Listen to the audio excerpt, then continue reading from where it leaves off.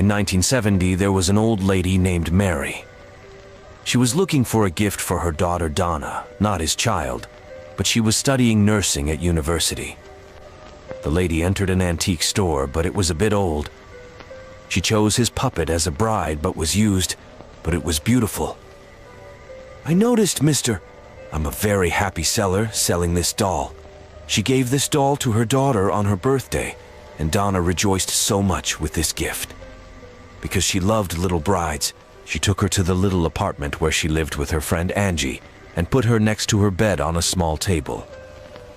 But Donna began to notice something strange, that the doll was changing its place.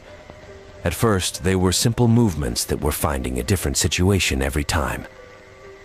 She was sitting her back on a tablet, but she was surprised to be asleep on her stomach, different legs and hand movements as well, until then. She started putting the doll on the counter and going to college, and when she got... In 1970, there was an old lady named Mary. She was looking for a gift for her daughter Donna, not his child, but she was studying nursing at university. The lady entered an antique store, but it was a bit old. She chose his puppet as a bride, but it was beautiful. "I noticed, mister. I'm a very happy seller selling this doll." She gave this doll to her daughter on her birthday, and Donna rejoiced so much with this gift. Because she loved little brides, she took her to the little apartment where she lived with her friend Angie and put her next to her bed on a small table. But Donna began to notice something strange, that the doll was changing its place. At first, they were simple movements that were finding a different situation every time. She was sitting her back on a tablet, but she was surprised to be asleep on her stomach, different legs and hand movements as well, until then. She started putting the doll on the counter and going to college, and when she got back on the floor, or found her sleeping on the bed in her place of sleep.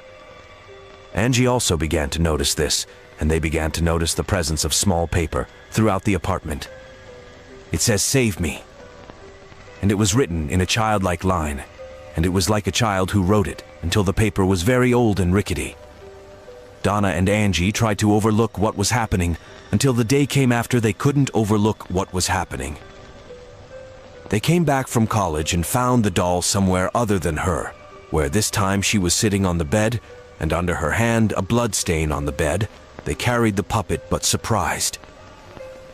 That blood drops come down from the doll's hand itself, but how? At this time, Donna Wangi decided to either get rid of this puppet or ask for help, and they kept arguing where one wants to get rid of it and the other wants to ask for help, so they know the truth.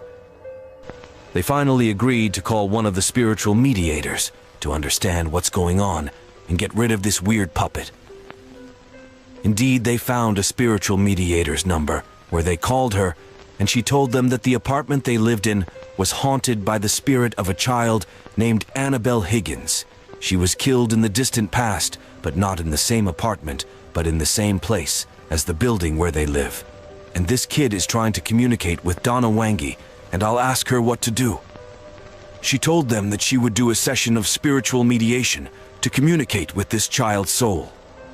And she actually did this session, and the kid started talking some incomprehensible words. Two understandable words were, "I am afraid of him," and "I am alone." The mediator then told Donna Wangi that there was no harm.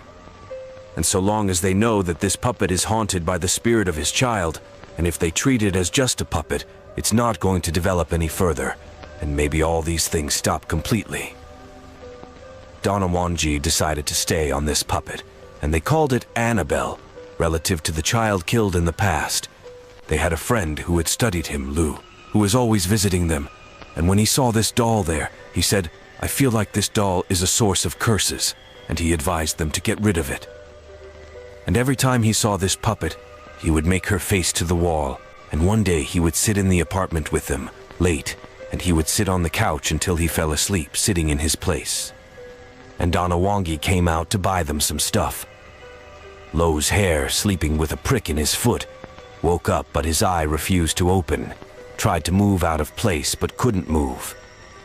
He was quite awake and felt everything, but he was paralyzed, and he started to feel something made of fabric moving on his feet, going up in the direction of his stomach, until he got to his chest.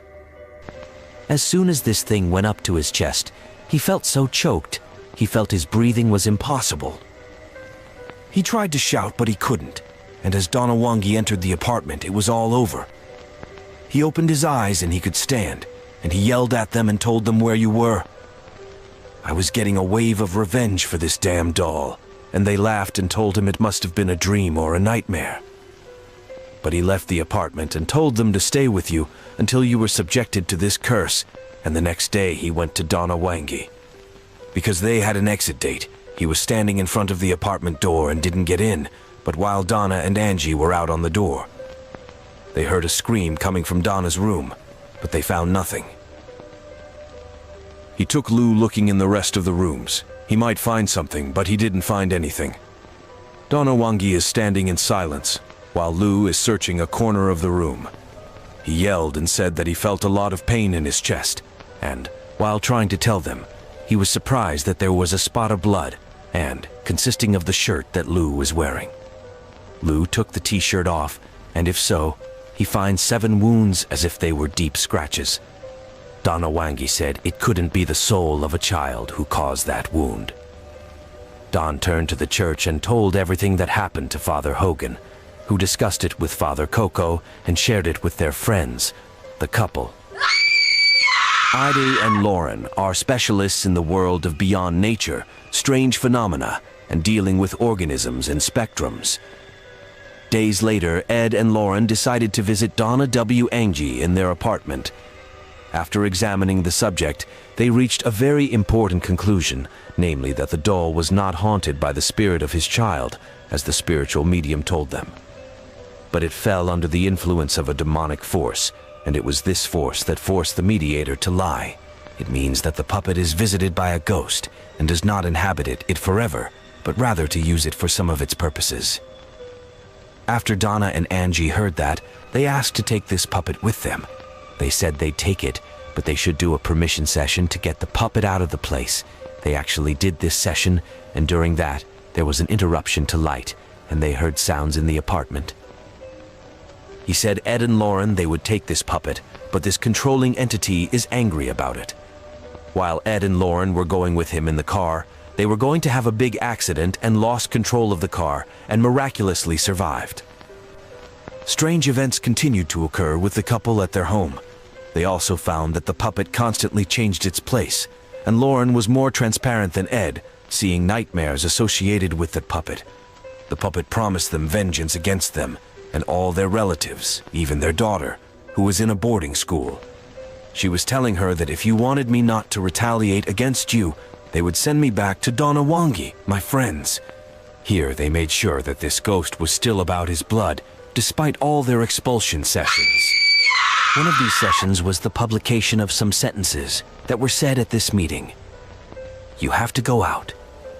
You have to leave this physical entity. You are not welcome. No one has asked you to be. You are an unwanted guest. In a demonic moment, Ed and Lauren decided to gain behind Annabelle, and they put her in the basement on his table. They wrote an announcement in some local newspapers that there was an object haunted by evil spirits who wanted to see him pay $5.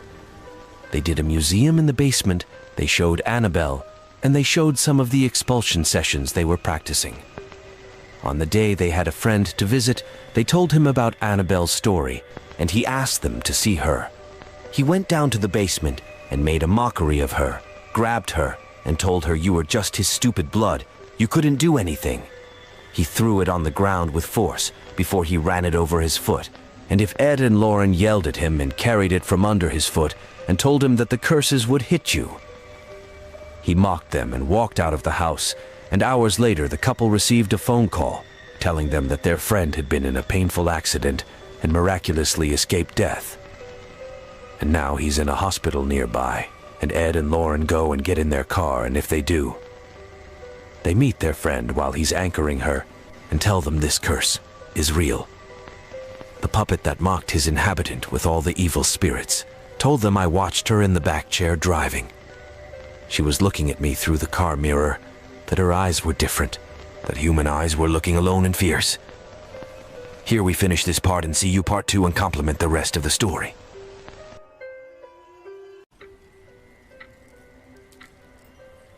After my divorce, I felt adrift in a sea of emptiness. Rachel had been my world for over a decade, and without her, the days stretched endlessly with nothing to fill the void. Work was a temporary escape, but as soon as I walked back through the door of my stark apartment, the loneliness crashed over me again. That's when I discovered Omegle, a website to video chat randomly with strangers around the world. At first, it was just a distraction, laughing at the weird people who would pop up on my screen. But then I met Emily. She was breathtakingly beautiful, with long chestnut hair and piercing green eyes. More importantly, she was warm and engaging, with an easy sense of humor that drew me in instantly. "So what's a nice guy like you doing talking to strange women online?" she teased me when I mentioned my divorce. I felt myself blush, an unfamiliar sensation. "Just looking to make new connections, I suppose." "Well, you've come to the right place." Emily flashed a mischievous smile. "I'm a very good connection." We spent hours talking and joking around, the time melting away. When we finally said goodbye, my cheeks literally hurt from smiling so much. I felt alive again for the first time in longer than I could remember. We started video chatting every night after that. I looked forward to seeing Emily's face, hearing her tinkling laugh. She shared just enough about her life to intrigue me, leaving me desperate to know more about this captivating woman. After a couple of weeks, she was the one who suggested we meet up in person at a coffee shop downtown. "If you think you can handle me in the real world," she said with a wink. The day finally arrived, and I was a bundle of nerves mixed with elated anticipation. I got to the coffee shop 20 minutes early and waited impatiently. When 3:15 hit, I checked my phone, but there were no missed messages from Emily. 3:30 came and went. My coffee grew cold as unease crept in. Then, at 3:43, a new text arrived, just 2 unsettling words. "Behind you." I spun around, but the cafe was empty except for the bored barista. A screenshot loaded on my phone. It was me sitting alone, taken from across the street. Ice flooded my veins as I looked around wildly, but I couldn't pinpoint where the photo had come from. My phone buzzed again. "You really should be more careful who you invite into your life, Michael." I leapt up, looking wildly around the empty cafe, then dashed outside, my heart thundering. But there was no one except the usual downtown pedestrians wandering past. Shaking, I typed back a response with trembling fingers. "Who is this? What do you want?" 3 menacing words flashed onto my screen. "Isn't it obvious?" I hurried home, locking the door and drawing all the blinds, suddenly feeling horribly unsafe even in my own apartment. I tried to reassure myself. This was just a cruel prank. But something made the hair on the back of my neck stand up. My phone pinged again, and I flinched. "Don't worry. You'll be seeing me again very soon. I can't wait to finally meet you for real this time." I stared at the message, icy tendrils of terror wrapping around my heart. I wanted to dismiss it, to call the police, to do something. But I was utterly paralyzed, desperately hoping this was nothing more than a twisted joke, while knowing deep down that my life would never be the same. I'm going to tell you a horrifying story of my next-door neighbor. I used to have. I live in a single-family home with my wife and our dog Sparky in a residential neighborhood. There are quite a few different houses on our street, and we have 1 acre of land as do most of the neighbors. We've lived here for 5 years now, ever since getting married. Our next-door neighbor had been quite a jerk since the day he moved in. He had been nothing short of a nightmare. He started living next door to us about a year after we moved in. His name was Dan, and I know that he was recently divorced. I understand that that can be hard, and it's okay to be going through a difficult time. But that was no excuse for his behavior. I'm only guessing that that's what caused him to act the way that he did. To give some examples, I would say most houses on our street are pretty nice and well maintained. They're not all that large, but the grass is green and mowed frequently. Most people also have nice landscaping and flowers and such. The first time I talked to Dan, he insulted our flowers, saying that we should replace them all because they looked bad. He also made bad comments about my car, a Ford Fusion, saying that it was terrible. He wasn't joking either, like my wife thought he was when I told her about it. She soon found out for herself when she was outside in the backyard once. She said that he told her our house was the ugliest on the block. When I went outside after, I saw him standing in his backyard, seemingly drunk, telling me to F off. After these first few interactions, I tried to stay away from Dan. The next time I talked to him was like a month later, when he came over to tell us that we needed to keep our dog inside at all times. We would sometimes have Sparky out in the front or backyard on a leash. The leash would be attached to a stake in the ground. We did not have a fence around our property at all, but Sparky's leash was not nearly long enough to even come close to reaching past the property line. Dan claimed that he hated dogs and did not want to have to see it in our front yard. Basically took my turn and told him to F off.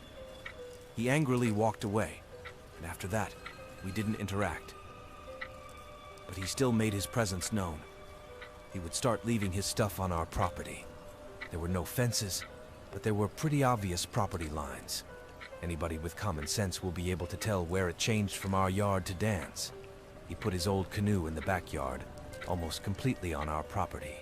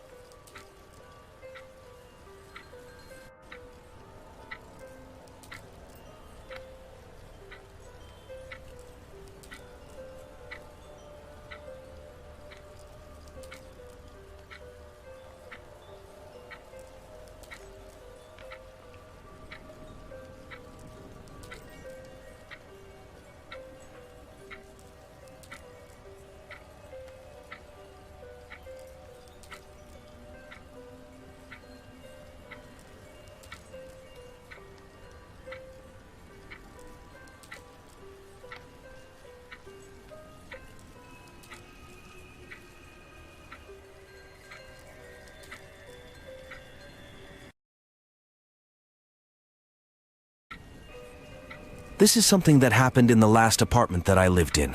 I moved into it in June of 2021 and lived there for 2 years before moving. After I had lived there for about a year, I had a new neighbor move in next door. For some details on the apartment building, it's relatively new and was built, I believe, less than 10 years ago. I lived on the second floor and was the right before last unit on one end of it. The building has just straight hallways with units on both sides. My apartment had 1 bedroom, 1 1/2 bathrooms, a living room, and a kitchen. The new neighbor got the very last unit on the end. In my time living there, most of the other neighbors were very friendly. I got to know almost everyone who lived on my floor. The person who previously lived next to me was very nice, and we would talk sometimes. A man moved in who didn't seem to be quite as friendly. I just talked to him once shortly after he moved in. I didn't really see him much after that at all, though. Maybe like once or twice, but I can't specifically think of a time that I did. Probably like 6 months after the new neighbor guy moved. In the next door, I was up sort of late one night. I heard some pounding on the wall coming from his side. It wasn't that loud because the wall seemed to do well with holding sound, but I did hear it. I figured maybe he was hanging something on the wall and didn't pay it much thought. However, probably the next night, I was actually woken up hearing it again. It was a little bit louder this time, but I'm also a light sleeper. I tried to just go back to bed, and eventually, I did. The very next night, though, I was woken up again. This time in the middle of the night, I woke up to some sounds coming from my bathroom area. The bathroom is connected to my bedroom, and the door leading to it was mostly closed. All of the lights were out, so when I looked around, I couldn't see anything. I was sitting up in bed, trying to figure out what it was that I was hearing. I was also a little bit confused from having just woken up, but then I realized what I was hearing. Somebody was in my bathroom. How they got in, I had no clue. I was sure that I had locked my doors. Then I started to hear footsteps. I jumped up from my bed and only grabbed my phone, then on the way out grabbed my keys and ran completely out of my apartment. I kept running down the hallway and went down the stairs. When I had made it all the way out to my car, I called my best friend. Thankfully, she was actually still awake. It was like 1 in the morning. She let me come over and stay at her place for the rest of the night. The next day, we went back to my place. We carefully looked around, and I was expecting the worst. I thought maybe it would be all messed up and a bunch of my items stolen, but surprisingly, everything appeared to be in place.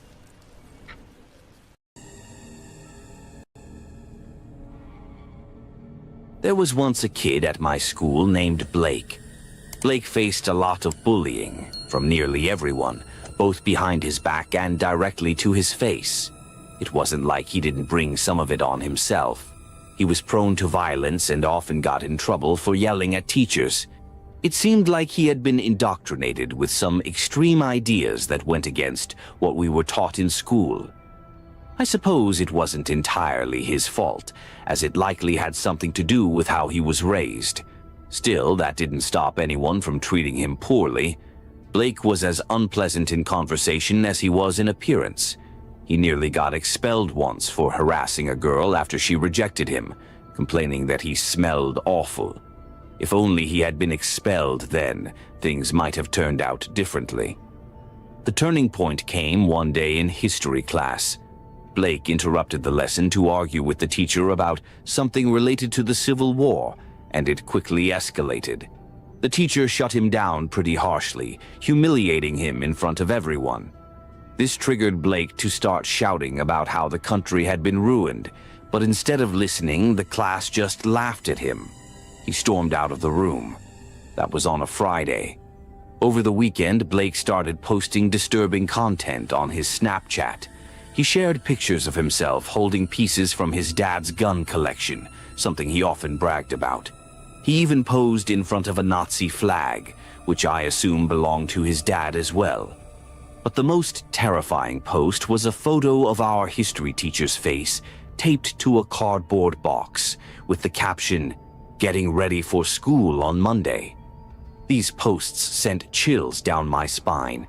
People had joked for years that Blake might do something drastic one day, but no one ever believed he would actually go through with it.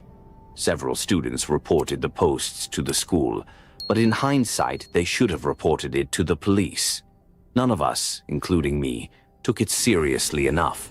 If I had, there's no way I would have gone to school that Monday without knowing he was being dealt with. From what I later heard, Blake arrived late that day, during 5th period, right when we had American history. He wasn't allowed into class as usual, and was confronted by the school resource officer and a couple of administrators who asked to search his backpack. That's when he pulled out a gun and shot the officer before running off. I heard the gunshot from the opposite side of the school, and moments later the lockdown alert went out. We all knew it had to be Blake. I looked over at my teacher, whose face had gone pale. All I could picture in my mind were the bullet holes in the printout of his face from Blake's Snapchat post. After a few seconds, the teacher regained his composure, locked the door, turned out the lights, and ordered us to hide out of sight. We knew Blake was coming for him, and by extension, all of us. I remember thinking about how those lockdown drills we used to complain about suddenly didn't seem so pointless anymore. Blake reached the classroom door within minutes, pounding on it and yelling, "I know you're in there. I'm not an idiot." Students started crying quietly into their shirts to muffle the sound, while others pulled out their phones to either text their families or live stream what was happening, assuming they wouldn't make it out alive. Even I started thinking that way. My mind was racing with fear. I couldn't focus on how to defend myself or escape. It all felt too unreal. All I could think about was that I might die sitting on the cold tile floor of my high school, cowering in the darkness among a group of students that would soon become a pile of bodies. Suddenly, we heard a gunshot. The room erupted into screams and panic set in. In that chaotic moment, I made a split-second decision to run to the window and attempt to jump from the second story rather than wait for Blake to break in. Several students followed me, but I hesitated, fumbling around as someone pushed past me, sending me to the floor. That's when I looked back at the door. Blake was clutching his face, blood pouring between his fingers. The door handle was bent, as if he had been trying to break it. I just stared, trying to process what I was seeing. The teacher was yelling at us to get away from the windows and hide again. He called my name, trying to snap me out of my daze, and that's when I quietly muttered, "I think Blake shot himself." I said it so softly that I didn't expect anyone to hear me over the noise, but a few students did, and suddenly the room went quiet. A friend rushed to the door and peered out the window just as Blake was stumbling away. I finally stood up, and together we saw blood splattered on the floor outside. In the eerie silence, we could hear Blake's pained cries echoing down the hallway. Against every bit of common sense, I tried to open the door, but it was broken. It wasn't just locked, it was jammed. We were trapped inside, but at least Blake was gone. Hours later, we were finally freed and learned the full story. Blake had tried to shoot the lock off the door, but the bullet caused the handle to malfunction, sending metal fragments flying into his face. One piece lodged into his eye, ending his rampage. Blake was arrested and charged as an adult. He'll be in prison for at least the next 20 years. Fortunately, the resource officer he shot recovered without any lasting injuries. As for the rest of us, we were just lucky Blake's plan didn't go the way he had intended. It also proves one thing. Despite what movies show, you can't just shoot open a lock.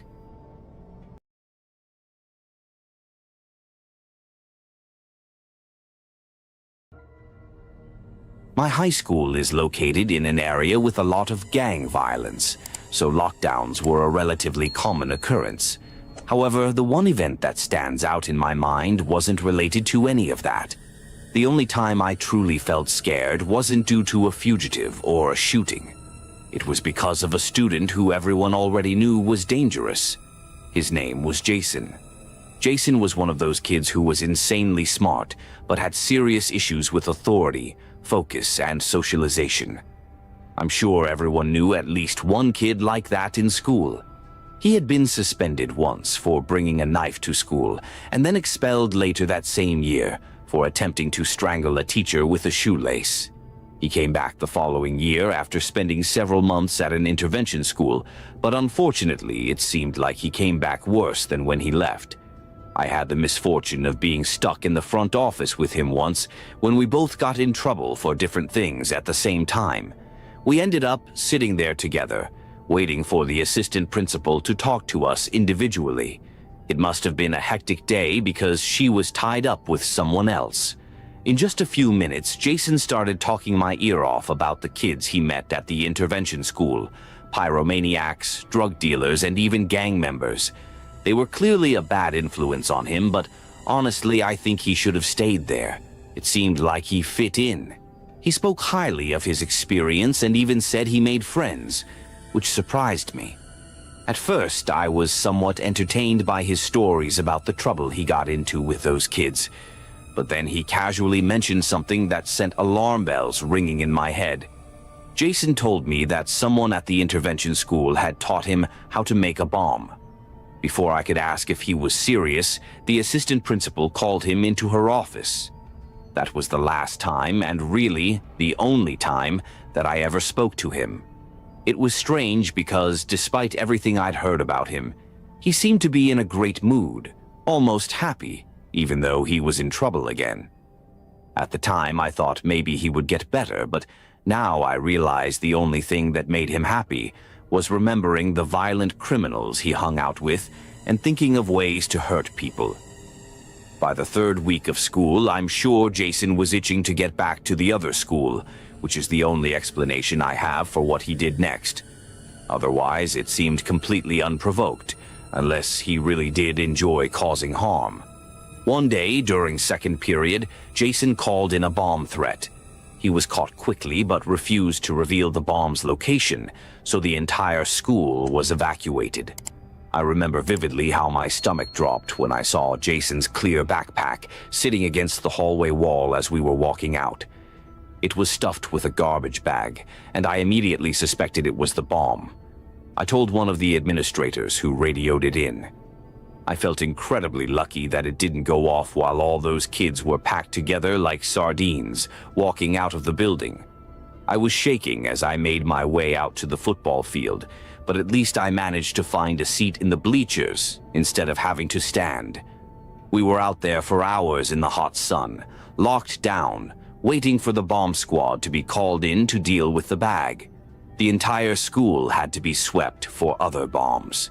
My fear gradually gave way to boredom, and eventually I became restless. I started messing around with the people sitting next to me, joking that I was suffering from heat stroke and needed to lie down. No one believed me or moved, so I lay across their feet as a joke. It was all in good fun. They were kicking me and laughing. But while I was down there, I saw something that froze me in place. Taped to the bottom of the seat in front of me was a box wrapped in duct tape with a note that read, "This is the real one." I panicked, pushing the kids' legs apart to get a better look. At first, they thought I was being weird, but when they saw the expression on my face, they realized something was wrong. One of them had been sitting right on top of what appeared to be a bomb. I freaked out and jumped from the bleachers, twisting my ankle in the process. This caused a massive panic as word of the danger spread and everyone tried to flee at once. With nowhere safe to go and 1,000 students running wild, the situation quickly spiraled out of control. Several freshmen were trampled, resulting in broken bones, and some kids even hopped fences and ran into the road or nearby shops. Many just took the opportunity to run all the way home. By the time the chaos settled, the school was nearly deserted. I'm sure Jason would have found it hilarious if he ever heard about it. What makes it even more embarrassing is the fact that none of the bombs were real. It was all fake. Jason was smart enough to have made real bombs and could have killed people, but he chose not to because his goal wasn't to end up in prison for years. He wanted to be sent to juvenile detention or another intervention school. All that fear, panic, and wasted time were just part of a sick joke he was playing. What haunts me is knowing that if he had decided to carry out his plan for real, a lot of people could have died, and I might have been one of them. No one was prepared for the threat he posed, and the school's response exposed a significant weakness. If those bombs had been real, the results would have been devastating. I don't know where Jason is now, but I hope he stays far away from me for the rest of my life.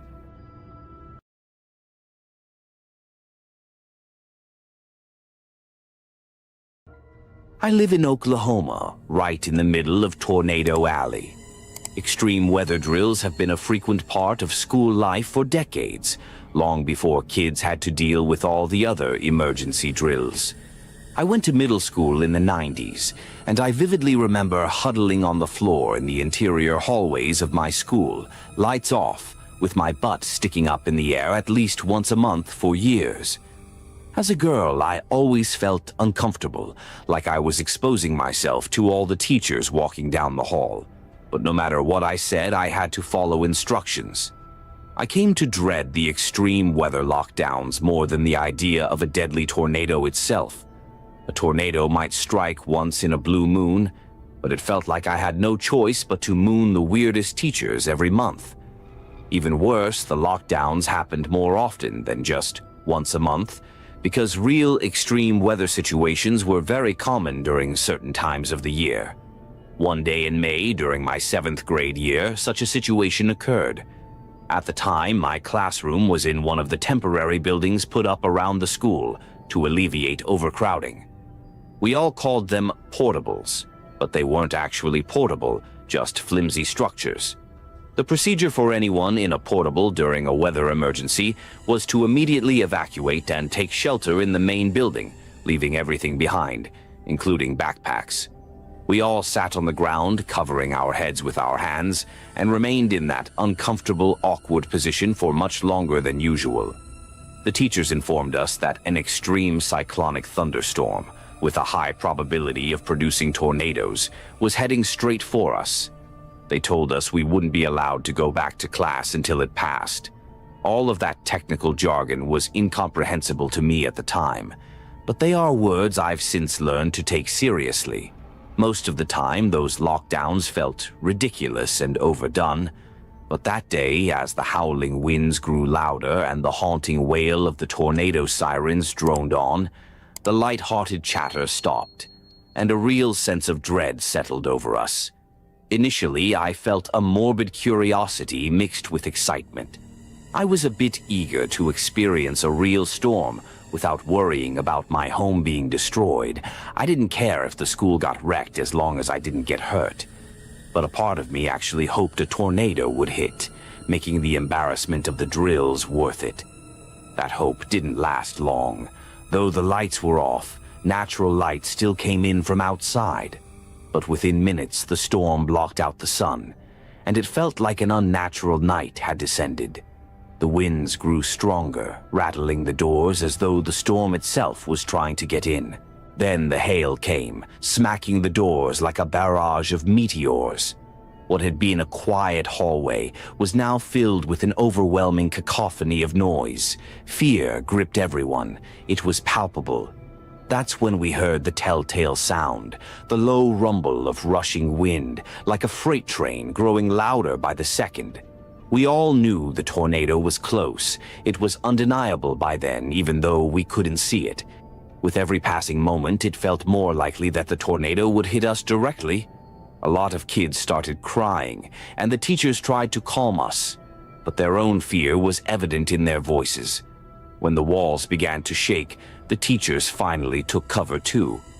For a few minutes, we were all equalized in this vulnerable position, no longer worrying about anyone peeping, because we had bigger concerns. The air vibrated with the frequency of the tornado. I could feel it in my chest. Outside, I heard debris slamming against the doors, only to fly off again in an instant, like the world was being shredded by a wood chipper. The most terrifying moment came when the windows gave in, shattering as a torrent of air rushed into the hallway. The storm had finally found its way inside, and there was no escaping it.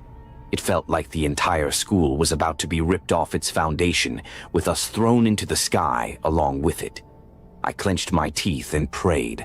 I'm sure we all did. Miraculously, our prayers worked. Just when it felt like the tornado was going to crush us, the sound started to die down. Over the next few minutes, the signs of danger began to fade. Eventually, the sun returned and the air was still again. After waiting several more minutes to be sure, the lockdown was lifted and we were allowed to stand up. My legs and back were sore, but I was unharmed. The school was mostly intact, though there was some damage to the main building. However, when I stepped outside to where the portables had been, I saw the true devastation. The portables were completely gone, with only a few bits of rubble and some pipes sticking out of the ground. Everything I had in my bag, my scrapbook, notebooks, diary, was gone, swept away with no hope of being recovered. Realizing that if I had stayed in that classroom during the tornado, I would have been destroyed along with it, left a feeling in my chest I'll never forget. It's hard to describe what it's like to come so close to death at such a young age. Ever since that day, I've never taken the threat of severe weather lightly. It's a part of life here in Tornado Alley, but I was born and raised in Oklahoma, and it's where I'll stay.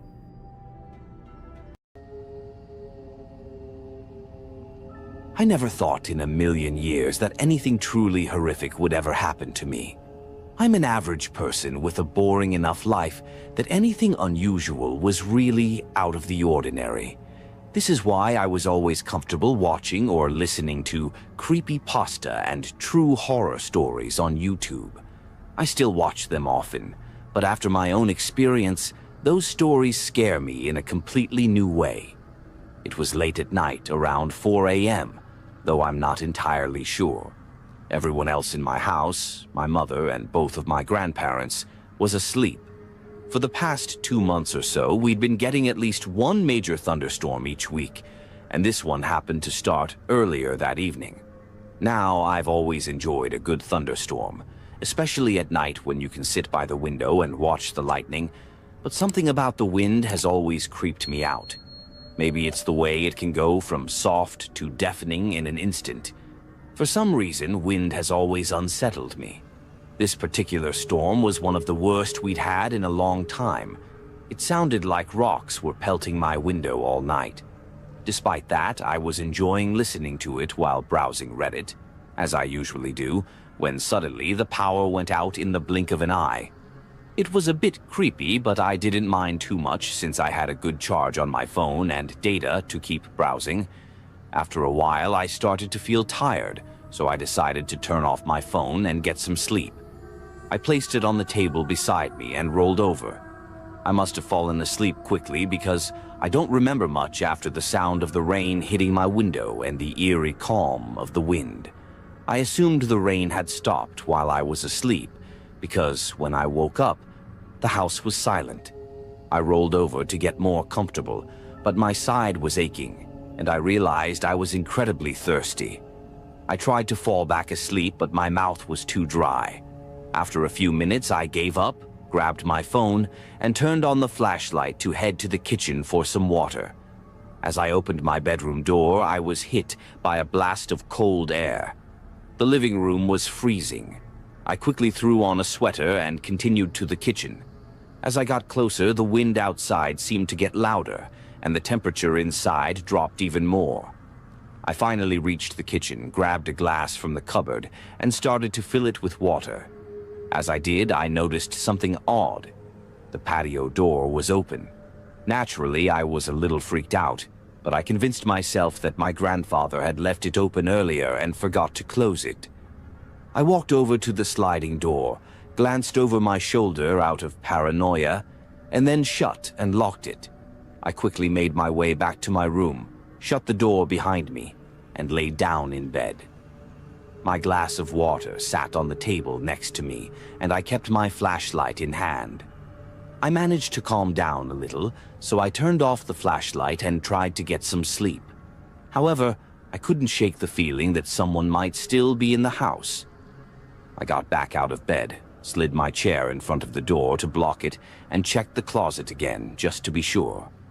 Once more, I lay back down, but this time I left the flashlight on as a makeshift nightlight.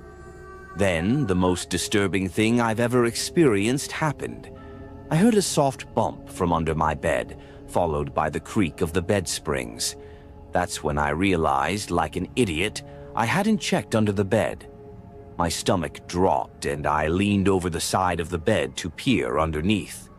What I saw was horrifying. An extremely thin woman with bloodshot eyes and yellow teeth staring back at me. She was grinning, a twisted, unnatural smile that I can't get out of my head. We locked eyes for several seconds as I tried to process what I was seeing. Then, I swear to God, she cackled like a witch. At that moment, every instinct in my body screamed, "Nope."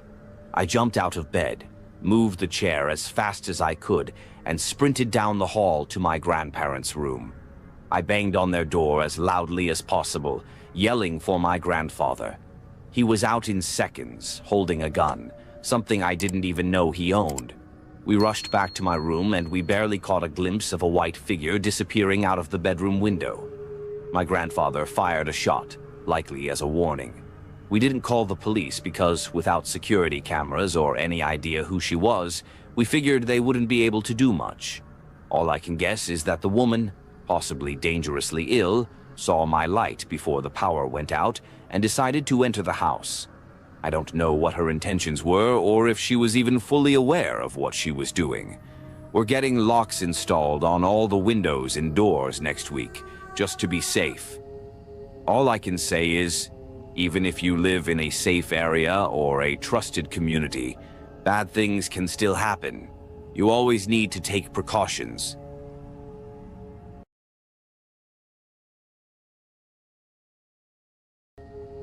I was at the perfect young age where being left home alone felt exciting. I was about 13, and my parents had recently started trusting me to stay home alone overnight. The only rule was that I couldn't leave the house or have anyone over, which was fine by me.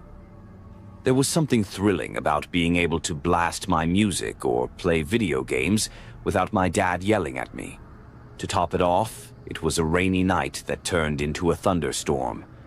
I sat outside for a while, watching the storm, as I always do. I've always loved thunderstorms because they make staying in so much cozier. After a while, I moved my Xbox from my room to the den downstairs, where my dad's huge flat-screen TV and Bose sound system were set up. The only time I could play there was when I was home alone, and I loved it. The den was half a flight of stairs down from the living room, level with the backyard. The door to the backyard was in the den. I'm describing the house in the past tense because I've since moved out, though my parents still live there. I was playing Black Ops in the den with the volume blasting. I was in an online multiplayer match, chatting with my friend Cody. I had an old, lousy headset where the only thing you could hear was other people talking in the lobby. For a 13-year-old, it was a perfect night until something interrupted my peace. The doorbell rang. It was past 9 by then. I told Cody, and he suggested I check who it was. I thought it might be my parents home early, but they had keys, so they wouldn't ring the bell. I found a safe spot in the game, ran upstairs, and called out, "Who's there?" I didn't realize how much of a mistake that would be. A man's voice responded, saying, "I need to use your phone." I didn't know what to do, so I didn't answer and went back downstairs. But it was too late. I'd let whoever was outside know I was home. I told Cody, and his reaction was, "Yo, what the—"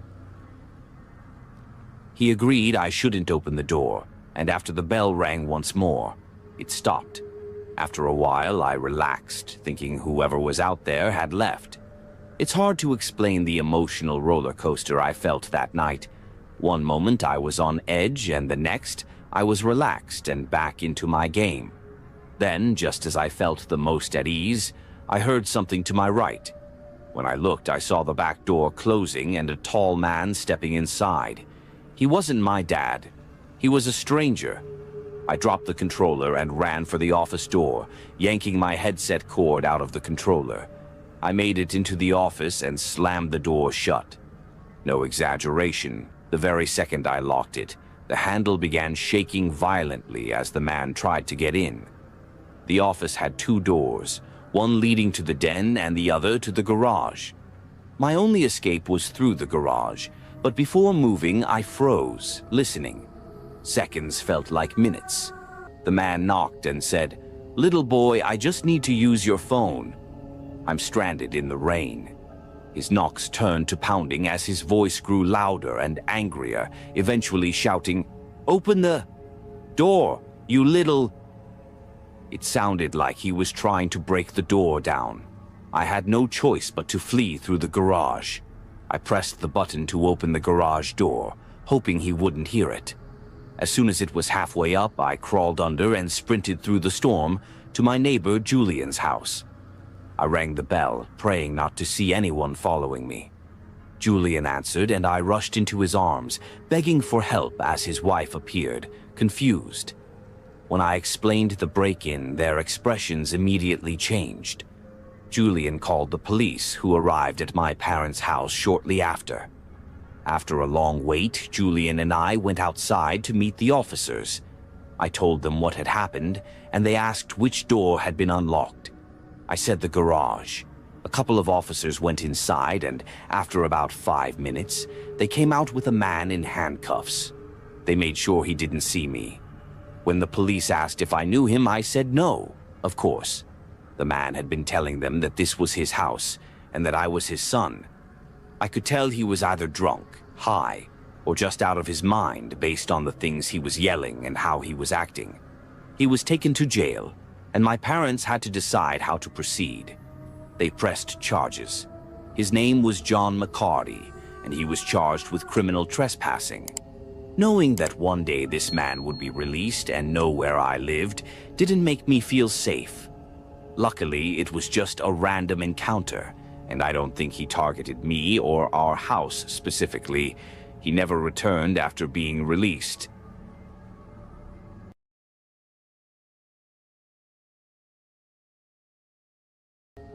It was August when my girlfriend Cass and I went upstate for a weekend getaway at my family's rustic mobile home.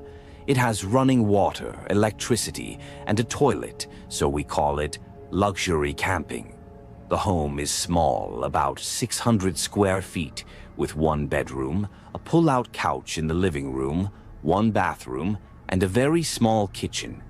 Despite its remote location, there's plenty to do, including archery, shooting, dirt biking, and off-roading. We had a whole little itinerary planned for the weekend. On Friday, we mostly unpacked, went out to eat, did some grocery shopping, and then relaxed. Saturday, we did most of the activities I mentioned until the clouds began to gather, signaling a big storm was on the way.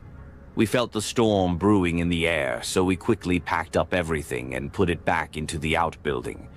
We decided to settle in for the evening, putting a movie into the DVD player as we cooked dinner. While we were eating, a sudden torrential downpour began pounding on the roof. Soon, loud cracks of thunder and flashes of lightning struck directly overhead. We both wanted to enjoy the storm outside, so we relaxed on the deck under the canopy, which gave us a stunning view of the night sky. Lightning bolts lit up the dark sky, and the thunder followed almost immediately, signaling we were right in the heart of the storm. Then we heard something unusual, a voice calling out from the woods. The place is extremely remote, so hearing any voice in normal conditions would be alarming, but during a storm it was extremely concerning. We assumed it might be a lost hiker. I stepped to the edge of the deck, getting slightly wet as the rain blew under the canopy. With the frequent flashes of lightning, I could see just far enough to the tree line where I spotted someone. I told Cass, and she instantly freaked out, thinking I was joking. I debated whether to call out and offer help, but something held me back. I was scared. I didn't want to ruin the weekend for Cass, so I told her it was probably a hiker, and that we shouldn't worry unless they came to the door. I suggested we go inside, nudging her in. I went back to the edge of the deck, my curiosity getting the better of me. As I looked out, another flash of lightning illuminated the figure. This time, much closer, only about 20 feet away. I saw a man standing still, wearing bright-colored clothes. That was the scariest part. He wasn't moving. I quickly went inside and locked the door. Cass saw the fear on my face, and I'm sure I stammered as I told her, "I don't know who that is." Her worry deepened. I tried to keep her calm, saying we should expect a knock at the door from someone seeking shelter. The next 5 minutes felt like an eternity, listening to the storm rage outside. Then we heard footsteps on the deck. Instead of a knock, there was a strange shuffling noise, like someone trying to open the door. At that point, my worry peaked and adrenaline kicked in.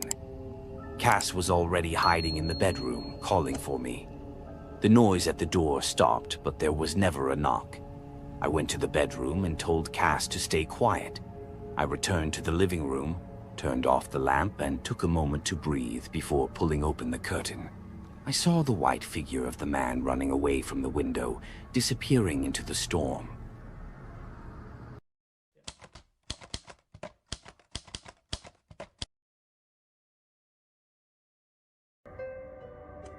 I've been working at one of the largest cheese manufacturers for 5 years now. This cheese plant operates 24/7, 365 days a year, and I work the night shift for the parts department. It can be pretty slow at times. We have a separate, huge warehouse about 100 feet from the cheese plant. In our warehouse, we keep big items like motors, pumps, cylinders, etc. Usually we keep the warehouse doors unlocked because no one really goes in except us, the parts guys. Our warehouse is equipped with LED lights that turn on when they sense movement. There are about 35 lights throughout the warehouse, and they're on a timer, turning off after 10 minutes of non-movement. One rainy and cold night, around 1 a.m., I had to go to the warehouse to get a motor off the rack with a forklift. As I entered, I noticed the LED motion light on in the back corner, about 50 feet away. None of the other lights were on except that one, which struck me as odd, but I didn't pay much attention. I proceeded to pull the motor off the rack, and while doing so, I heard footsteps from that back corner where the LED light was on. I called out, but there was no response. Thinking I might have been imagining things, I drove the forklift out of the warehouse. I talked to the maintenance guys for about 30 minutes, took a cigarette break, and returned to the warehouse at 2 a.m. to close the garage door I had left open. Glancing into the back corner, I saw that the LED light was now turned off. As I closed the door and walked back to the main exit, I heard footsteps again, and the back corner LED light turned on, followed by a row of lights as if someone was walking towards me. As the lights illuminated, I saw a man dressed in all black with tattoos all over his face. He stared at me without saying anything. I confronted him, telling him he shouldn't be here, but he remained silent, giving me a sinister look. I called security on the radio, and upon hearing that, the man pulled out a knife. I backed up, keeping a close eye on the weapon. Security arrived, and the man ran towards the back door. Security rushed in, asking where he went, and I pointed to the back door. They couldn't find him, and when my supervisor checked the security footage, it showed the man jumping over the barbed wire fence and entering our warehouse. Since that incident, our supervisor has enforced locking the warehouse doors at all times. I shudder to think about what could have happened if I hadn't called security that night.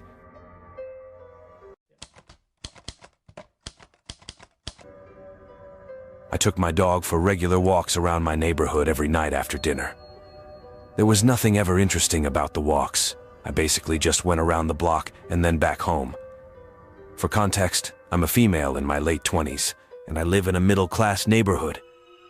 The town is considered very safe, with a low crime rate, and I've never felt that I was in danger for the whole 15 years I've lived here, except for this one night. It was just past 7, and I got home and ate a quick frozen dinner. Then I got my dog ready for the walk. It was winter, so the sun set early, and it was dark, though the town does well at keeping the streets and sidewalks mostly lit up with streetlights. As I walked, I turned the corner that connects to a path that goes directly alongside a park. This was my usual walk, as it makes a nice circle back to my house and takes a perfect 15 minutes. It was a quiet night, which wasn't uncommon during winter.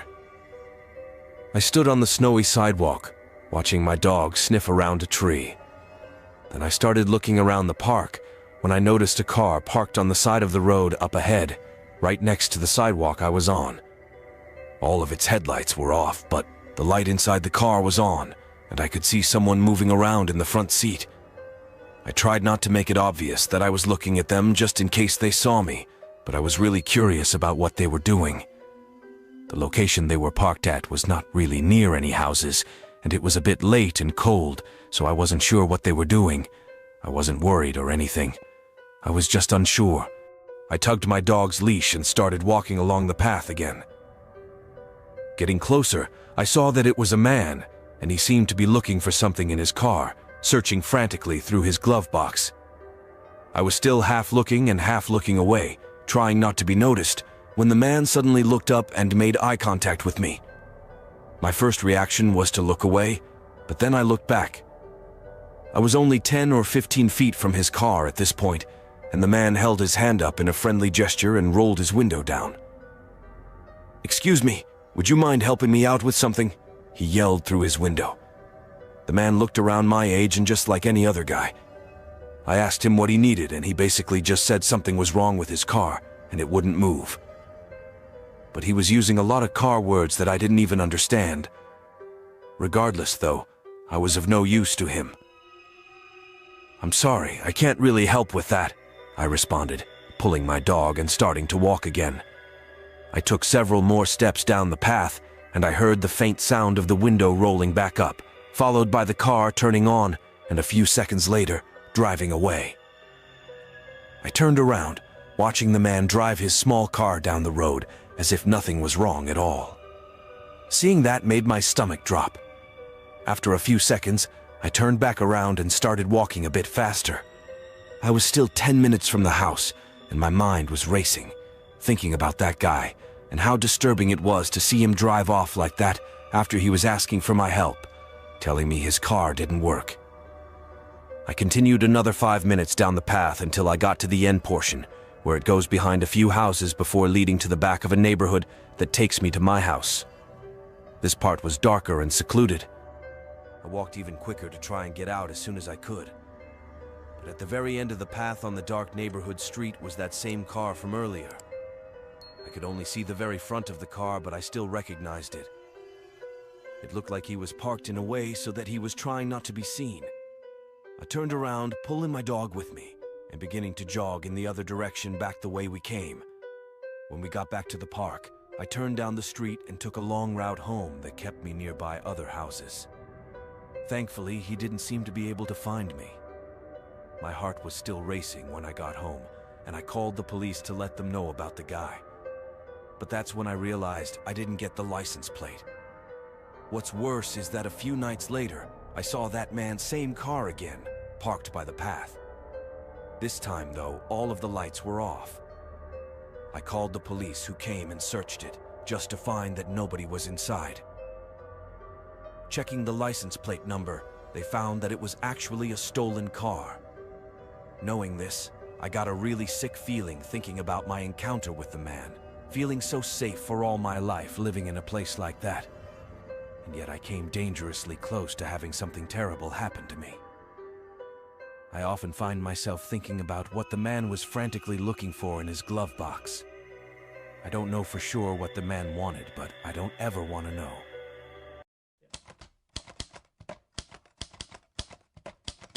Oh, this happened last year. I was at home taking a shower before bed. It was later than I usually stayed up, but I had a lot of work to get done, and I didn't have work the next day. I stood in the shower, winding down after the long day, when I heard something click. It was faint, but it sounded like it was from inside the house. I thought it was some sound the house made, no big deal at all, and continued showering until I heard it again right outside the bathroom door. I rinsed real quick, then turned the shower off. I got out and got dressed, trying to think of what that noise could possibly be. Opening the door, I immediately noticed the hallway light was off, which I knew I had left on. At first, I thought it was just the power cutting out until I looked at the light switch on the other side of the wall. It was switched off.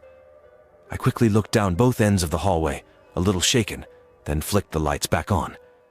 They worked just as normal. I walked down the hallway towards the stairs, seeing that it was completely dark downstairs as well. One manual light switch turning off on its own is weird enough, but two that told me this wasn't a coincidence. There was something going on. I stood at the top of the steps for a minute, trying to think of what to do next.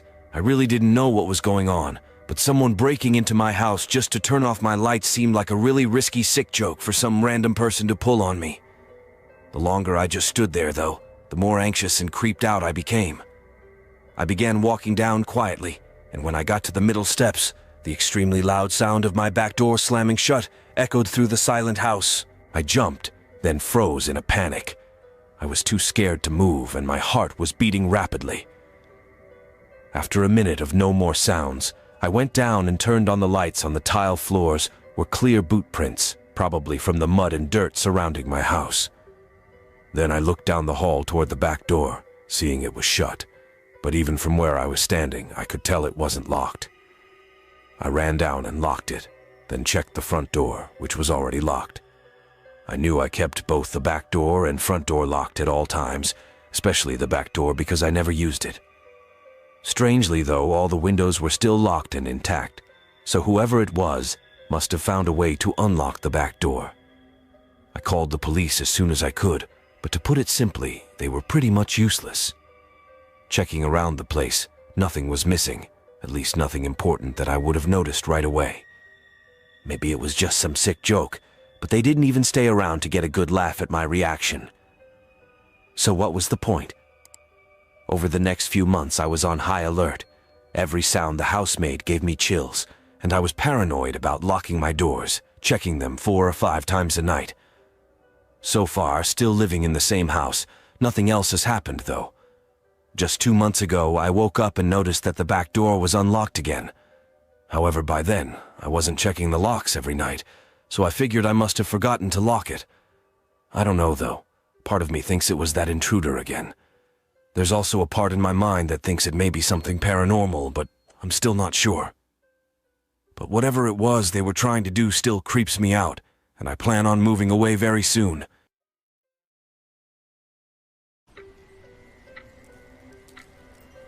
After my divorce, I felt adrift in a sea of emptiness. Rachel had been my world for over a decade, and without her, the days stretched endlessly with nothing to fill the void.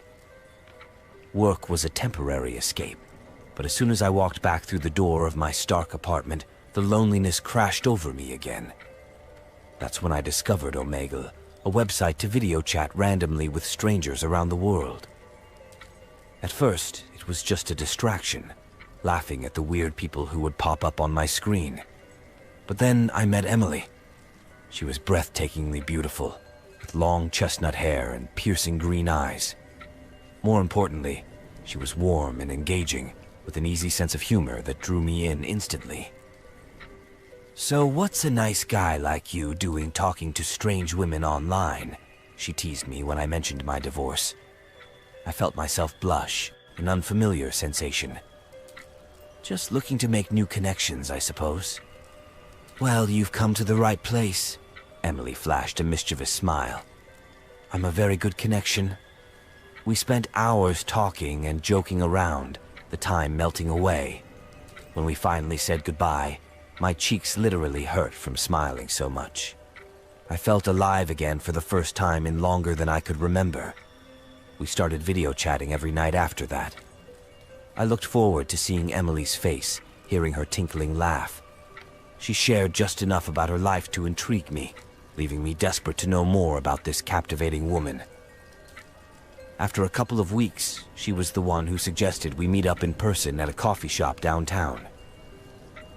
"If you think you can handle me in the real world," she said with a wink. The day finally arrived, and I was a bundle of nerves mixed with elated anticipation. I got to the coffee shop 20 minutes early and waited impatiently. When 3:15 hit, I checked my phone, but there were no missed messages from Emily. 3:30 came and went. My coffee grew cold as unease crept in. Then, at 3:43, a new text arrived, just 2 unsettling words. "Behind you." I spun around, but the cafe was empty except for the bored barista. A screenshot loaded on my phone. It was me sitting alone, taken from across the street. Ice flooded my veins as I looked around wildly, but I couldn't pinpoint where the photo had come from. My phone buzzed again. "You really should be more careful who you invite into your life, Michael." I leapt up, looking wildly around the empty cafe, then dashed outside, my heart thundering. But there was no one except the usual downtown pedestrians wandering past. Shaking, I typed back a response with trembling fingers. "Who is this? What do you want?" 3 menacing words flashed onto my screen. "Isn't it obvious?" I hurried home, locking the door and drawing all the blinds, suddenly feeling horribly unsafe even in my own apartment. I tried to reassure myself. This was just a cruel prank. But something made the hair on the back of my neck stand up. My phone pinged again, and I flinched. "Don't worry. You'll be seeing me again very soon. I can't wait to finally meet you for real this time." I stared at the message, icy tendrils of terror wrapping around my heart. I wanted to dismiss it, to call the police, to do something. But I was utterly paralyzed, desperately hoping this was nothing more than a twisted joke, while knowing deep down that my life would never be the same. This is something that happened in the last apartment that I lived in. I moved into it in June of 2021 and lived there for 2 years before moving. After I had lived there for about a year, I had a new neighbor move in next door. For some details on the apartment building, it's relatively new and was built, I believe, less than 10 years ago. I lived on the second floor and was the right before last unit on one end of it. The building has just straight hallways with units on both sides. My apartment had 1 bedroom, 1 1/2 bathrooms, a living room, and a kitchen. The new neighbor got the very last unit on the end. In my time living there, most of the other neighbors were very friendly. I got to know almost everyone who lived on my floor. The person who previously lived next to me was very nice, and we would talk sometimes. A man moved in who didn't seem to be quite as friendly. I just talked to him once shortly after he moved in. I didn't really see him much after that at all, though. Maybe like once or twice, but I can't specifically think of a time that I did. Probably like 6 months after the new neighbor guy moved. In the next door, I was up sort of late one night. I heard some pounding on the wall coming from his side. It wasn't that loud because the wall seemed to do well with holding sound, but I did hear it. I figured maybe he was hanging something on the wall and didn't pay it much thought. However, probably the next night, I was actually woken up hearing it again. It was a little bit louder this time, but I'm also a light sleeper. I tried to just go back to bed, and eventually, I did. The very next night, though, I was woken up again.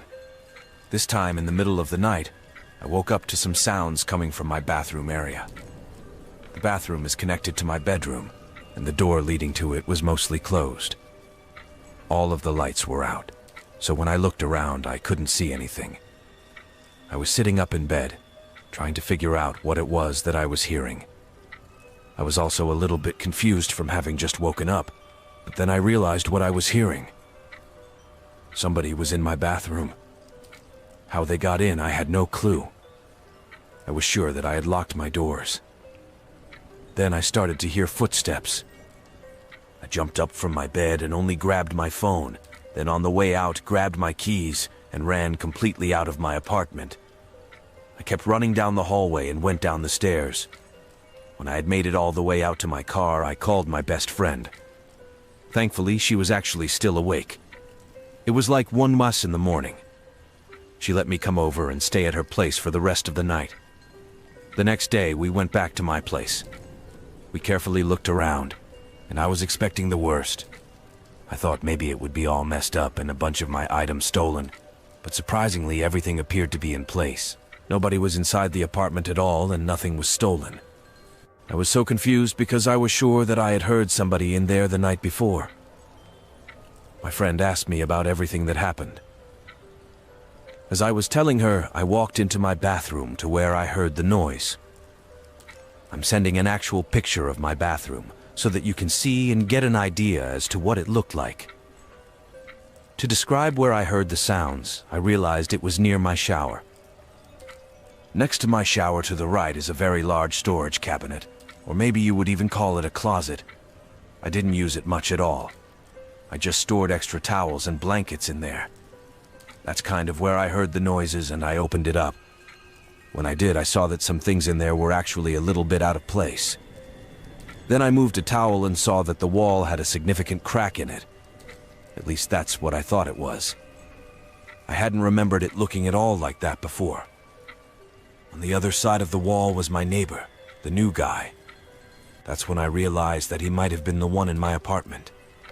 I moved the crack a little and realized that a big chunk of the wall could be removed. Horrified, I moved away from there, and my friend and I left. We called the police and apartment management. They did an investigation, and the guy later admitted to creating a hole in the wall and entering my place. He never said what his intentions were, though. I'm glad that I didn't have to deal with him for the last few months that I lived there, but I ended up moving when my lease was up. I just couldn't live there anymore after what had happened. I'm also really glad that I heard the sound when I did, and was able to leave my apartment so fast.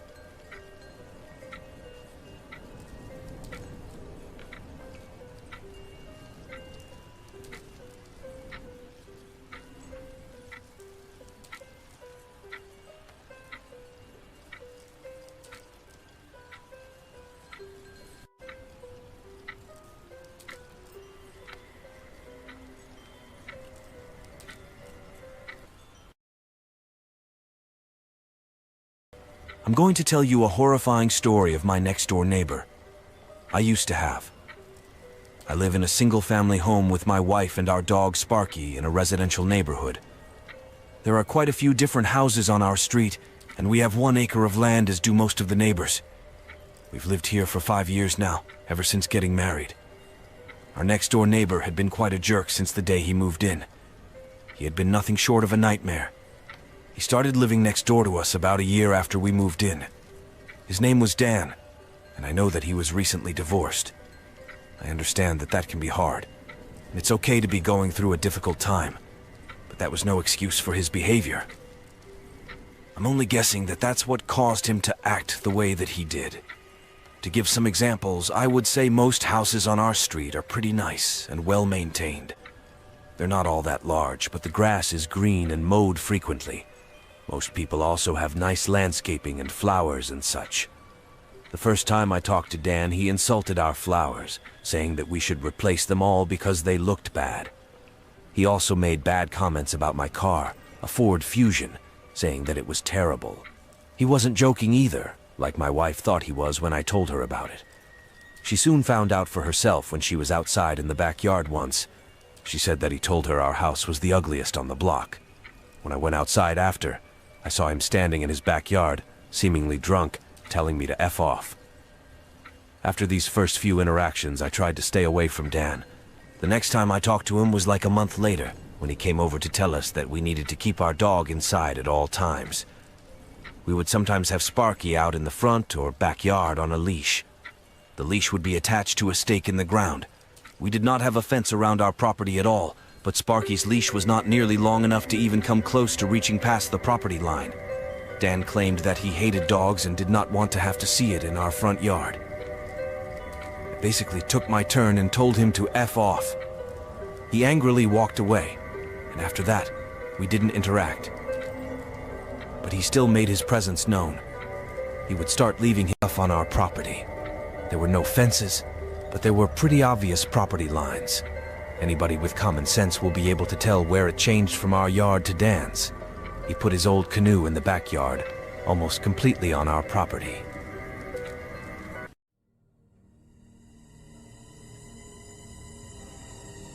I've lived in the woods all my life, not the picturesque woods you read about in children's books. Nothing like that. These woods have teeth. They have a mind of their own. Some days the path changes under your feet, as if the forest itself is playing games. Other days the quiet wraps around you, thick enough to choke on. I know these woods, though. Know their sounds, their smells, their rhythm. My PA was a backwoods man, too. Taught me which leaves you can eat, and which ones will strip the skin off your bones if you're not careful. He'd say, "Boy, you've got to respect the woods. They ain't going to bow to you. You've got to learn to bow to them." So here I am, 40 years in the belly of the beast. I get by okay, hunt, trap, do a little trading with folks at the edge of town. Nothing to write home about, but then, I ain't much of a letter writer anyway. Here's the thing. About 2 weeks ago, things started happening. I found a deer half-eaten, like something had ripped open its gut, and left the rest for the crows. I thought maybe a bear, though nothing like that I'd seen around these parts before. Bears are territorial. They don't show up overnight where they haven't been.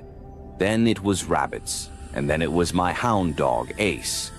Let me tell you, a man forms a bond with a good hunting dog. You live hand and paw out here. To find him, well, let's just say I haven't slept right since. Whatever it is, it's big, strong, and smart, like it's figuring me out, toying with me. My traps keep getting tripped, but the bait's gone. One time, I swear the trap was turned around, laid open right there in the path, like it was laughing at me. I took to sleeping in shifts, rifle by my side, even while I dozed. I don't doze so well anymore. It ain't natural, the pressure like a string pulled taut, just waiting to snap. The other night, things got real. I was up late stoking the fire. It was one of those still nights, not even the crickets making a peep. Then it hit me. It was too quiet. The silence thickened like something was out there holding its breath. I grabbed my rifle and eased over to the window, just a slit between the logs where I could peek out. No moon, just the stars and the firelight making shadows dance on the trees. But I saw it, at the edge of the clearing, taller than a man, not quite a man, fur thick and dark, head misshapen like a man who'd been smooshed and stretched all wrong. Muscle-bound too, rippling under that mangy fur. It was hard to see clearly in the darkness, but it felt like it saw me, like those eyes were burning right through the wall. I held my breath. The damned gun felt heavy in my suddenly sweaty hands. Then it moved, dropped to all fours like a big sick dog, and shot off faster than anything I've ever seen, crashing through the underbrush like it weren't even there. I swear the ground shook. I slept with the rifle across my chest that night, and still do. I don't know what it is out there or what it wants, but it's got me spooked. My PA told me stories once about things living in the dark heart of the woods, old tales mostly meant to scare a kid into behaving. I thought they were just stories, but now I'm not so sure. The stillness is the worst part. I've got no idea when it might strike again. I leave a lantern by the door now, hoping the light keeps it away. Sometimes on those long nights, I swear I feel it out there, watching, waiting. Heard something the other day. Not close, not yet at least. It sounded like a scream but stretched and wrong, like a man but not. It echoed off the hills and sent shivers down my spine. I'm starting to think I'm not alone in these woods anymore. The problem is, I might only find out for sure when it's too late. The last few days have been a blur. The sound of that scream still rings in my ears. I tried telling myself an animal made that noise, maybe a bobcat, a mountain lion, but deep down I know that wasn't right. Nothing in these woods sounded like that, and now even the bird song has gone silent. I decided it was time to move. Can't stay put and wait for whatever it is to come get me. I've got to take the fight to it somehow. Packed up camp, essentials, rifle, ammo, knife, a little food, and water. Can't be weighed down if I have to move fast. Headed into the hills towards where the scream had come from. Figured that's where it had made its lair. Found it the next day. A cave stinking of rotting meat and something else. A sharp, musky smell that made my skin crawl. Left my pack at the entrance. Didn't want anything slowing me down. Took a deep breath and stepped inside. It was dark. I could feel the damp stone, hear the faint echo of water dripping, and heard movement. A rasping breath right in front of me. Instincts took over. I threw myself back, rifle coming up, fired blind into the darkness. A roar shook the cave, deafening. I scrambled back, hit the cave wall, dropped the rifle and didn't stop to pick it up. Turned and ran for the entrance. Heart pounding, fit to burst out of my chest. Sunlight blinded me. I tripped, hit the ground hard and didn't get up. I lay there, chest heaving, the taste of copper in my mouth, waiting for it to drag me back into the darkness. When it didn't, I dared to look back. The cave entrance gaped black and empty. Had I imagined it all? Had the isolation played tricks on my mind? But when I stumbled back down the hill, hands scraped raw and bleeding, I knew the truth. That night I made it back to town.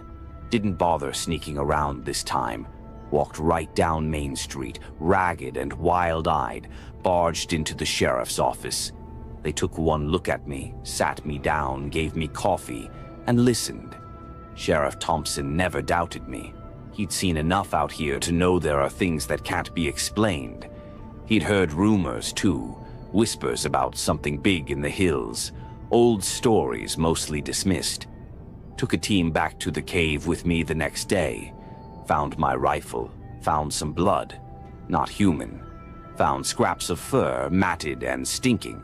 Took it all back to the lab. Folks ran their tests and said the blood and fur didn't match anything they'd ever seen. They didn't say it couldn't be real, though. News got out. The town's been on edge ever since. Some armed themselves, some packed up and left, and some didn't change a thing, stubborn as ever. Me, well, I stick around. Not leaving my woods. Not now. There's talk of more searches, of hunting it down. I stay out of it, mostly. I know better than to hunt what hunts you. Sometimes at night I still hear it, a distant howl that cuts through the dark. Reminds me of what's out there, reminds me I'm lucky to still be out here. Folks sometimes ask me what it was. I just shrug and say I saw something. Something big. Some of the old-timers nod and say, maybe, just maybe, it's Bigfoot. Some stories, they just don't die.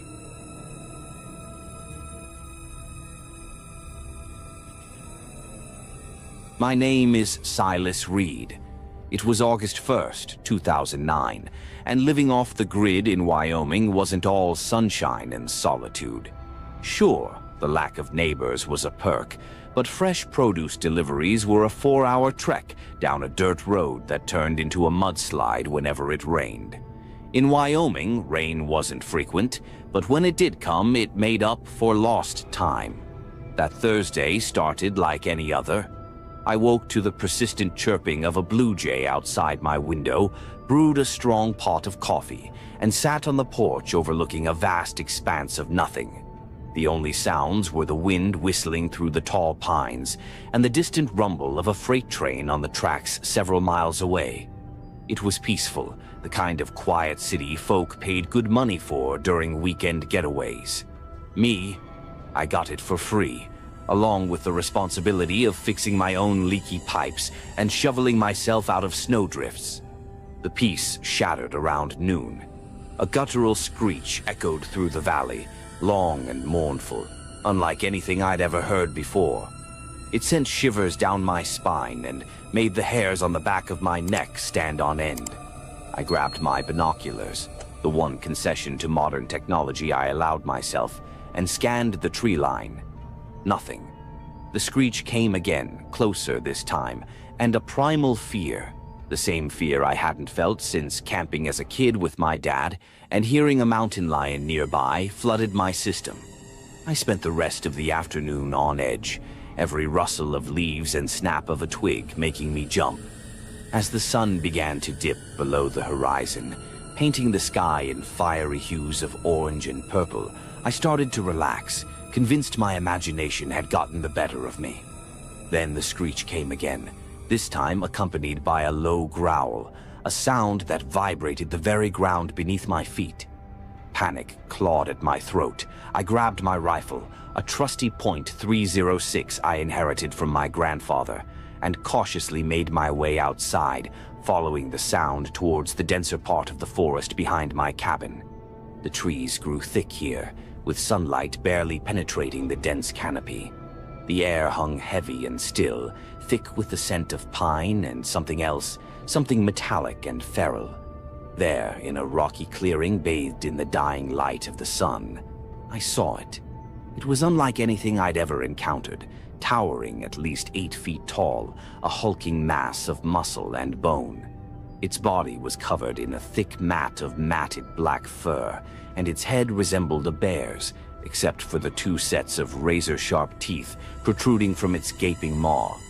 2 glowing red eyes, like smoldering embers, locked onto me. The creature let out another earth-shattering roar, the sound so loud it made my ears ring. Adrenaline surged through my veins, momentarily overriding the primal fear. I raised my rifle, aimed for the center of its massive chest, and fired. The shot echoed through the silent woods, but the creature didn't even flinch. It took a lumbering step towards me, the ground trembling with each footfall. Terror choked me, but my body reacted on autopilot. I ejected the spent cartridge, slammed another bullet into the chamber, and fired again, this time aiming for the head. This time the creature reacted. It let out a blood-curdling shriek, a sound that promised unimaginable pain, and clutched at its head with a massive paw. I could see a dark stain spreading on its fur, but it didn't slow down. It roared again, laced with fury, and charged, a monstrous blur of matted fur and bared teeth. I stumbled backward, tripped over a hidden root, and fell sprawling onto the damp earth. The rifle clattered out of my reach. Time seemed to slow down, the world around me sharpening into a terrifying focus. The creature loomed over me, its fetid breath washing over my face. I squeezed my eyes shut, bracing for the inevitable. Then a deafening crack echoed through the clearing. The beast roared in pain, a sound that sent a fresh wave of terror through me. I dared to open my eyes a sliver. The creature was no longer focused on me. It was thrashing on the ground, a dark stain spreading rapidly across its chest. Another shot rang out, followed by a curse. A figure emerged from the trees behind the creature. It was Sarah, my nearest neighbor, a gruff woman who lived a mile down the road. She was a crack shot, a skill honed from years of hunting deer in the fall. She never struck me as the type to be comfortable around guns, but necessity had a way of changing people. The creature let out a final earth-shaking bellow before going still. Sarah approached cautiously, her rifle held tight. She circled the beast, her face grim. Finally, she lowered her weapon. "What the hell was that thing?" she asked, her voice rough. I shook my head, unable to speak. She didn't need an answer. The sight before us spoke volumes. The creature was unlike anything either of us had ever seen. A monstrosity, a testament to some unknown horror lurking in the deep woods. Sarah knelt beside the carcass and examined the bullet wounds. There were 2 neat holes in its chest, and a third, larger one in its head. She whistled through her teeth. "Never seen anything like this before," she said, her voice laced with a mixture of awe and disgust. "Looks like something out of a nightmare." We stood there for a long moment, the silence broken only by the chirping of crickets. The weight of what had just happened pressed down on me, my body aching, adrenaline slowly draining away, replaced by a bone-deep weariness. "We need to call the sheriff," Sarah said finally. I nodded, my throat still too tight to speak. The aftermath was a blur.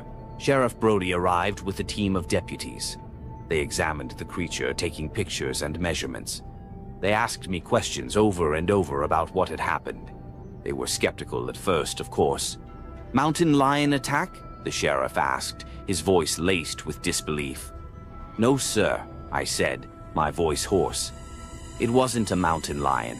I've seen plenty of those. This was something else." Sarah backed me up, her gruff demeanor lending credence to my story. The bullet holes in the creature were a stark reminder that whatever it was very real. Finally, after what felt like hours, the sheriff seemed to accept my story. He didn't know what the creature was, but he knew it was dangerous. "We'll keep an eye out," he promised, his expression grim. "And you two be careful.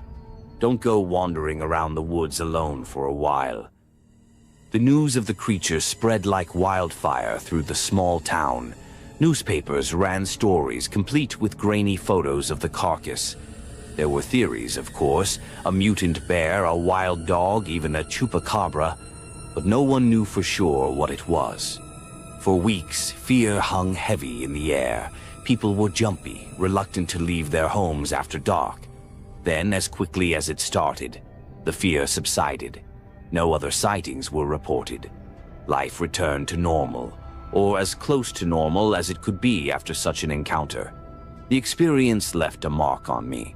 The memory of the creature, its grotesque form and blood-curdling screams haunted me.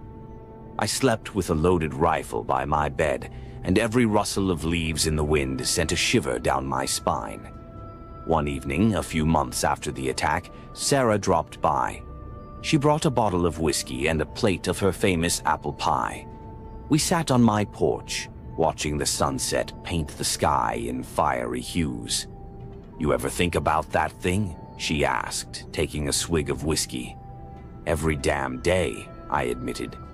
We sat in silence for a while, each lost in our own thoughts. "You know," Sarah said finally, "there's an old trapper who lives up north. Reclusive fellow. Doesn't see much of anyone. Heard rumors, though, about things he's seen in the woods. Crazy things." A spark of curiosity flickered to life within me. Maybe, just maybe, this trapper knew something about the creature. "You think he'd talk?" I asked. Sarah shrugged. "Worth a shot. Can't hurt to ask." The next week, we made the trek north. It was a long drive through winding mountain roads and dense forests. Finally, we reached the trapper's cabin, a ramshackle structure nestled at the edge of a frozen lake. An old man with a weathered face and eyes that held the wisdom of 1,000 winters answered our knock. We explained what had happened and showed him the pictures from the newspaper. He listened intently, his face impassive. When we finished, he remained silent for a long moment. Then he spoke, his voice raspy with age. "Wendigo," he said. The name was unfamiliar. The trapper nodded, telling us stories whispered around campfires for generations about a creature driven mad by hunger, its body warped by an unending craving for flesh. A creature that dwelled in the deep woods, a solitary hunter of men. His words sent chills down my spine. Whether the creature we encountered was truly a Wendigo or not, it didn't matter. The encounter had changed me. It had shown me a glimpse of the darkness that lurked in the wild places, a darkness that most people never even knew existed. But it had also shown me the strength of human connection. Sarah, my gruff neighbor, had become my lifeline in those dark weeks after the attack. And the trapper, a solitary man living on the fringes of society, had offered a piece of knowledge, a whisper of understanding in the face of the unknown. As we drove away from the trapper's cabin, the sun sinking low in the sky, a strange sense of peace settled over me. The creature, the Wendigo, might still be out there, but I wasn't alone. There were others who knew, who had seen glimpses of the darkness. Together we would keep watch, a silent vigil against the shadows that danced at the edge of the world.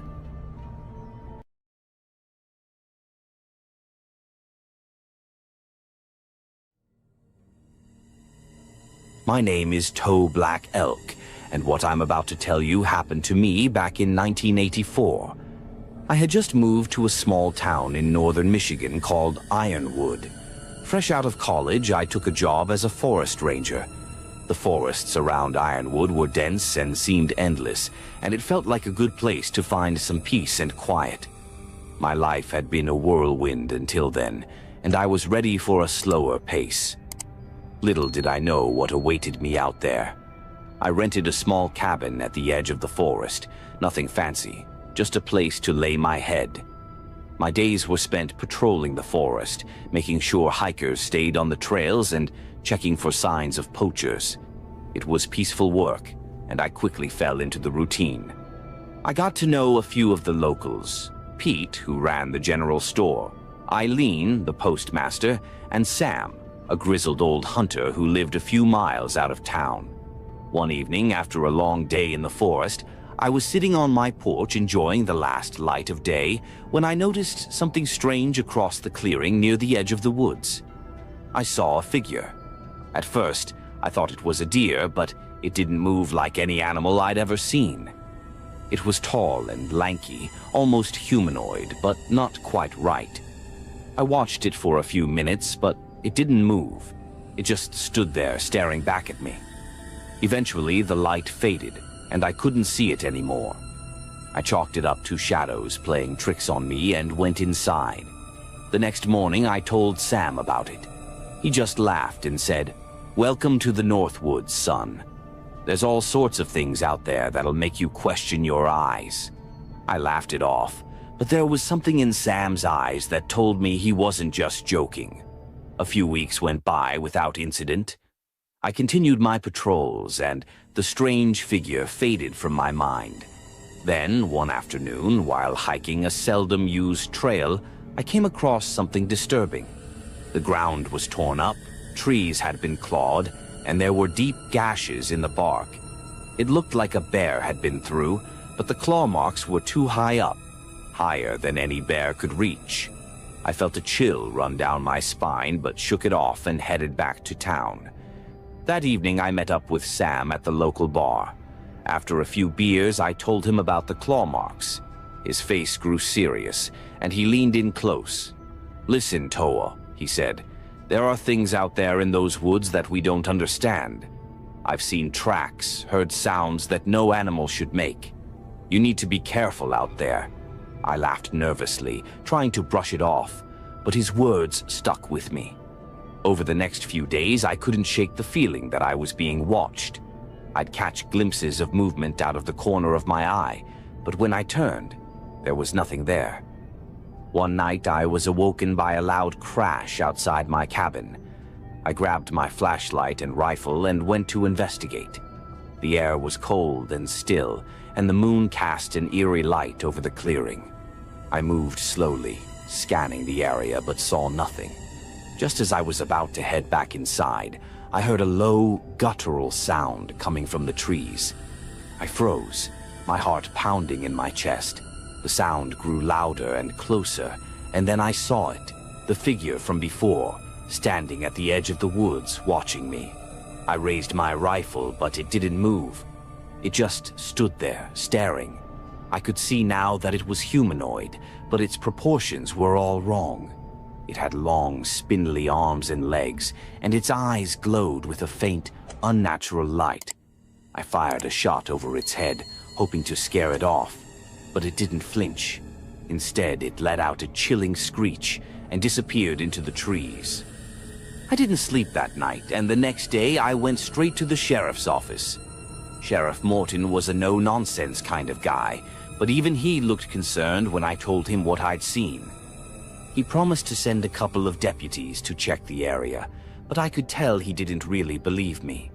Over the next few days, things got worse. I found dead animals near my cabin, torn apart in ways that no normal predator would. I started carrying my rifle with me everywhere, even inside the cabin. One night, I woke up to find my front door open. I knew I had locked it. My heart racing, I swept the cabin with my flashlight, but nothing was out of place. I shut the door and locked it again, but I didn't sleep a wink.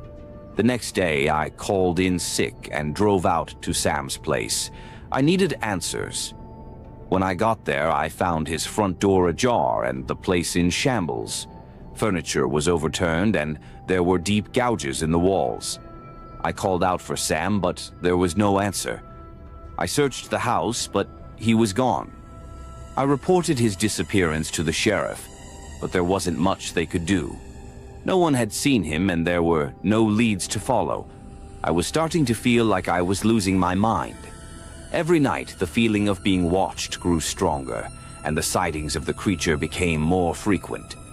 One evening, as I was sitting on my porch with my rifle in hand, I saw it again. This time, it was closer, standing at the edge of the clearing. I took a deep breath and walked towards it, my heart pounding in my chest. As I got closer, I could see it more clearly. It was tall, at least 7 feet, with long, gangly limbs and skin that seemed to shimmer in the moonlight. Its eyes glowed a dull yellow, and its mouth was filled with sharp, uneven teeth. I stopped about 20 feet away, my rifle trained on it. "What do you want?" I shouted. It tilted its head as if trying to understand me, then took a step forward. I fired a warning shot, but it didn't stop. It took another step and another. I fired again, this time aiming for its chest. The bullet hit, but it didn't seem to faze it. It just kept coming. I turned and ran back to the cabin, slamming the door behind me. I could hear it outside, scratching at the walls, trying to get in. I grabbed my phone and dialed the sheriff, but the line was dead. I was on my own. I barricaded the door and windows, my heart racing. The scratching grew louder and more frantic, then suddenly it stopped. I held my breath, listening. There was a moment of silence, then a loud crash as the door splintered open. The creature stood in the doorway, its eyes locked on mine. I raised my rifle and fired again, hitting it square in the chest. It staggered back but didn't fall. I grabbed a knife from the kitchen and lunged at it, slashing wildly. It let out a blood-curdling scream and swiped at me with its long, clawed fingers, catching me across the chest. I fell back, gasping for breath, blood pouring from the wound. Just when I thought it was over, I heard a shot ring out. The creature shrieked and stumbled back, then another shot and another. Sheriff Morton and his deputies burst into the cabin, guns blazing. The creature let out one final scream and collapsed to the floor. I don't remember much after that. I woke up in the hospital, bandaged and sore. The sheriff was there and told me they had taken care of the creature. They didn't know what it was, and they didn't care. As far as they were concerned, it was a wild animal that had gone rabid. Sam was never found, and the official story was that he had wandered off and gotten lost in the woods. But I knew better. Whatever that thing was, it had taken him, and it had almost taken me too. I left Ironwood not long after that. I couldn't stay there after everything that had happened. I moved back to my hometown and took a desk job. It's not the life I imagined for myself, but it's safe. Every now and then I think about going back, trying to find out what that creature was, but then I remember the fear, the feeling of being watched, and I know I can never go back. I still have nightmares sometimes. I see those glowing eyes, hear that screeching sound. I wake up in a cold sweat, my heart pounding. I don't think I'll ever really get over what happened out there, but I'm alive, and I'm grateful for that. So, that's my story. Believe it or not, it's the truth. If you ever find yourself in the woods near Ironwood, be careful. There's something out there, something that doesn't belong, and it's watching.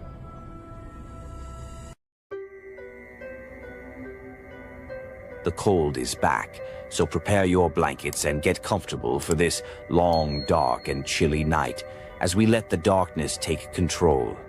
My uncle is an avid outdoorsman with a bit of hippie wanderlust.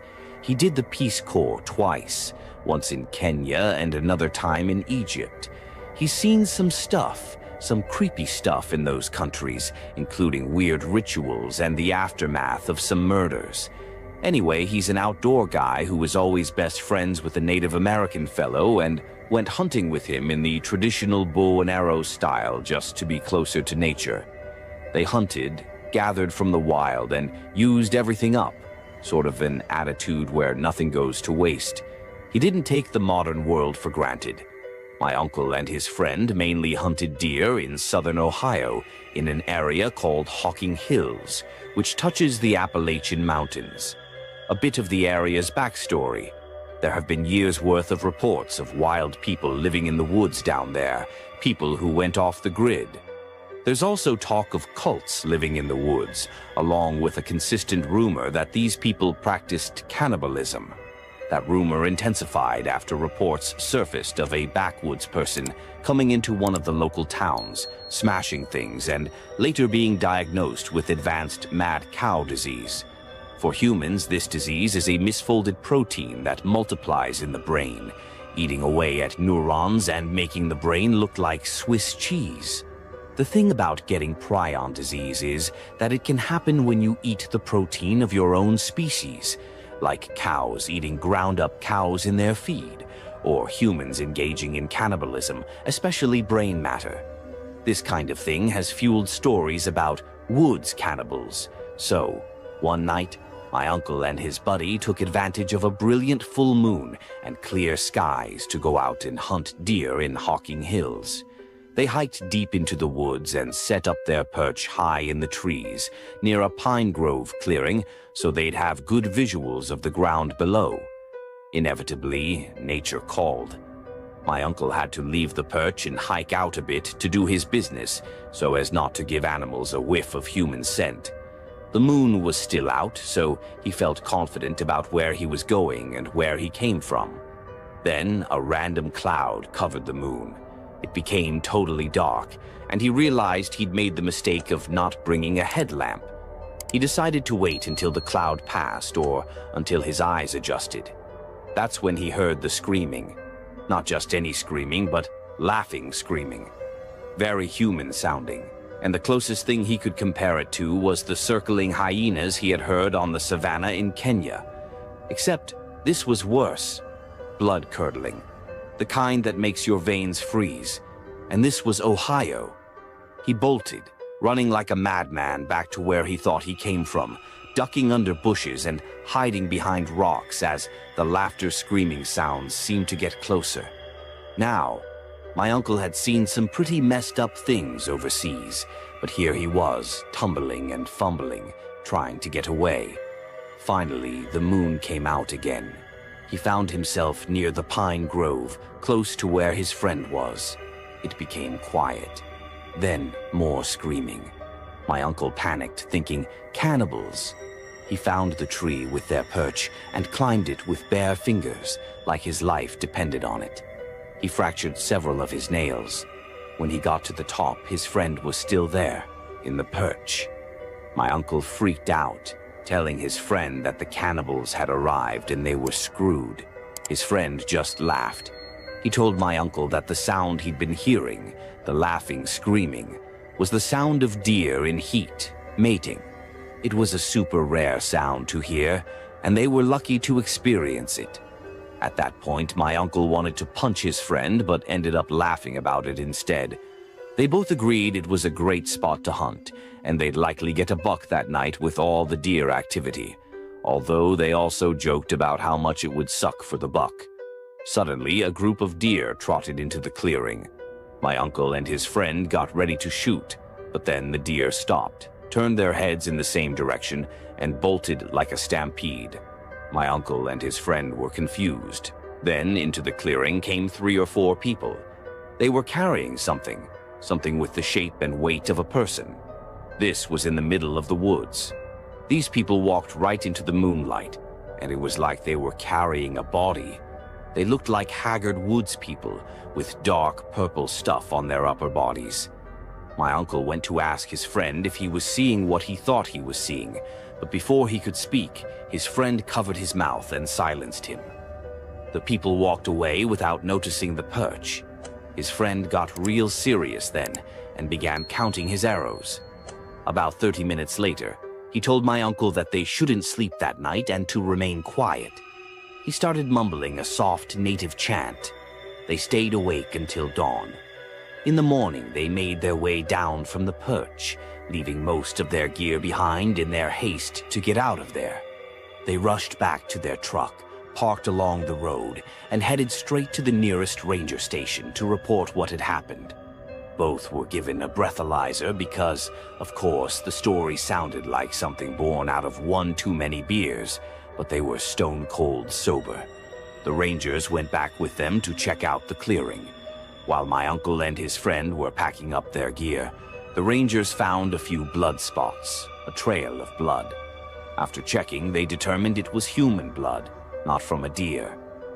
That was enough for my uncle. He was ready to leave. Fast forward to later that day. My uncle's friend suddenly stopped dead in his tracks and told my uncle that he had begun the night with 2 quivers, each containing 6 arrows. After the night's events, he now had only 9. 3 arrows were missing. They had left all their gear strapped securely in the perch, so someone must have been watching them and taken the arrows while they were away. My uncle's friend got rid of his bow and arrows after that, saying they were tainted by dark spirits. He even performed a ritual with his tribe and my uncle to purify them. Later they learned the blood matched a missing persons case, but no human remains were ever found. Despite bringing in dogs, the missing person was never recovered, and no evidence of a crime was ever found. My uncle is convinced that the sounds he heard that night weren't just deer in heat. That was the last time they went deer hunting in Hocking Hills. To this day, our family avoids hiking there, and I'm especially wary of hiking anywhere in the Appalachians.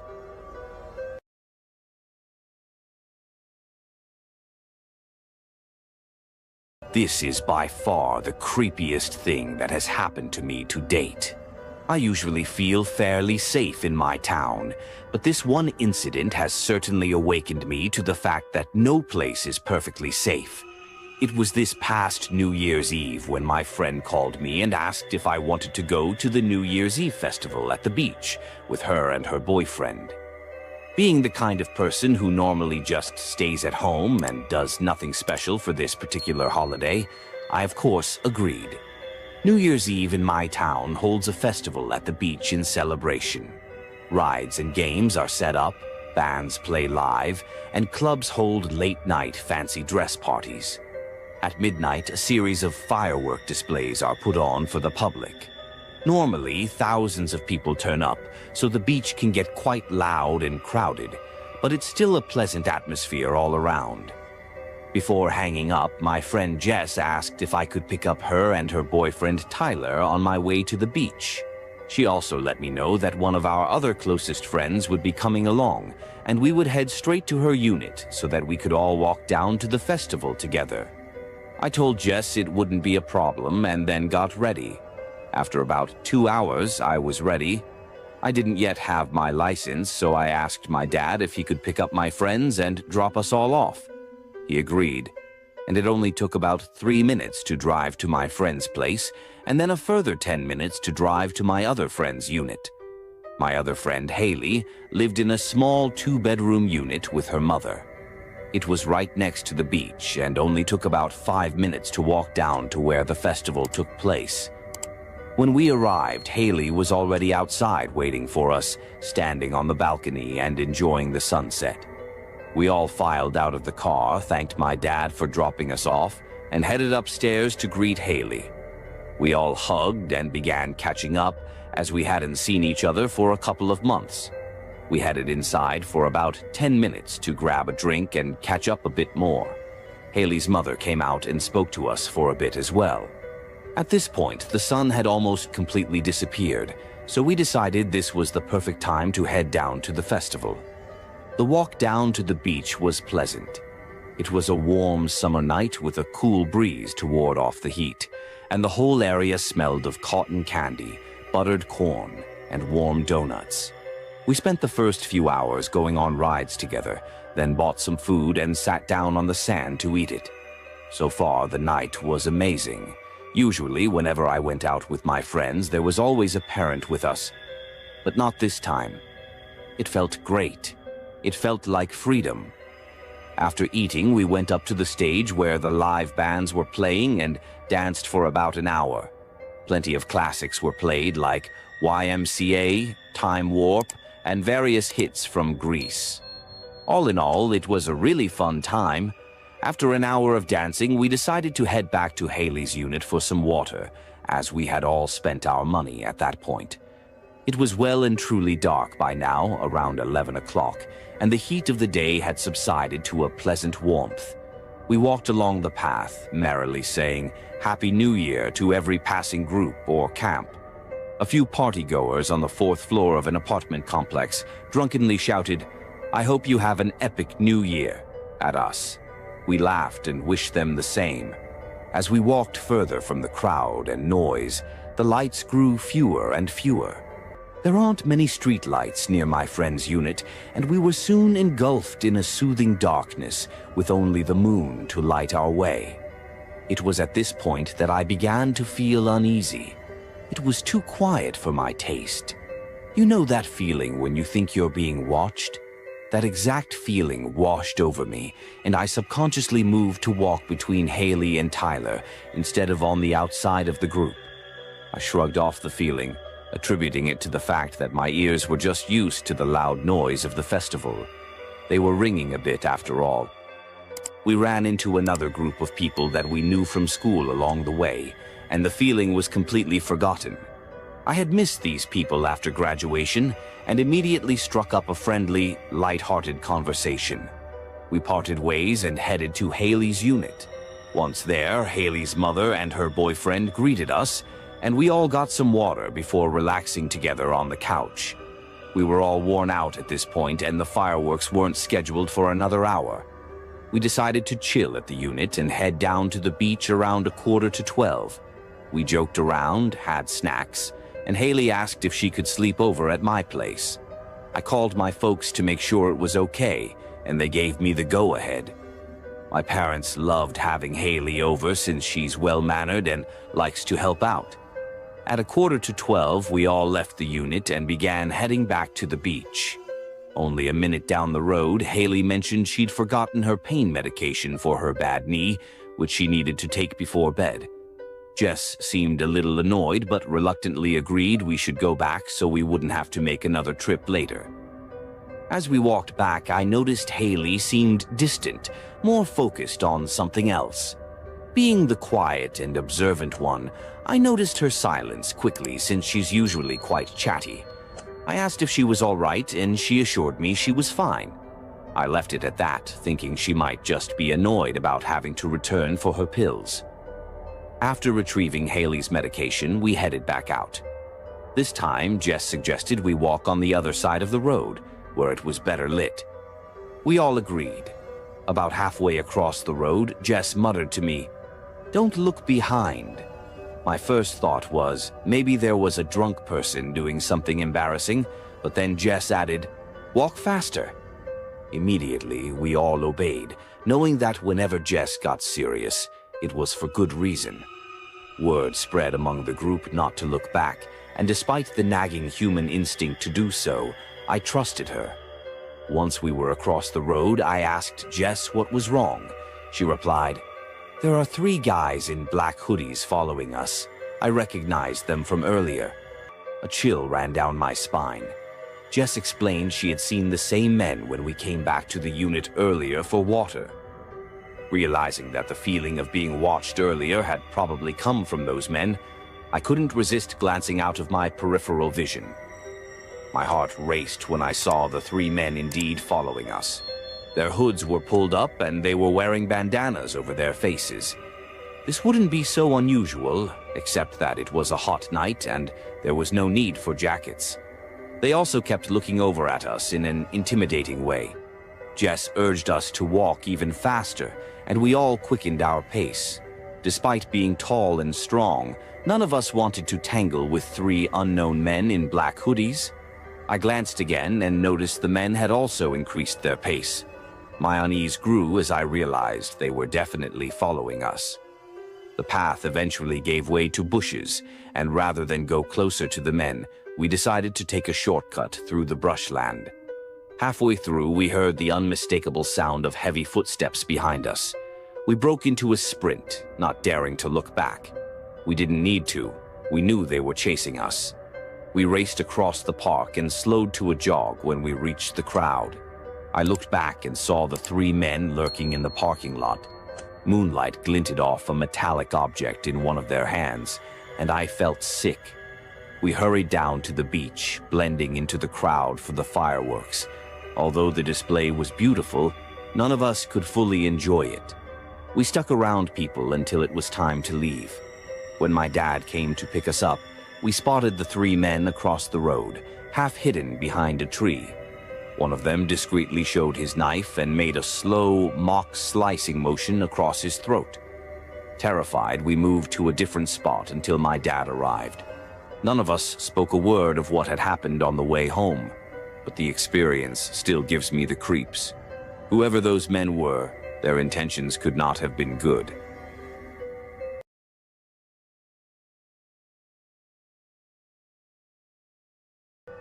My father is a logger, specifically one who operates a trestle, which is basically a giant machine capable of cutting down massive trees and cutting them to specified lengths. This means he spends a lot of time alone in the deep forest. The way my dad's logging crew was set up is that he would be told where he was supposed to cut down trees, and he would go do that and be paid based on the number of trees he cut, not on how long it took him. So, my dad used to work 16 to 20-hour days, constantly to try and get as much done as quickly as possible. The rest of the crew would come and clean up the trees and ship them to the mill. He used to work around 50% of the time alone, and the rest with another tree saw operator named Renee. They would use radios to communicate when they were working together. One day, my dad and Renee were put on a new job site, and about 10 days in, everything was going as planned. However, they constantly heard weird chitter-chatter over the radio, but the quality was so poor that no words could be heard. No matter which radio channel they changed to, the strange noises followed them. As they progressed through the job and moved further up the mountain, the words from the radio slowly became more audible. Both of them agreed that something seemed wrong. They also started finding weird containers scattered all over the place, along with signs that people had been there. However, people should not have been there, as it was a 2.5-hour drive up a mountain, and they had to spend 3 weeks clearing out the road so their trucks and equipment could make it up. They realized that they were in a very secluded area with people who shouldn't be there, and the worst part was that they weren't scheduled to leave for another week. They would only leave to refuel the truck with gasoline, buy supplies, and sleep in campers. One day, Renee came across a tent and called my dad over. They investigated the tent and found one lone sleeping bag and a duffel bag. Inside the duffel bag, they found many pairs of children's underwear and what appeared to be a rape kit. Rope, duct tape, sketched images of children being molested, and photographs of children who seemed unaware they were being photographed. In the tent, they also found a small amount of food, including canned goods and an apple, which proved that the tent had been occupied recently since the apple had no mold. Now they were alone on a mountain, and the best-case scenario was that they were dealing with a really messed-up individual. Renee instantly wanted to leave, but my dad, being the hardest-working person I've ever met, insisted that they needed to finish the job before leaving. They decided not to talk over the radios unless it was an emergency and listened to see if they could hear anyone talking over it. At this point, my father and Renee were close enough to whoever had been talking over the radio to hear conversations between two men about collecting water and wood for a fire. Nothing abnormal, except for the fact that these men didn't belong there, and the tent undoubtedly belonged to them. At the end of the workday, my dad heard the men on the radio talking about collecting brush for a fire. My dad then hopped on the radio and attempted to communicate with them, asking, "Who are you and what are you doing here?" After that, the conversations between the men abruptly stopped, and they never returned that night. Renee woke my dad up and whispered for him to get his gun, saying that someone was outside. My dad has told me that the first thing he heard when he woke up was the quiet shuffling of footsteps. He frantically searched for his gun, but realized that it wasn't loaded, and he had no idea where the rounds were. Renee had nothing, and calling the police was absurd for multiple reasons. They heard a jiggle on the doorknob, and it opened. The camper was high enough off the ground that someone would have to jump in, and there was no lateral footstool. The door stayed open, and neither my dad nor Renee moved. They heard scratching outside the door, and after 4 minutes of this, my dad couldn't take it any longer. He nodded to Renee, who quietly got up and walked toward the camper door. The second he reached it, he was met with intense pain across his right eye and left cheek. He had been cut. He was forced out of the camper and hit the ground hard. A man with a knife got on top of him, and my dad assumed he was being kicked in the head by another man behind him. Renee leaped off the trailer and managed to get the man off my dad. My dad then realized that the second man, who didn't have a knife, was running away, and the man with the knife was scrambling to follow him. My dad and Renee got into their truck and drove to the nearest hospital to treat my dad's cuts. They later reported the events to the police. Both of them quit their jobs 2 weeks later. As the rest of the logging crew finished up the job, one of the workers was found gagged, raped, murdered, and thrown into a ditch. No one has been convicted of these crimes to this day.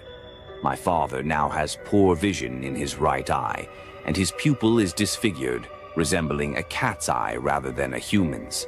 He suffers from PTSD and hasn't had a good night's sleep since that incident.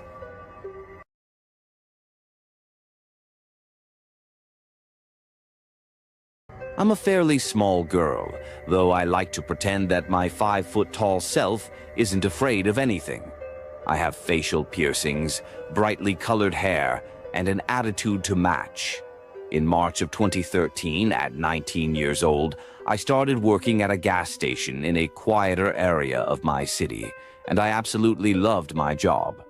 I would occasionally get creepy late-night visitors, but nothing I couldn't handle on my own. Not long after I started, an ice cream shop and a barber shop, both owned by the same family, opened in the same plaza. Pretty cool, right? One summer day, the barber came over to the gas station, drove over one of the gas tank covers and flipped it, leaving the pipe exposed.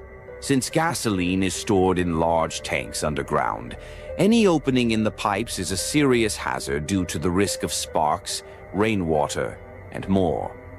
Knowing the risks, I was concerned. I went outside to the crowded parking lot with him, and I noticed him looking at me in a strange way. He said, "You look good today," which I shrugged off as a genuine compliment, being careful not to give the wrong impression. I nodded quickly and said, "Thanks," but I felt uneasy about the way he looked at me. I didn't stress too much, though, because there were plenty of people around. I quickly kicked the cover back in place and thanked him, then returned to the service counter, knowing customers were waiting. A short while later, he came back in with a bowl of ice cream from his shop and set it on the counter, saying, "I'm sorry for pulling you away from work. I was just worried someone might get hurt." I smiled and thanked him, moving the bowl to the side. When I went to get my wallet, he refused to let me pay, saying all I needed to give him was a kiss. Laughing, I thought he was just joking, like many of my older clientele do. I responded, "No kisses, but if I could, I'd give you a hug," assuming he knew the workplace rules and common boundaries. After that little exchange, he pointed out that some chocolate bars and empty boxes outside the counter were out of place. My work was always very particular about the display, so without thinking, I went over to fix them. That's when I felt his hand graze my behind. Startled, I quickly stood up, stomped my foot, and said, "I think it's time for you to get out of my workplace and go back to yours." I hurried back behind the counter. He apologized profusely, saying he was just adjusting his apron and that he'd never do such a thing. I started to feel like I'd overreacted until I realized something. It was impossible for his vehicle to have flipped the tank cover. Those covers are made to be driven over, like sewage drain covers. It clicked that he must have kicked the cover loose on purpose, just to get my attention. I repeated my request for him to leave, but as he grabbed my arm, he said in a menacing tone that he'd have an affair with me, smiling as he walked out the door. I threw the ice cream away immediately, untouched, and tried to calm myself. The next couple of days passed without incident, but on the third night he began driving by after I'd locked up for the night. As I was counting the cash, he would blow kisses or gesture, offering me a ride home. I pretended not to see him, but I started calling people on my phone every time I had the closing shift. Things escalated when I thought I saw his vehicle parked out, back by the garbage bins, lights off, with someone sitting in the driver's seat. I called the police, explained the situation, and told them I was afraid for my safety. The police came quickly and found out it was just some kids smoking dope in a vehicle that happened to be the same make and model as his. Even though it wasn't him, I felt better knowing that I had reported it. After filing the police report, he stopped bothering me for a couple of weeks. Thinking it was over, my boyfriend and I went to the ice cream shop for a date. We made sure he wasn't there that day. But the next night, just before closing, he stormed into the gas station, practically threw a bowl of ice cream at me, spat out, "Have a great night," and angrily rushed out.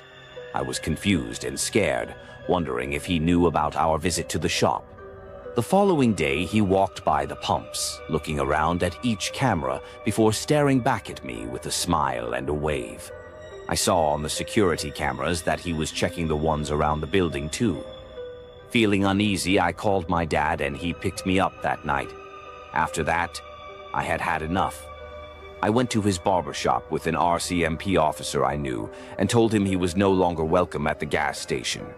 I warned that if he came back when I was working, I would notify the police. At first, he acted confused and hurt, but then he yelled at me, threatening that he would find me and hurt me because I deserved it. I was terrified because, aside from one small joke, I had made it clear that he wasn't welcome near me. I quit my job shortly after that and haven't been back, except when I need gas in a rush. A few weeks before I quit, while the creep was hanging around, another man walked in, noticing how uncomfortable I was. He waited for the creep to leave before asking if I was okay. I smiled and said, "Yeah, of course. What can I get for you?" He responded, "You can start by telling me the truth." He slid a business card across the counter, and I saw it was a police information card. He told me to call him at his extension later that night when I finished work, and I did. He came by the next day to take another statement and gave me advice on pressing charges or getting a restraining order. He also provided me with case numbers and other information about the creep. Although I appreciated his help, I was taken aback when he made a lewd comment about a slightly sexy Halloween photo I had as my laptop background. Despite feeling uncomfortable, I shrugged it off and continued talking. Over the next few months, he occasionally sent me texts asking how I was doing and if everything was okay. It made me feel safer knowing I could count on him if needed. But things got strange when he sent a message asking for a photo of me because he couldn't remember what I looked like. Feeling uncomfortable, I never replied and deleted the conversation. Later, just before New Year's, he sent another inappropriate message asking what I was doing for New Year's Eve and if I'd gotten lucky. Furious and scared, I blocked his number. He knew where I lived, worked, and went to school. After a particularly upsetting night, I tried calling Apple to retrieve the deleted texts for evidence, but they refused due to privacy policies. A few months later, I saw him again while walking with a friend. He asked why I never texted him anymore, and I gave a vague excuse before hurrying away. My friend immediately noticed something was wrong and promised me I wouldn't have to walk that street alone anymore. It's unsurprising that after all of this, I have serious trust issues with new people.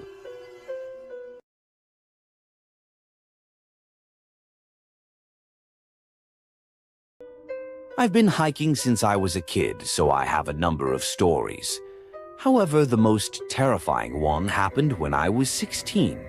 I had just gotten my license and decided to go on a 3-day solo hike. On the second day, I stopped by a river to collect and purify water.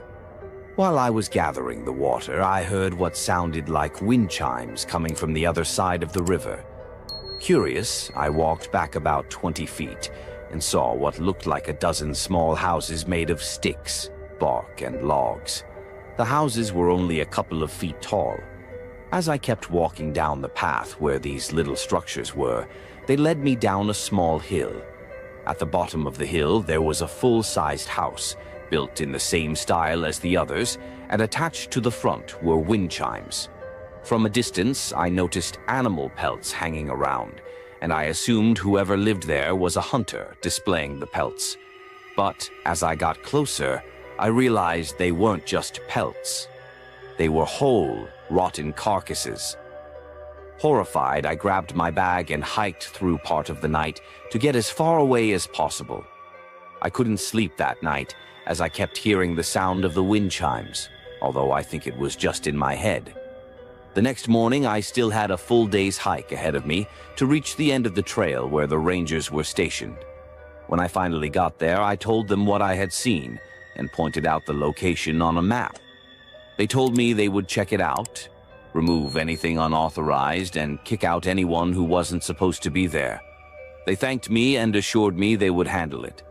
I know some rangers at different parks, and I'm aware that they carry guns. I assumed they went there armed and dealt with whoever was building in that area. I've never gone back to find out what they discovered, and frankly, I don't want to risk it.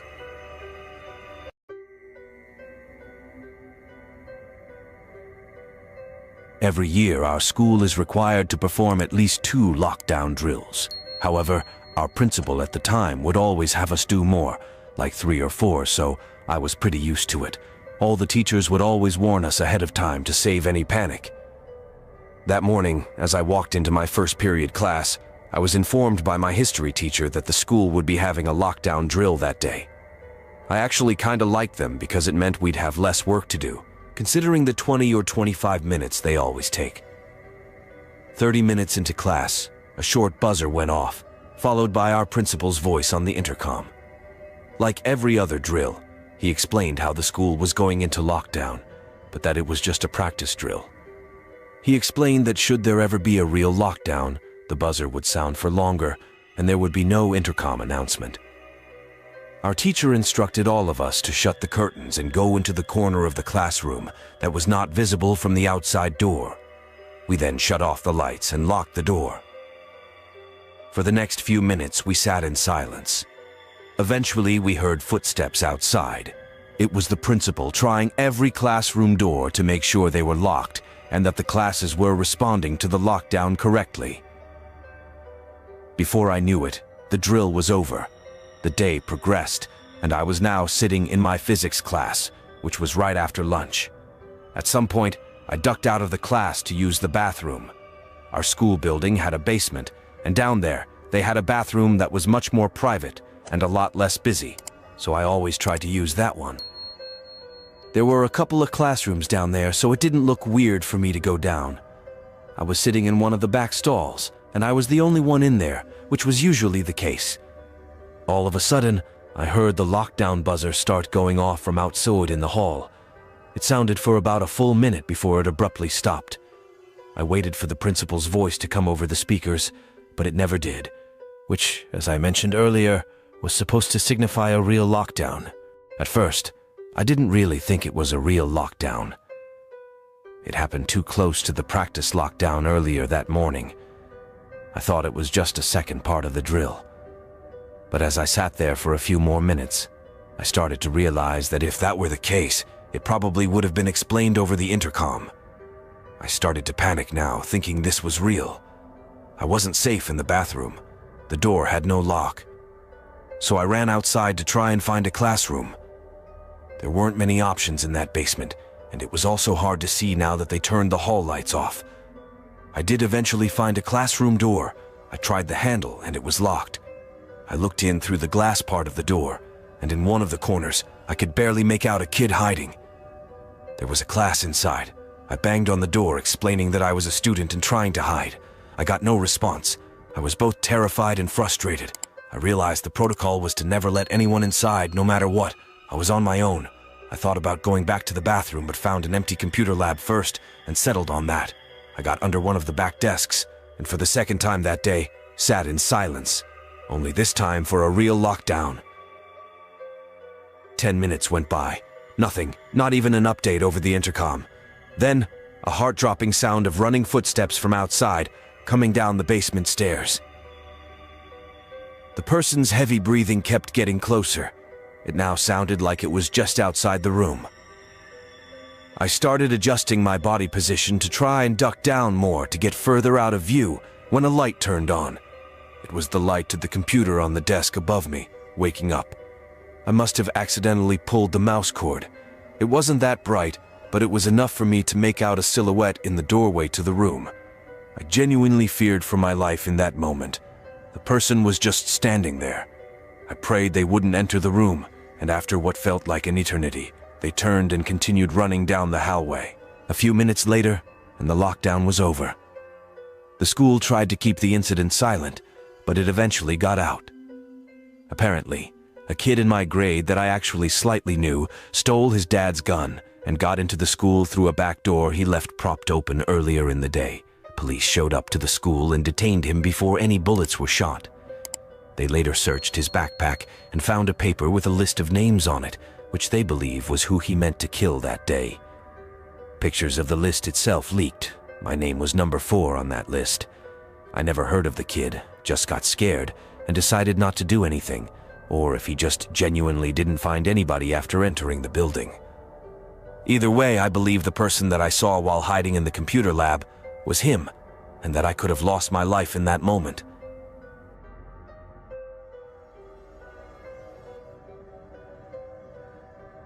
Back in October of 2016, for whatever reason, these killer clown sightings kept getting reported around America.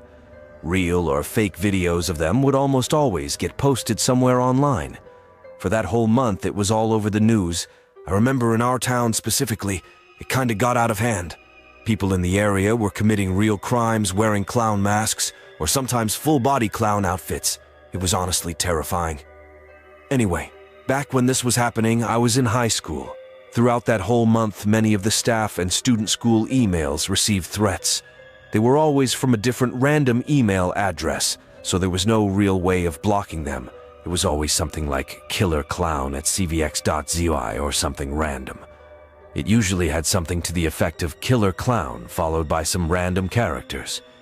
It got so bad that the school had to send out a mass email to all students and parents, saying they were aware of the threats and were taking them seriously. I remember Sundays. The teachers were instructed to teach with their classroom doors locked.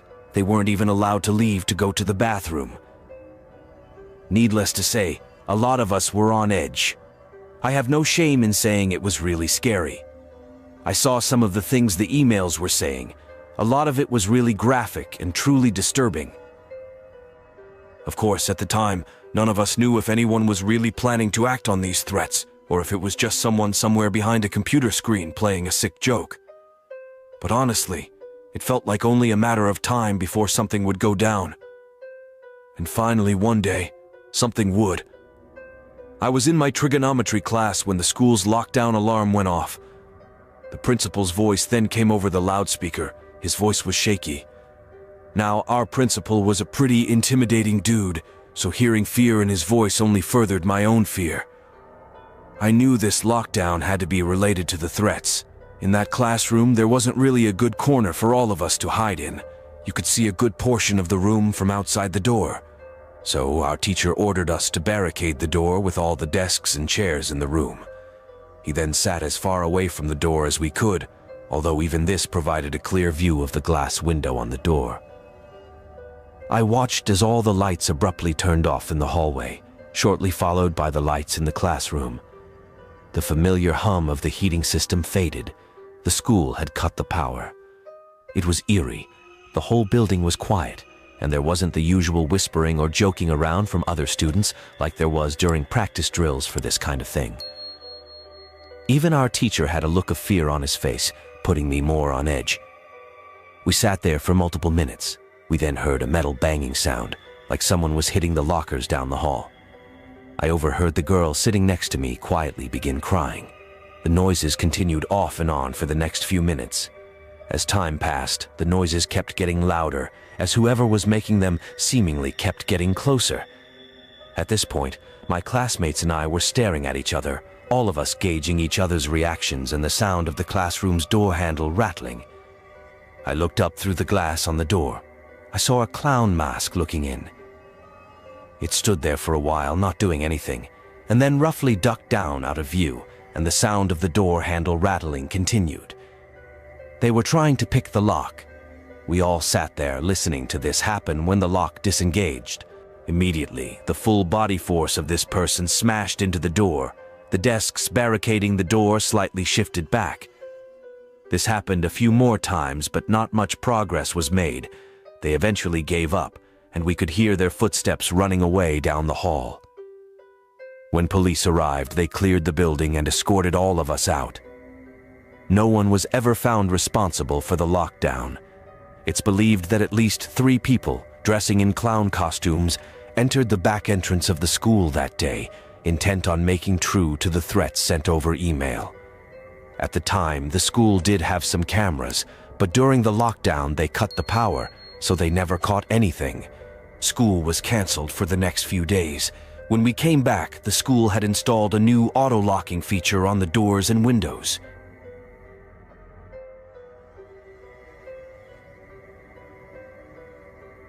This happened in 2013. I graduated college the year prior with a degree in education. I wanted to be a teacher and was able to land a job at a nearby high school. The first few weeks I was shadowing another teacher, as they called it. It was meant to help me prepare to teach my own class, but it really just felt like a glorified TA position. I would sit in the class with the other students and help the teacher when needed.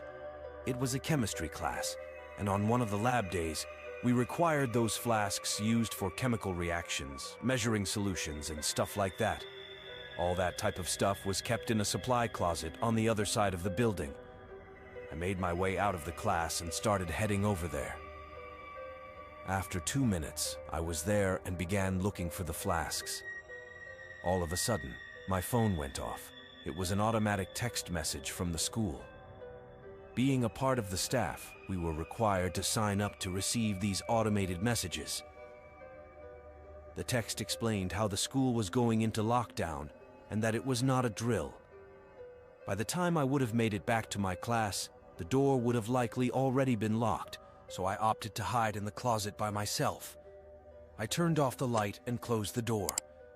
There wasn't much room to sit down, so I had to just stand there in the dark. After a few seconds, the lockdown alarm sounded from the speakers throughout the building. The usual ambience from inside nearby classrooms immediately died down. It was now completely quiet. Breaking the silence was the sound of my phone going off again. It was an update. It read, "Please remain in lockdown. A suspected armed intruder has entered the building. Police have been notified." I could feel my heart picking up speed. I didn't feel safe where I was. Suddenly, I heard running footsteps in the hall. They ran right up to the closet door and stopped. The doorknob turned and the door opened. What happened before I even had time to react, standing outside was an older man in maybe his 50s. He was wearing a regular t-shirt with jeans. I'd never seen the man before. He asked if he could hide in here with me, and feeling bad for the guy, I said yes. There wasn't much room at all, but we both squeezed in.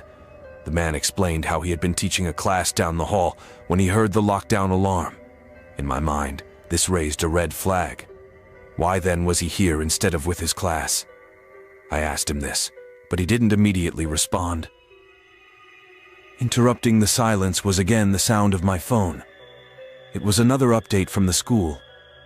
The text said not to open our classroom doors for any reason, and that the suspect was believed to be an older man with a beard. I frantically reread the words on my screen. I didn't get the best look at this guy, but from what I did see, he fit that description distinctly. I felt my heart beating out of my chest. I made a split-second decision. I opened up the closet door and ran. I went straight to the nearest exit and out to my car in the parking lot. When I got there, I looked back behind me. I didn't see anything. I don't think the man followed me, or at least, he didn't follow me outside. From there, I got in my car and left. I'd say around 25 minutes later, I received a final update text explaining that the police had cleared the building and the lockdown was over. I later learned a man had gotten inside by convincing the front desk that he was there to pick up his kid.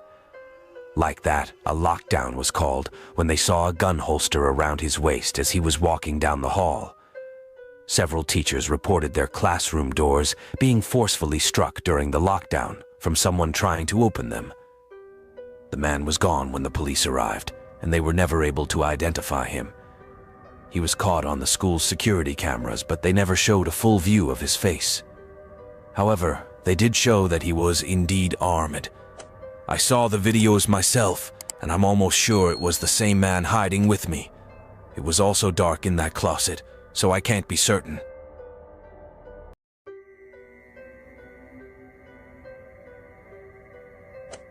This happened just a few months ago. I live alone in a house in what I would describe as an average neighborhood. One night, I was by myself in the living room, just relaxing and watching TV. It was 11 at night when I heard my phone vibrate. the specific vibration it does when I receive a text. I was curious, so I picked up my phone to look. When I did, I saw that a new number that I didn't know had texted me. The text said, "Hey, I'm outside." This seemed bizarre right off the bat. I figured right away that it was a wrong number, and I thought about replying, but I didn't end up doing it. I just tossed my phone aside and forgot about it. But maybe just 10 minutes later or so, I was watching TV but thought I saw something out of the corner of my eye. My living room is at the front left side of the house. There's a side window looking outside, and some bushes are by it. Something moved out there, so I looked over. I saw what looked like a person walking past the window, but I saw no details about them because it was dark out and a long ways away. In fact, I only saw them for about a split second. I wasn't even 100% sure about it. Maybe I was just being paranoid, but it looked like somebody passed by the window. Now I suddenly started thinking about the text again. Could it not have been just a wrong number, but somebody actually at my house? Who would be here though, and why? I had no clue. I decided then to text the number back and ask them who they were. When I did, they responded rather quickly, probably less than a minute later. This text said, "Come outside and see." Now I was really creeped out. I had a feeling that somebody was outside of my house for some reason. I got up from the couch and looked out of the front window. My front yard appeared empty. I closed the shades, then I went all around to different windows in the house. I went to the sides and the back as well, but everywhere I looked, I saw nothing. Of course, there were several places around the yard where somebody could hide without being seen. I had no idea where this person was. I walked back into my living room, and just as I did, heard a knock coming from one of the back windows. Instantly, I had a bad feeling about it. I walked back over to the dining room, where a window that looked out to the backyard was. Whoever had knocked on the window was now gone. I looked all around back there but saw nothing. I then went back into the living room and texted the person back, asking them why they were at my house. The person texted back quickly once again. This time they said, "Come outside and I will show you, or do I have to break in?" I texted back saying that I was calling the police. Then I proceeded to do so. I told the 911 operator that somebody was threatening to break into my house, and I had reason to believe that they were on my property. I was told that officers would be there in a few minutes. Then I just waited and hoped that the person wouldn't actually try to break in. Meanwhile, I wasn't getting any more texts from the number. I thought about texting them again but decided not to. Only like 5 minutes later, the police arrived. I saw the cars out front and I went outside and talked to them. They searched my property and all around my house, but unfortunately, they didn't locate anyone. But as the police were still there, I got another text from the number. It said, "I can see the police there, LOL." I showed it to the police, and they looked around the street a little but couldn't see anyone. They looked around for probably 20 more minutes. The person was never found. After that, they left. I was really creeped out by this, but luckily and surprisingly, I didn't get any more texts. I also didn't see any more creepy things outside. Looking back, I still don't know who it was. Sometimes I think that maybe it was one of my neighbors. That seems sort of far-fetched, though. I still wonder about. Last year, I had a strange experience. I was at home one night alone in my apartment. Out of nowhere, I got a text message from some random number. I clicked on it, and there was a picture. The picture was a screenshot of my Facebook profile. I found this to be strange. I didn't know who was sending this to me or why, so I responded to the text asking who this was. I never got a reply, though, and soon forgot about it. Now, several nights later, it was a similar situation where I was by myself at home. I got another random text, and when I looked, it was from the same number. This time, it was another image, and it was a screenshot of a photo of my apartment complex. I didn't know what to make of this either. I responded once again asking who this was that was texting me. I did not immediately get a reply. At this point, I was thinking that it was just some kind of a prank. I went into a group chat that I had with friends and asked if anybody was responsible. Each of them denied it, and I really believed them. I mean, it just didn't seem like something that they would do. I wanted it to be one of them, though, because it was kind of creeping me out. Then, that very same night, I received another text message from the same number. As soon as I heard the phone text noise, I had a bad feeling. When I looked, it was another picture. This one was a screenshot of what looked like a news story, but this news story had to be fake. It said, "Michigan man beaten unconscious." Then there was a picture of me below the title. The picture of me was taken from either my Facebook profile or my Instagram. This was really alarming. Now, was this their kind of way of threatening me with violence? Maybe this all was supposed to be threatening. They knew who I was, they knew where I lived, and now apparently I was going to be beaten unconscious. I didn't respond to this message either. I didn't know what to say. That very same night, I went to bed at the usual time. I was a little bit concerned and confused by the whole thing, but I didn't really think that it was that serious. It was probably just a prank of some kind. But that all changed. I was awoken that night suddenly by the sound of loud bangs on my front door. I got up and went out of my bedroom into the living room. There, the sound was much louder. I went over to the door and looked to the other side. There I saw a man standing there, hitting the door with some kind of object. I couldn't make out the guy's face well at all because he was mostly looking down. I didn't want to stay there by the door, and I backed away from it. It seemed like the man might actually break in. I went into my bedroom, closed the door, and locked it, and then called the police. Meanwhile, the guy kept banging on my door. Probably less than a minute after I got off the phone with the police, I heard a really loud noise. It seemed like the door was breaking. The next thing I knew, I heard footsteps inside. I moved to the back corner of my bedroom. The footsteps walked around, and then within a minute, seemed to head straight for my bedroom. I heard them get to the end of the hallway, and my heart was racing. Then, he tried opening my bedroom door, which was locked, and then banging started on this door. I knew it wouldn't hold up for long. Eventually, if he was able to break my front door, he would be able to break this door. I grabbed the blankets from my bed and hid underneath them, not knowing what else to do. The guy was banging on the door for probably like 2 or 3 minutes. Then finally, the police got there. It was great timing. After they entered my apartment, they were able to get the man. He was arrested for breaking into my place, and I pressed charges against him. The crazy thing is that I had no idea who he was. I had never seen him before, that I was aware of. I never found out how he got my number or address or anything. It remains the scariest experience that I've ever had.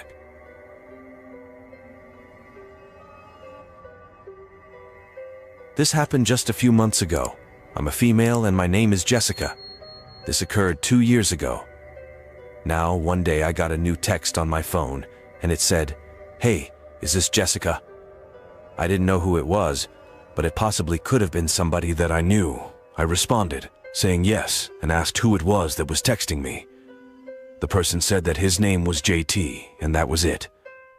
I didn't know a JT, and I tried to think of anybody that I knew with those initials. I couldn't think of anyone, though. I texted back saying, "Do I know you?" JT responded by asking if he could come over.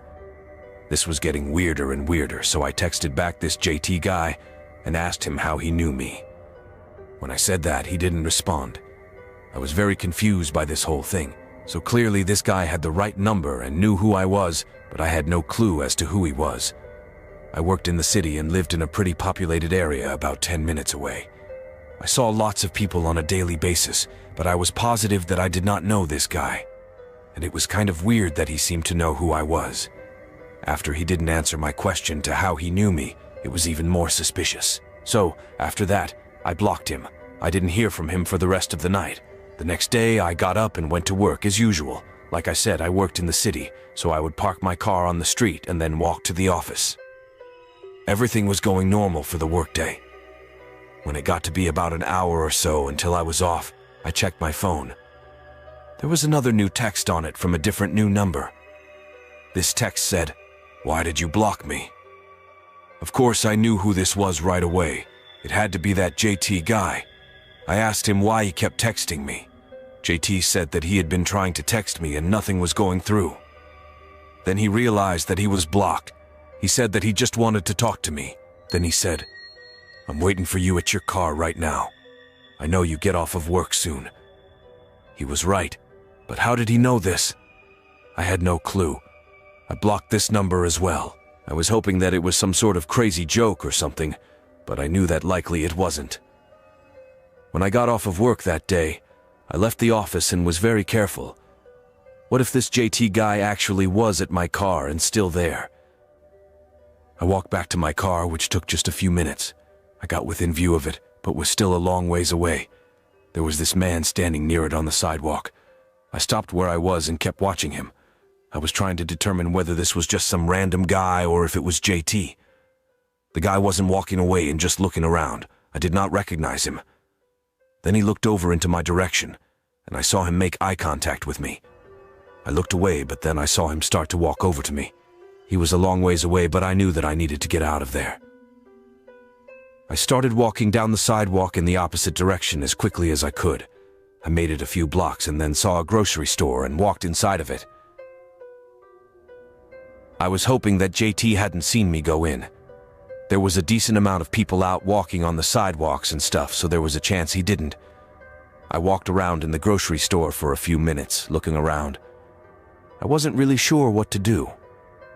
I was hoping not to see JT anywhere, but then I saw a police officer who just happened to be inside of the grocery store. I approached the officer and told him about my situation. He said that he could walk to my car with me and see if JT was still out there. So, we left the grocery store, and I kept my eyes out for JT, but we didn't see him at all. Thankfully, I made it back to my car safely, and then was able to drive home. I was glad that I made it back. However, JT had still gotten away, and still knew where I worked. I just hoped that he didn't know where I lived. I lived in an apartment up on the 5th floor. During this time, it was a pretty typical one-bedroom place. That night, at about 10 p.m., there was a knock on my door. I knew who it was right away. It had to be JT. I instantly took out my phone and called the police. I didn't even bother to look out to the peephole or anything. I was that confident. A few minutes later, he knocked on the door again. I didn't answer. Then, I got yet another text on my phone. This was from another new number. It said, "Open up the door. I know you're home." I didn't reply to it. I just hoped that the police would get there soon, and that JT would not try to break in. About 10 minutes went by. I was in my bedroom, listening closely for any sounds. JT didn't knock anymore or anything. I figured that he probably left. But suddenly I heard some voices from the hallway. I realized that the police must have arrived. I went to the door and looked out, and sure enough, they were there. But JT was also there. He was talking to them, and they got him to go away. I also got a restraining order against him. And thankfully, after that night, I haven't seen him since. I also haven't received any more texts from him.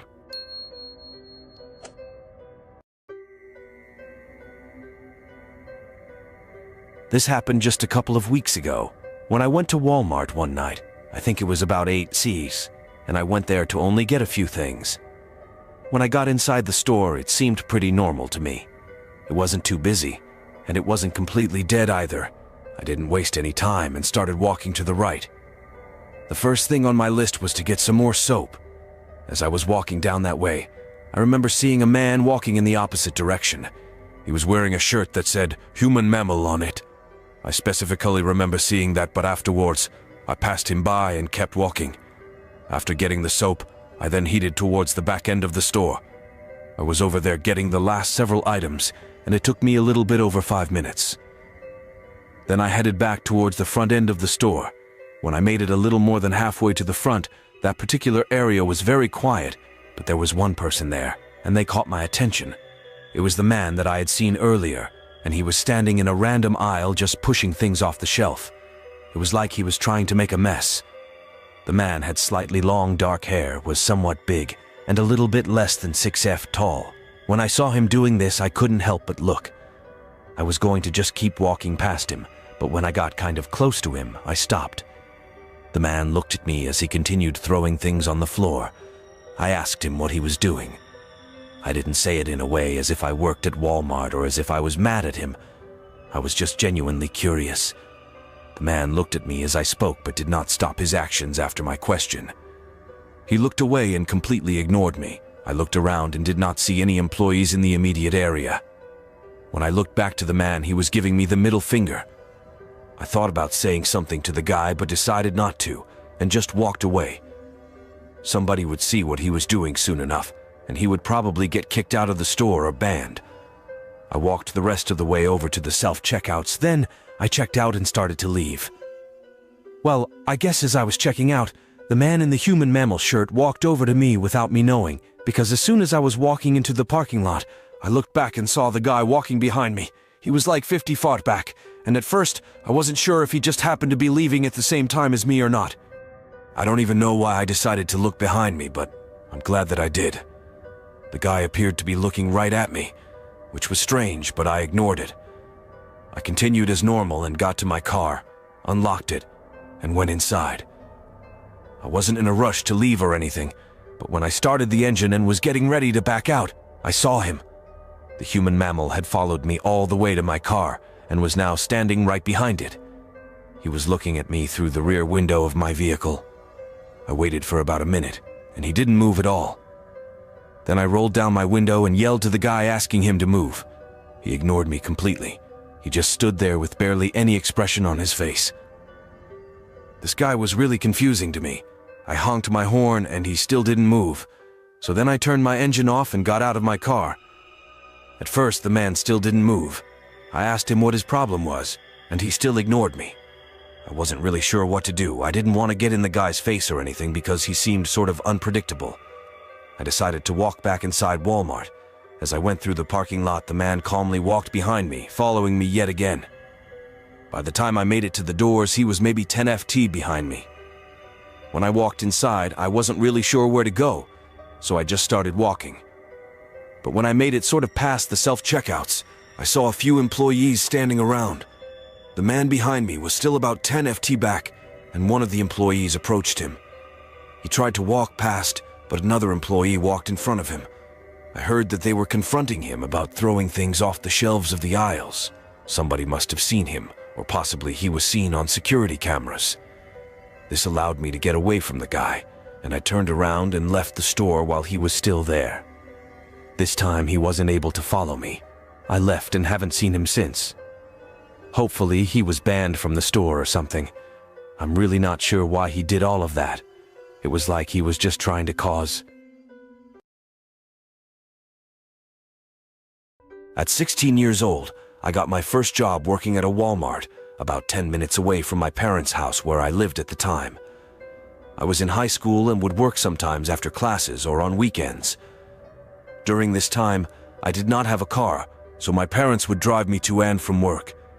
I was hoping to earn enough money from my Walmart job over time to possibly buy a car.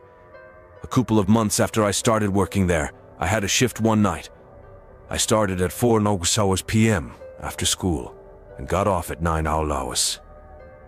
I was a cashier and was at the check lanes for my entire shift. Things pretty much went by as usual. The store was not too busy, and there were really only 2 hours where there were a lot of customers. Other than that, it was fairly quiet. I actually was able to get off a little bit early that night, at about 8:45. My manager told me that I could leave now because things were so quiet. I left the check lanes and went to the employees-only area of our store to clock out. Then I texted my mom, letting her know that I was off early. She knew that I worked until 9, and sometimes I would get off a little bit early or later. My mom replied quickly, letting me know that she would be leaving to come and get me. I left the store and walked to the front of it. There were a few benches looking out to the parking lot on the sidewalk area over there. There were also a couple of small plants and trees scattered around.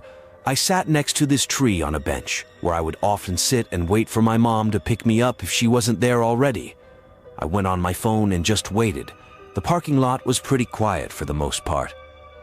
By now, it was getting to be a little bit later at night. Still, occasional customers would come inside the store or leave.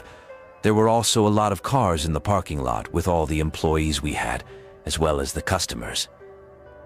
I remember seeing this one car, which was a larger and older-looking SUV, enter the parking lot. It drove around and then drove right in front of the entrance doors, which were a little ways to my left. Then it slowly went forward and past me, going to the other side of the doors. I watched it go past those doors and take a left, going back through the parking lot. I really didn't think much of it and focused my attention back to my phone. But I remember a couple of minutes later looking up and seeing the car again. It was back, as if it was taking another lap around the parking lot. It was also moving at a very slow speed. This time the car came to one of the parking aisles and then turned to go towards me again. It drove along the front of the store and slowed down some more. Then it stopped, literally right in front of me. I had a sort of bad feeling about it for some reason, but I was more confused than anything. This certainly wasn't my mom's car. After the SUV stopped, the passenger side window, which was closer to me, rolled down. Now I could see that there was a man in the driver's seat, and he was looking right at me. He then yelled to me, asking if I needed a ride. The man said that he could drive me home or to wherever I was going. I shook my head and told him no thanks. I didn't get a good look at the guy, but I remember that he had sort of dark and long hair and was wearing a baseball cap. He said that I should go with him and waved me over.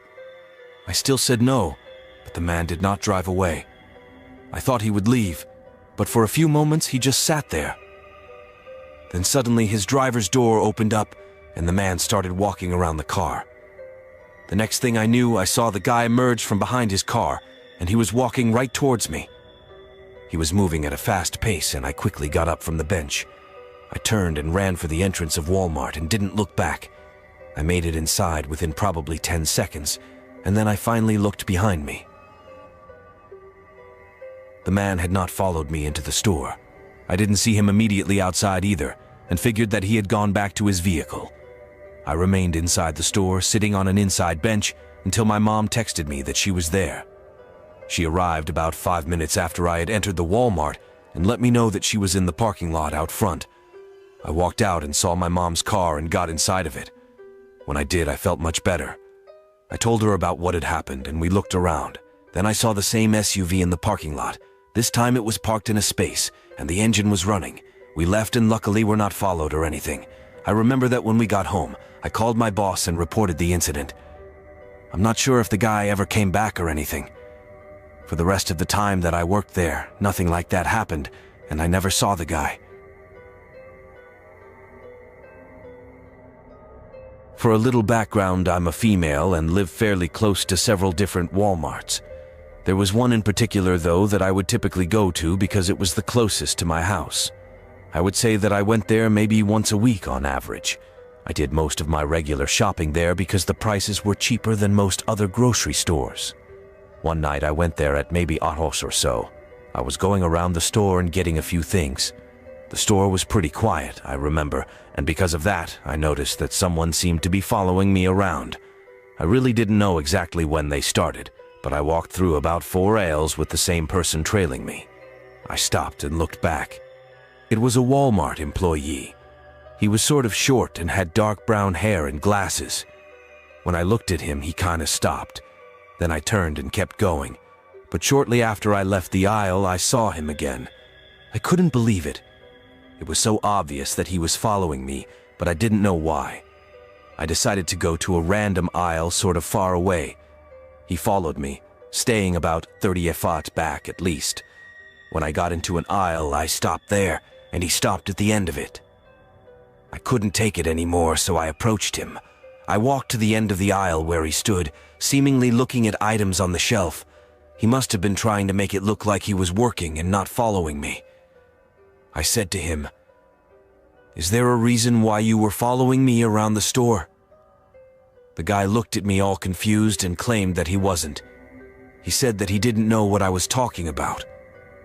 I told him how he had gone down every aisle that I did for the last 5 minutes at least. He claimed that it must have been a coincidence and said that he was always moving around the store. I just shook my head and walked away. When I did, he didn't follow me. The fact that I confronted him hopefully let him know that I knew what he was doing. I didn't feel like reporting him or anything, though. I finished up my shopping and then left without seeing the guy. After this experience, I figured that it wouldn't happen again. After all, I had caught him. But the next time I went to that Walmart, roughly about a week later, it did happen. This time it was harder to tell. He did a better job of following me while still keeping a distance, but I could still tell that he was following me. I had noticed him not that long after entering the store. I noticed him across the walkway in another aisle. I moved away, hoping that he hadn't seen me yet at all, but I saw him again a short time later, closer to me. When I moved to another aisle just a short time later, I saw him at the end of that aisle. At that point, I decided to just leave. I didn't even bother to buy anything at all. I was pretty creeped out by the guy. He didn't follow me out of the store or anything, and I hoped to not see him again after that. I considered not going back to that Walmart. After the next time that I had to go to the store, I went somewhere else. But several weeks later, I must have forgotten about it because I went back to the Walmart and was hoping to have a normal shopping trip. I wasn't thinking about the guy until I noticed him again. It was maybe 5 minutes after I had entered the store, and he was walking by about 20 feet away when I remembered him. I decided to just leave immediately. I would go to the next closest Walmart instead, which was maybe 5 to 10 minutes away. I turned and started walking to head out. When I did, I sensed him walking behind me. I looked over my shoulder and saw that he was in fact walking behind me. He was maybe 20 feet back. I went straight for the exits and walked out of the doors. To my surprise, he walked right out of the doors after me. I couldn't believe it. After maybe 10 feet of walking through the parking lot, he was still following me. At that point, I just started running. I sprinted for my car, unlocked it, and got inside. When I did, I looked around for the guy, but I didn't see him at all. I'm not sure exactly where he went, but he could have easily been hiding behind any car in the parking lot or something. I left and went to another store after that. I did not go back to that Walmart. I called them up and reported what had happened, but I'm not sure how they handled it. I'm not sure what the guy was doing either, and why he thought he could always follow me around like that. I thought a few times that maybe he didn't even work at the Walmart. Maybe he was just wearing the vest. It's possible, but I honestly think that he did work there. When he followed me out of the store, it was really unexpected though. I'm hoping that I never see him.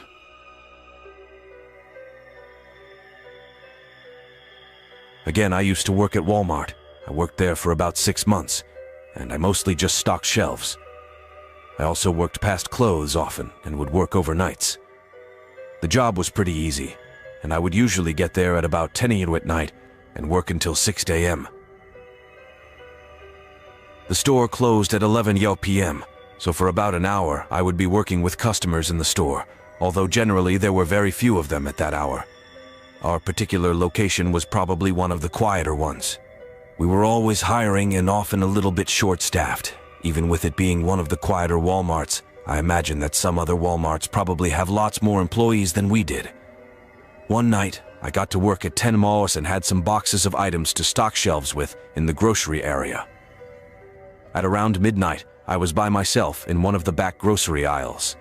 It was mostly quiet in the immediate area where I was, but out of nowhere, I heard something fall off of seemingly one of the top shelves in the next aisle over.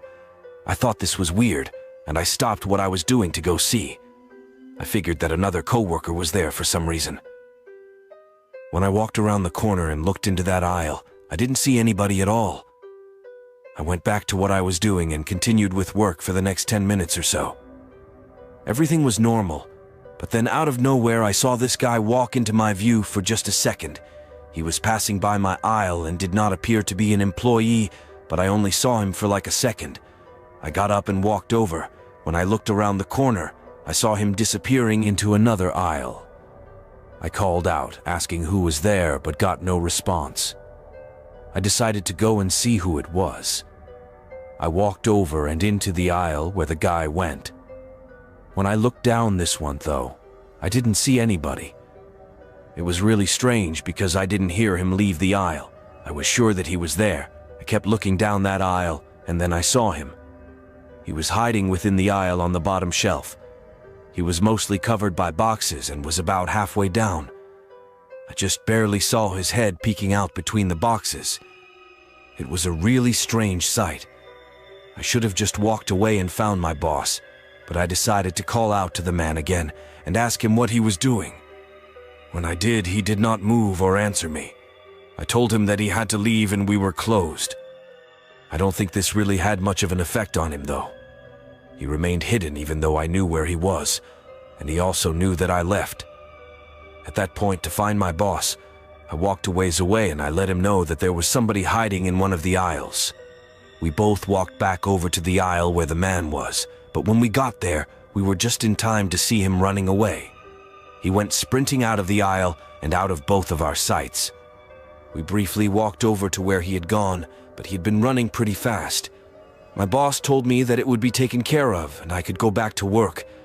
As my boss walked away, I heard him radioing in to somebody else, and I felt at ease about the situation.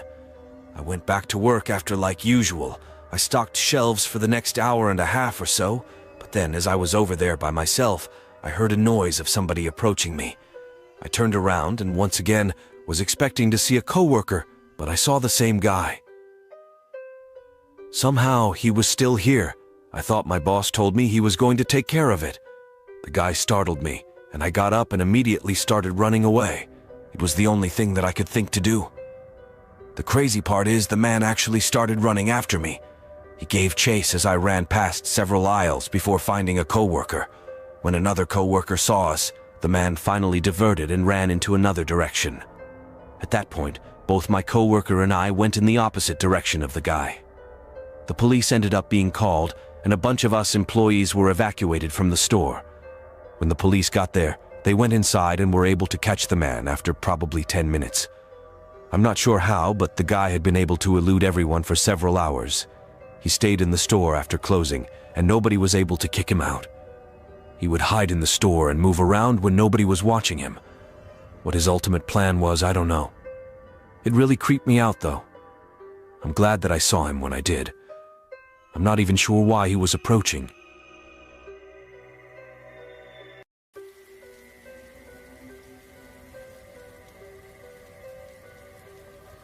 This story takes place back in the summer of 2021. During that time, I had just recently gotten a new car. Before that, I had been driving an old 2004 Chevy Trailblazer, which if you don't know is an SUV. I didn't think that it would be worth that much, but I still decided to sell it on Craigslist. After all, that's where I had bought it years earlier, and I had taken good care of it for the most part. I took some pictures out in my driveway and then listed the car.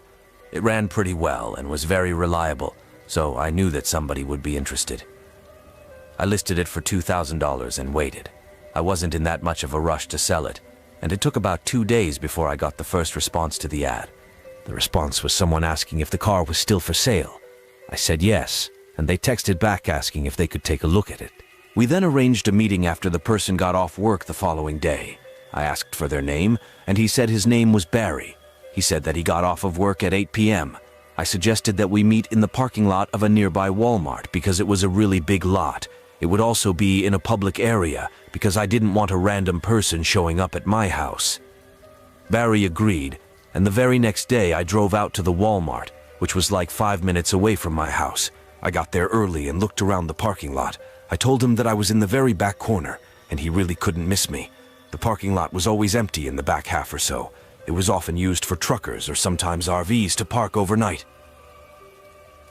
The first red flag happened before Barry even showed up. I should have driven away right then and there. He texted me saying that he was there and asking what my car looked like. I was thinking, seriously, you're the one interested in buying the car, and you don't even remember what it looks like. I gave him a description. Great as SUV in the back corner. He then replied saying that he saw me and was driving over. I looked around and watched a much newer-looking car approach me. It looked to be a red Ford Focus that was only a few years old.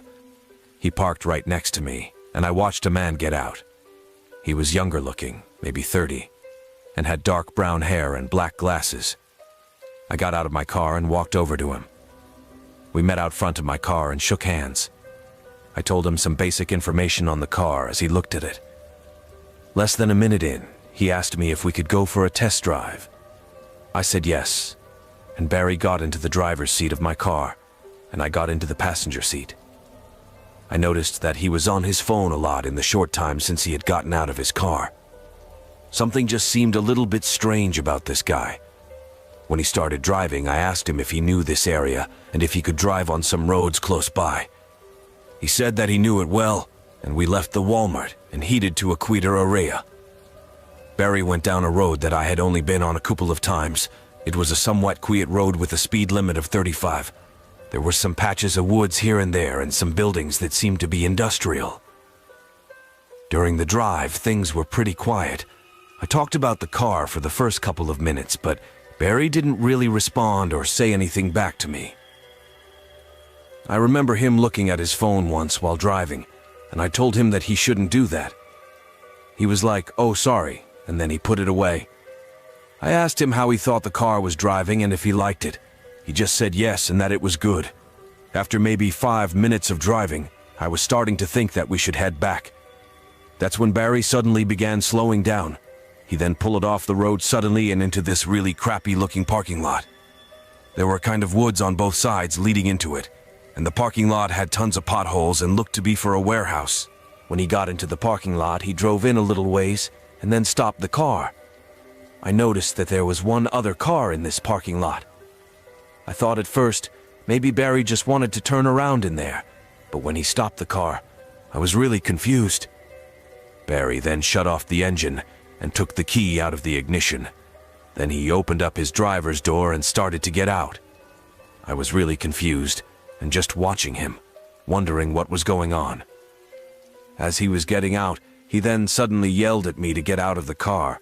I looked to my right and saw 3 men getting out of the other vehicle that was also in the parking lot, and the 3 men were walking towards us. They were maybe like 50 feet away. These men started walking at a fast pace, and Barry stepped out in front of my car and then waved at me to get out. I heard him yell at me to get out of the car again. I knew that I was in trouble at that point, and I didn't know what these guys wanted, but I realized something quickly.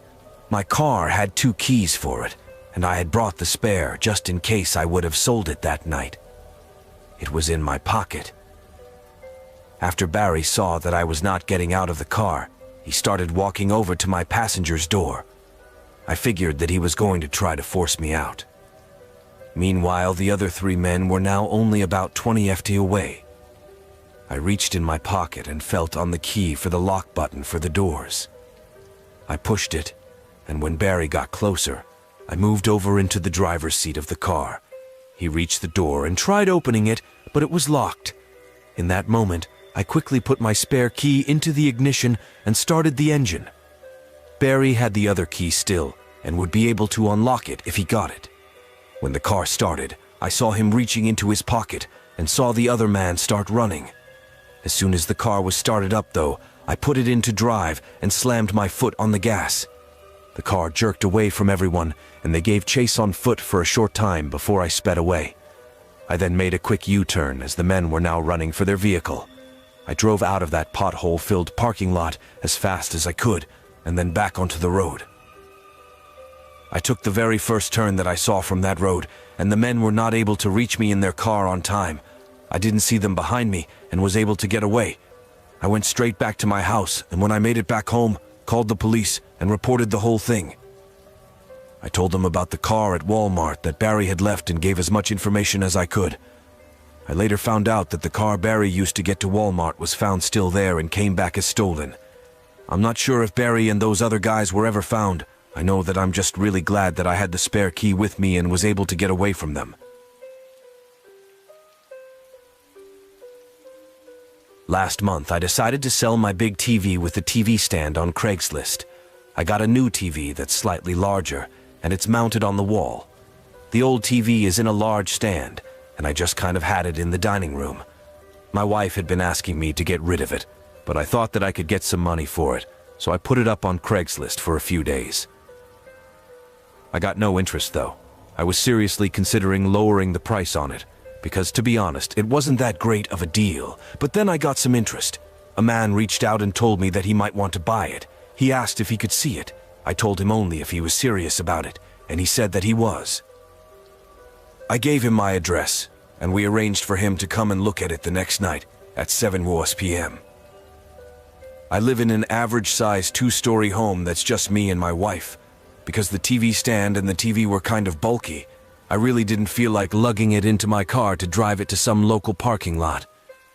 I figured it wasn't a big deal that I was giving my address to him. The next night at 7 p.m., I waited for the guy to show up. After 30 minutes went by, I sent him a text asking him if he was still coming. He responded saying yes, he was, and he was on his way. I kept waiting.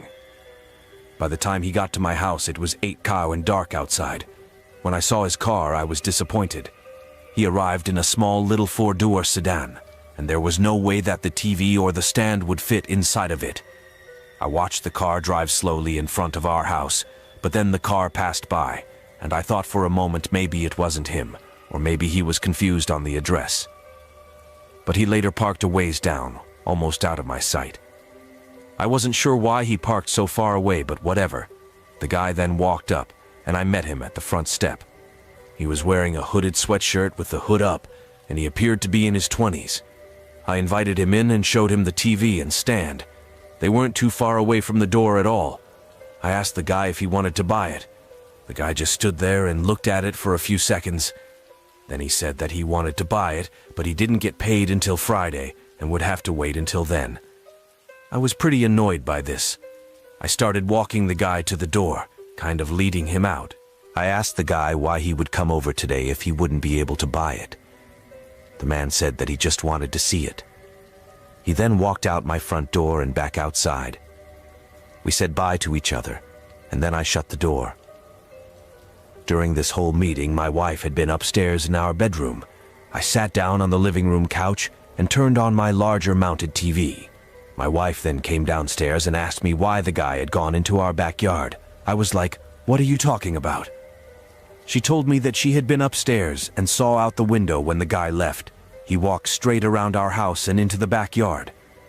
I got up and went to the front window and looked out. I just barely saw, within my vision, the car down the street. It was still there. I didn't know why the guy would be back there, and I told my wife that. Then I went around to the back windows and looked out of them. At first I didn't see anything. I asked my wife where in the backyard he had gone, and she told me that he had disappeared behind a bush. I kept looking through the windows, and then I turned on a light. I then leaned to the side and looked out one of the windows towards the bushing. I just barely saw the guy crouched down, hiding. I could only see part of him, but that was enough. I cracked open the window just a tiny bit and yelled out that if he didn't leave now, I was going to call the police. Just seconds later, the guy got up and sprinted away. I went to the front of the house and looked out the window, and my wife and I watched the guy sprint all the way to his car, and then he drove off. After that, I took the listing off of Craigslist. I also reported the incident. I regret giving that guy my address, and I should have known better. I'm glad my wife saw him go behind our house because who knows what his plans were.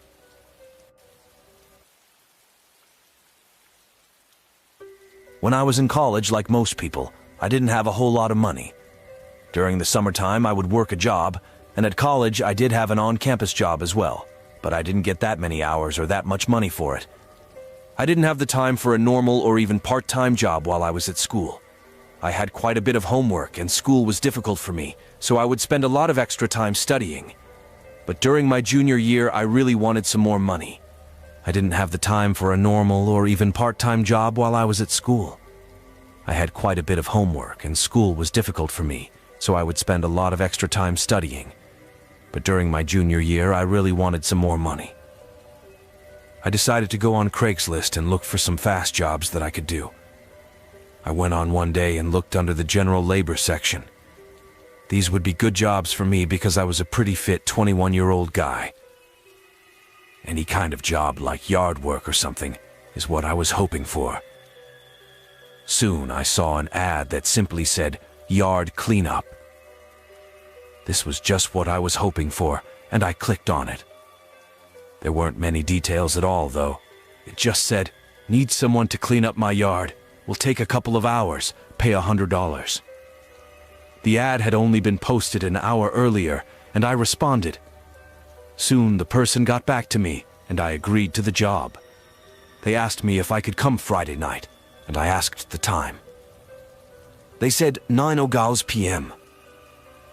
This was kind of strange to me. I would expect to be doing yard work during the daytime. I should have questioned them and asked why so late, but I didn't. I was just afraid if I did, they would get mad and find somebody else, and I really wanted the money.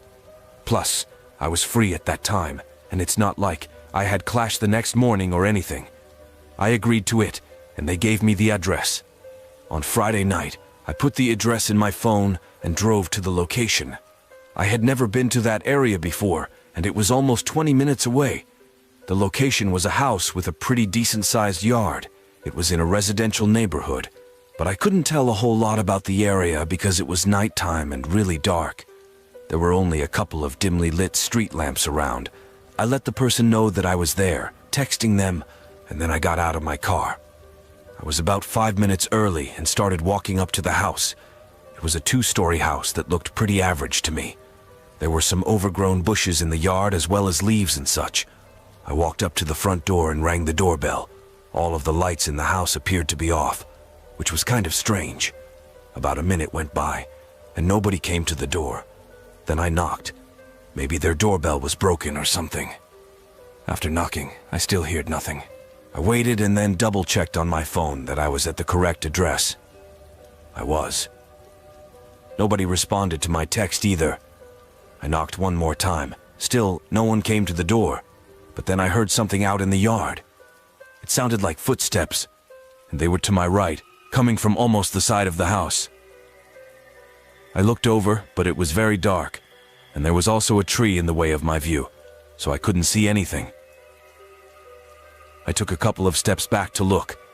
The footsteps were a ways away, but clearly in the yard of the property that I was at. When I moved back, the footsteps stopped. I called out, asking if somebody was there. I thought maybe it was the homeowner, but I didn't get a response. I was starting to feel kind of creeped out by this situation. Then I heard the footsteps again. I couldn't take it anymore, and I started walking away. I didn't look behind me, and I walked all the way to my car. I got inside and locked the doors. I looked out to the yard and didn't see anyone. Then I checked my phone for the last time to see if there was a response yet. Still nothing. Then I left. I started driving back to my college apartment, but when I was still on that quiet street, I saw a car appear behind me. I hadn't seen exactly where it came from, but it looked like it might have actually come out of the driveway to the house that I was at. The car followed me off that street and onto the next one. When I got back on the highway to go back to campus, the car did as well. It stayed with me when I took the exit too. By then, I was getting really suspicious. I kept driving though. When I got about a mile from campus, the car finally stopped following me. It took a left when I took a right. I was able to make it back, but after that, I decided not to go on Craigslist anymore.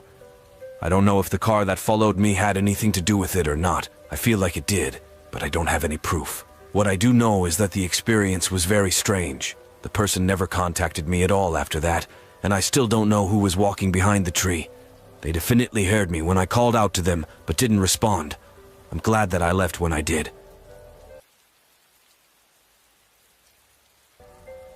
Before I tell you this story, I want to point out that I was much younger and less mature than I am now. Since this experience, I've learned a lot. At this time, I was 20 years old and had just recently moved out on my own and was living in an apartment. I had a job and had just enough money saved up to get a car. My budget was low, and I knew that the only car I would likely be able to buy was an older vehicle with a lot of miles. As long as it was durable and ran well, I didn't care though. I was just happy to be able to purchase my own car. I live close enough to the city that I could take buses places, but having a car is much more convenient. I started looking on Craigslist for a car and set my budget. After a few days of looking, I found one that I thought would be really good. The price was reasonable, the car looked to be in good shape, and the listing was very recent. I reached out to the seller and was contacted. He seemed friendly at first, telling me that his name was Mark. I decided that I probably wanted to buy this car, but I should go look at it and maybe test drive it first. Mark said that I could see it that very night or the next one. I decided for the next night, and I asked Mark if there was a public location nearby that we could meet at. Mark said no, and that I had to go to his house. I foolishly agreed. To be honest with you, I wanted to meet in a public place, not because I was suspicious of him, but because I could only take buses and public transportation places. I would have to walk farther to go to his house, rather than just take a bus stop to a shopping center. He also told me to come later at night. I think it was like 8 km or 9 km p.m. Still, I really wanted the car, so I went. I took the bus to his general neighborhood, and then had to walk like 4 blocks to get to his house. When I got close, I texted him. However, Mark did not immediately get back to me. Soon I made it to his address. He had a pretty typical-looking house in a neighborhood with lots of other similar-looking houses. I saw the car sitting in the driveway by his garage. I walked up to his front door and knocked, then I waited. He didn't answer the door right away, but he did text me. I got a notification on my phone shortly after knocking. When I looked at it, he said, "Come on inside." I was confused as to why he wanted me to come inside of his house. The car was outside, and I know that I shouldn't have, but I actually did. I opened the door slowly and announced that I was there and said hi, but Mark didn't respond to me. The house looked very typical inside, and I was in the living room, but I didn't see or hear Mark anywhere. I stood there by the door just a few feet in. Then suddenly, I heard a voice. It was Mark. He said, "Come on in over here." His voice was coming from a ways into the house and around a corner, it seemed. I couldn't see him at all. I started walking into the house to where I had heard his voice. Just a few steps in, though, and suddenly all of the lights went out. It became pitch black, and I couldn't see a thing. When this happened, I just wanted to get out of there. I turned around and tried heading for the door, but it was so dark that I had no clue if I was heading in the right direction. Meanwhile, I started to hear footsteps quickly approaching from behind. I sped up, running into a wall, and then tried feeling my way to the door. But just moments later, the footsteps reached me, and I felt somebody grabbing for me. They got part of my left arm, and then I sprinted forward and away from them. I got lucky and ran into the door, which I quickly felt around for the handle, and then opened it. Even though it was dark out, I could finally see much better. I sprinted out from the house and was not followed outside. Then I ran away down the street and didn't stop until I had made it back to the bus stop. I kept a careful eye out as I waited for the next bus, but I didn't see the guy. Eventually, I was able to catch a bus home. When I got back home, I looked back on Craigslist and the ad was taken down. Then I called the police non-emergency line and reported the incident. Looking back at that experience, I know that I should not have entered the house. I also probably should not have met the guy at his house either. I did end up finding a car not too long after, which I did buy through Craigslist.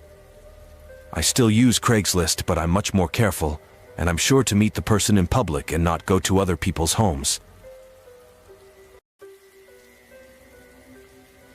This happened back when I was in college. It was just after my freshman year had ended. I was driving back home for the summer, which was pretty far away. The school that I went to was about a 10-hour drive from home.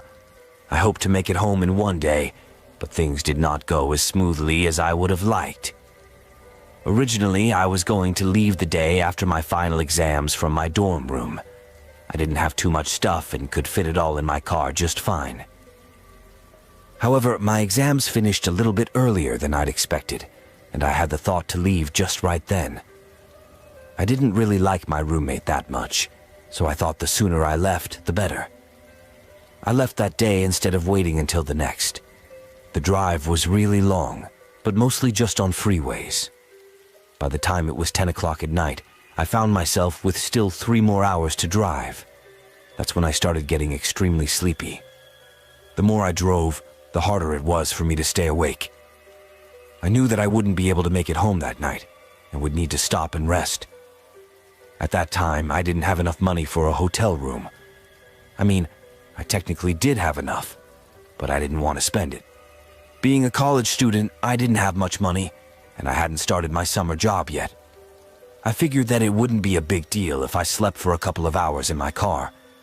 I'm not very big, and I could almost stretch out in the back. I put into my phone a search for rest area. I was hoping that there would be a place coming up soon that I could stop at, and thankfully, there was one just a mile up the road.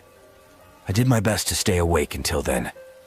I opened my windows, turned the radio up, and drank some water. None of that really seemed to help me much, but I was able to make it to the rest area. When I pulled in, it wasn't quite what I was hoping for. I've been hoping to see a sort of large rest area with a decent-sized building and gas station, something with a lot of other people. What I saw instead was a very quiet and small rest area with just a little building that was probably just bathrooms and a couple of vending machines. There were only about 3 other cars parked along the long line of parking spaces. I drove down to the far end and parked my car. I was facing a small grassy area, and beyond that was surrounded by woods. This area was kind of creepy to me, but I was far too tired to really care that much. Most of my things were in the trunk or my front passenger seat, but I did have a few bags of clothes in the back seat. I took a couple of pieces of clothing and covered the windows, but I was unable to cover the front window. Instead, I took a blanket and created a wall by hanging it over the front seats. Time I was done doing that, I laid down and fell asleep almost immediately.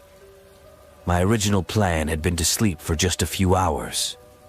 I didn't set an alarm or anything, but sleeping in the car, I figured I wouldn't be asleep for very long.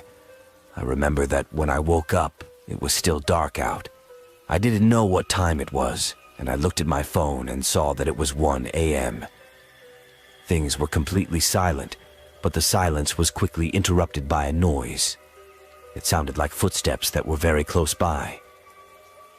I leaned over to the window my head was closest to, which was the backseat driver's side. When I looked out, I didn't see anything.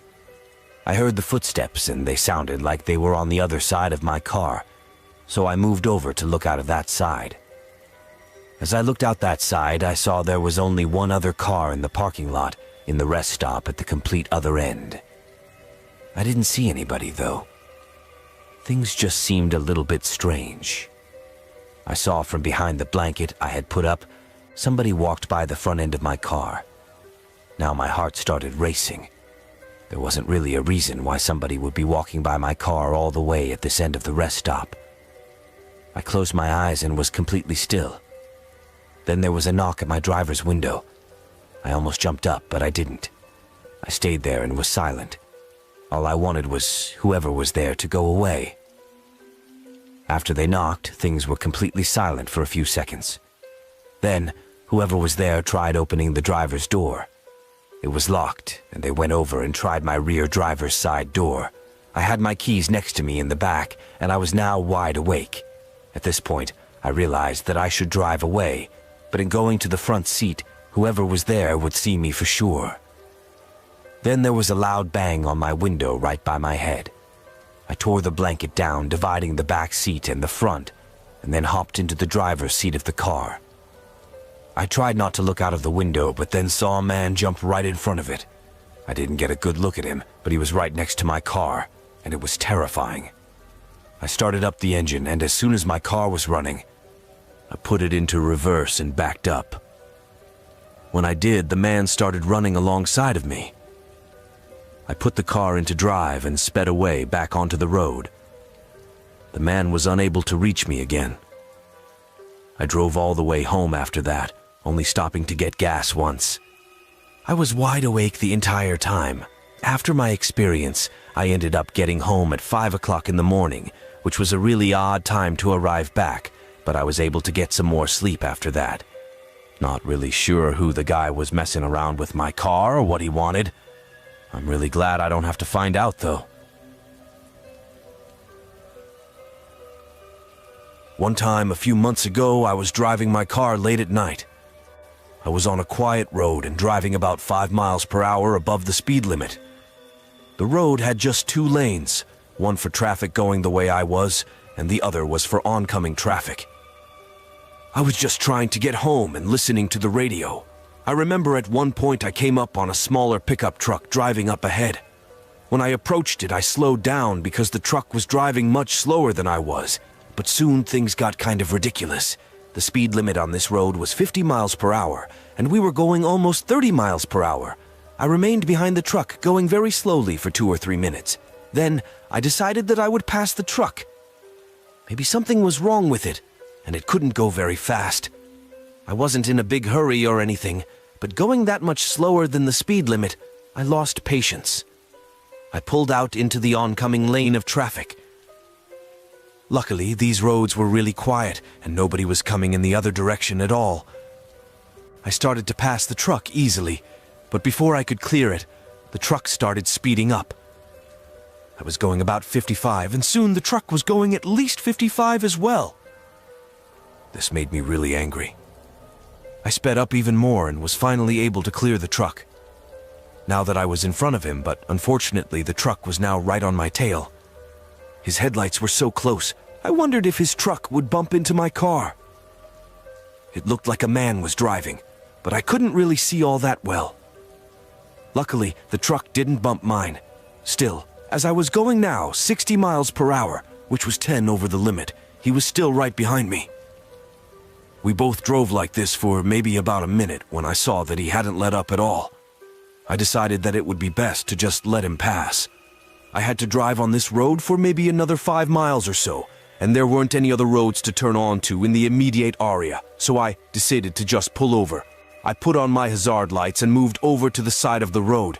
As soon as I did, the truck behind me did as well. Now I was really mad. Was this guy angry with me for trying to pass him, and now he was following me? He had been going so slow, anybody would have done the same thing. I did. I kept slowing down, and my car came to a stop. The truck did as well. We both sat there in our vehicles for a few seconds. I was angry, and I guess I was feeling like a tough guy. I decided I was going to get out and talk to the driver of the truck and ask him what his problem was. I opened up my door and started walking towards the truck. When I did, I held out my hands as if to say, "What's your problem?" I remember that as I was doing that, and I was barely in the street, I saw the truck suddenly start to move. It was then that I realized this guy was going to try to run me over. The truck was driving straight for me. I ran back, but was only able to take about 3 steps. I then jumped and actually landed on the hood of my own car.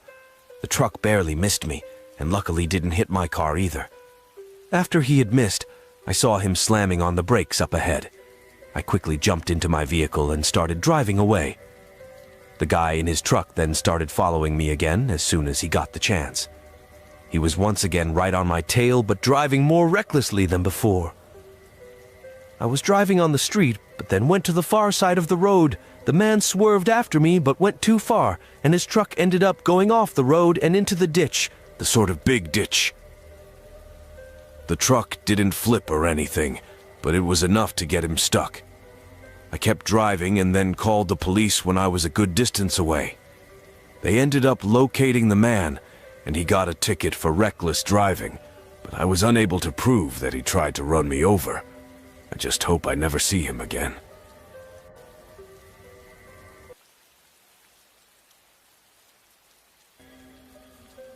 Foreign.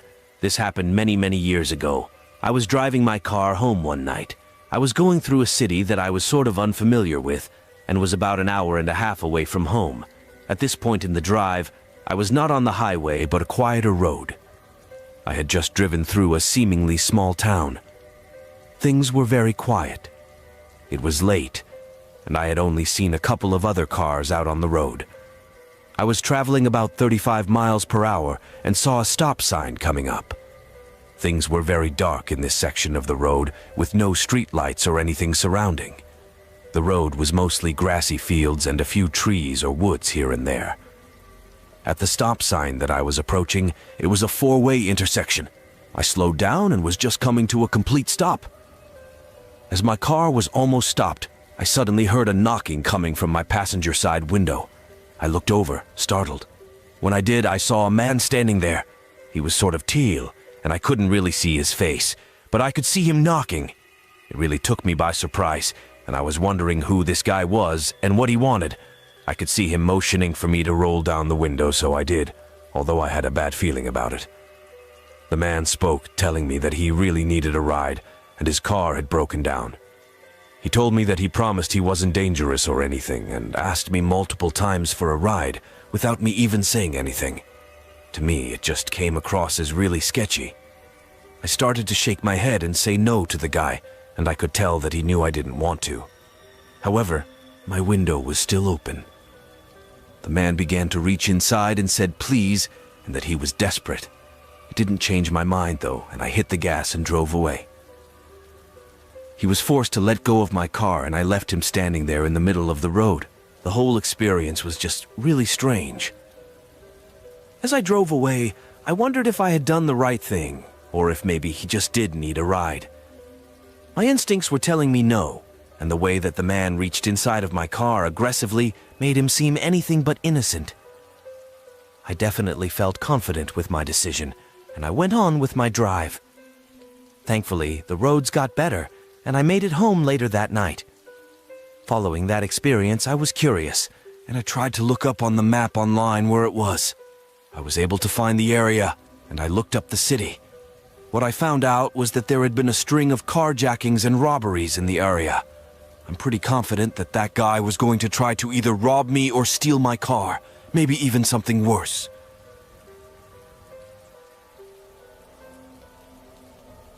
This happened shortly after I first got my driver's license. I was about 16 years old back then. I was driving an old car that my parents didn't use anymore. I was really lucky to have a car that I could drive right after getting my license because I couldn't afford to buy one on my own. During that time, I had a job at a store about 15 minutes away from where we lived. I was glad that I was able to drive myself to and from work because in the past, I needed to get a ride from my parents. Probably 2 weeks or so after getting my license, I was driving home from work one night. I got off at 10 p.m., so it was probably a little bit past then. The roads weren't too busy anymore, and I took the highway back most of the way. When I pulled off of the highway to another road, a car pulled off behind me. But it wasn't until my next turn that I thought anything of it. I turned a little bit late onto that road. Not on purpose, but because that turn just kinda snuck up on me a bit. I was really new to driving and made little mistakes like that. So when I turned, the car behind me suddenly turned right after me. It was only then that I realized how strange it was. They would only do that if they were intentionally following me. I drove down the road with the car behind me. It wasn't right behind me or anything, just a normal distance. I had about 3 more turns to make before my street. Soon I made the first one. The car did the same. Each time I turned, I was hoping to see the car just keep driving, but it didn't. By the time I was getting close to my street, I was extremely worried. I wanted to call my parents and tell them what was going on. Unfortunately, I didn't have a cell phone at the time. I also didn't want to drive home. If I did, whoever was behind me would know where we lived. And I didn't know who this person was. I was debating what to do, but when my street came, I turned onto it. It was something that I instantly regretted because the car turned right after me. Our street was pretty quiet. There were only like 15 houses on it, and it was a cul-de-sac. As I got closer to my house, I knew that I wasn't going to turn into the driveway. When I got to the cul-de-sac, I drove around it and then went back down my street. The car behind me followed just as they had been the entire time. After I made it off of the street and back onto a slightly busier one, I knew that I had to think of something. I drove down that road for a little ways, and then decided that I would go to a busier area. The area that my house was in was pretty quiet. There was a lot of land and not as many businesses or people around in general, but I just wanted to get to a busier area. I would feel safer with more people around. Maybe I would drive all the way to the city, but I certainly was not going to stop anywhere around my house. I followed the return directions to my job. Like I said, I didn't have a cell phone, so that also meant that I could only go places that I already knew directions to. I didn't have access to a map or anything to guide me. I remember that I made it all the way back to my job and then turned into the parking lot. It was a shopping center with multiple stores in it. The car first turned in behind me, but then suddenly turned off and drove away. I was really surprised, but didn't take any time in driving as far as I could away from it. I went to the other side of the parking lot and took a route that wrapped around back to the highway that I needed to take to get home. When I drove home, I was very careful to look and make sure that I wasn't followed. I got home okay, and my parents were wondering why I was late. I told them about what had happened. They said that if that ever happened again, to go to a police station, which I wish I would have thought of, although I didn't know where one was off the top of my head and would have needed a map. After that, I got a phone only about a week later. Nothing remotely close to that has happened since. This is something that happened when I was a kid. I lived with my parents and my younger sister.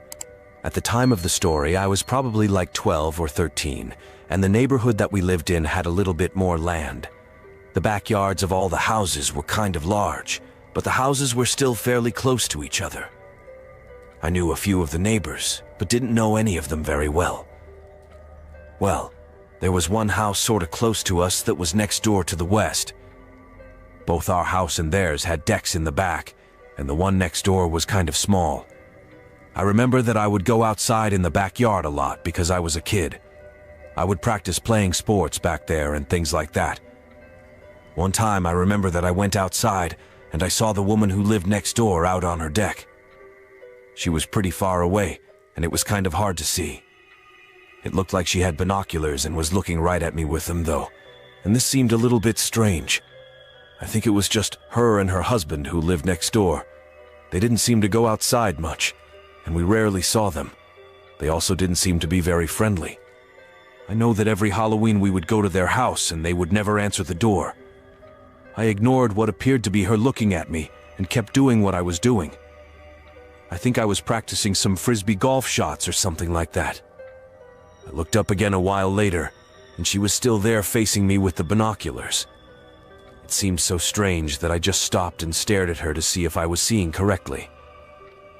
She did not move. The woman was just steps from the door to go back inside. I went back to doing what I was doing and looked again a few minutes later. This time she was gone. I was glad to see that, and I stayed outside for a while. Back then, I was outside basically every day. I'm not sure if it was the next day or a few days later though, but I soon saw her again. This time I was in the backyard once more, but the woman was inside her house. She was at a window, and I don't know which room it was, but it was a window on her house on the second floor. It looked sort of out to our backyard. I'm not even sure how I saw it because it's kind of hard to see in, but I saw her again. She had binoculars on once more and appeared to be looking at me with them. Now, our backyard wasn't that interesting. I had no clue as to why she would be looking out into our backyard. If she was just watching me specifically, then I found that very odd. I stopped and stared at her again. I wasn't necessarily mad or annoyed with her, but I was just confused. I wanted to know what she was doing and if she was looking at me. She stayed there staring at me, and I stared at her. She barely moved at all. This went on for like a minute or two straight.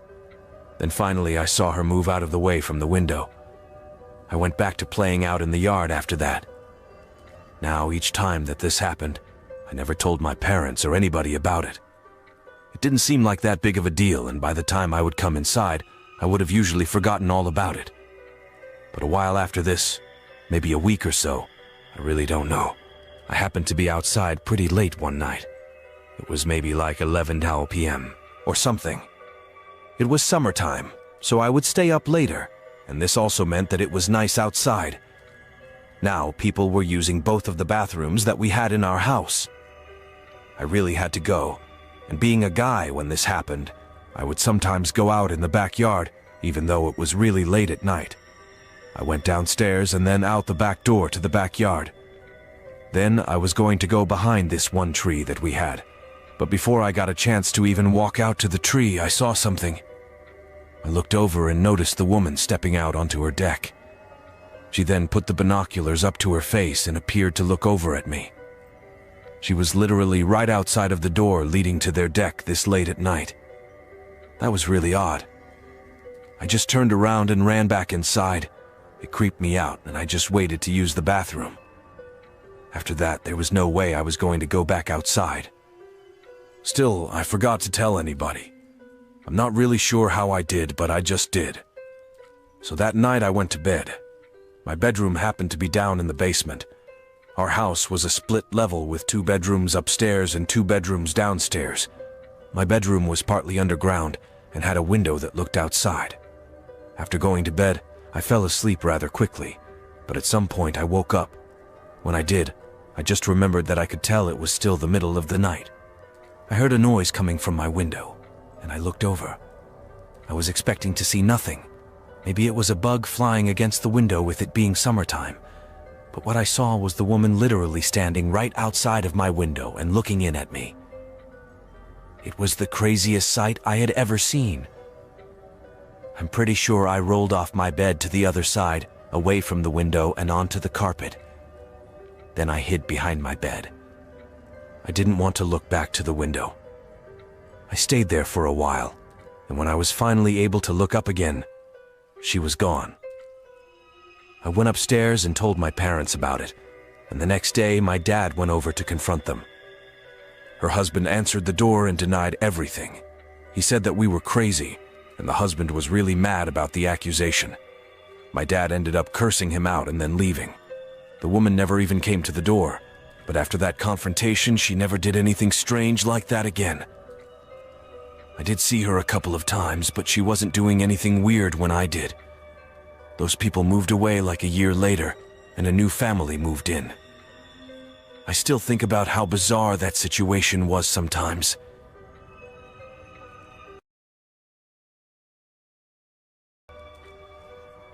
This is something that happened in the last apartment that I lived in.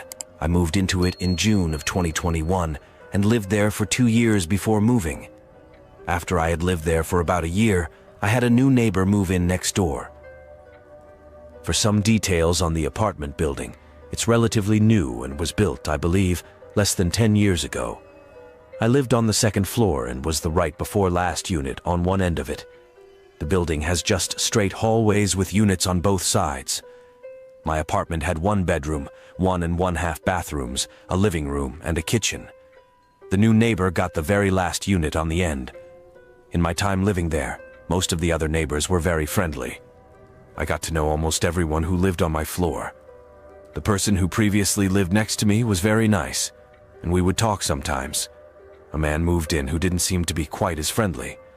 I just talked to him once shortly after he moved in. I didn't really see him much after that at all, though.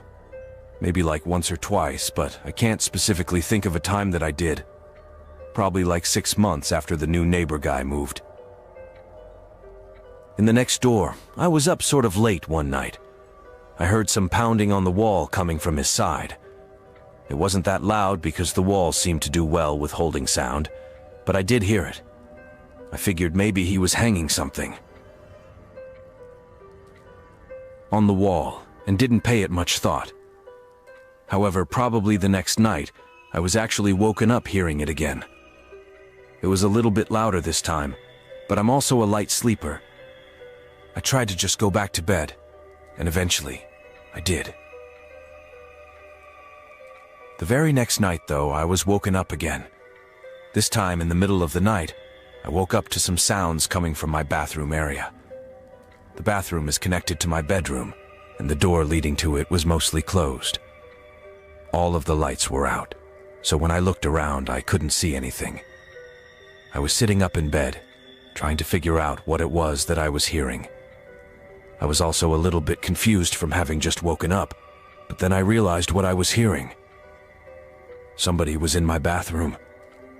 How they got in, I had no clue. I was sure that I had locked my doors. Then I started to hear footsteps. I jumped up from my bed and only grabbed my phone, then on the way out grabbed my keys and ran completely out of my apartment. I kept running down the hallway and went down the stairs. When I had made it all the way out to my car, I called my best friend. Thankfully, she was actually still awake. It was like 1 in the morning.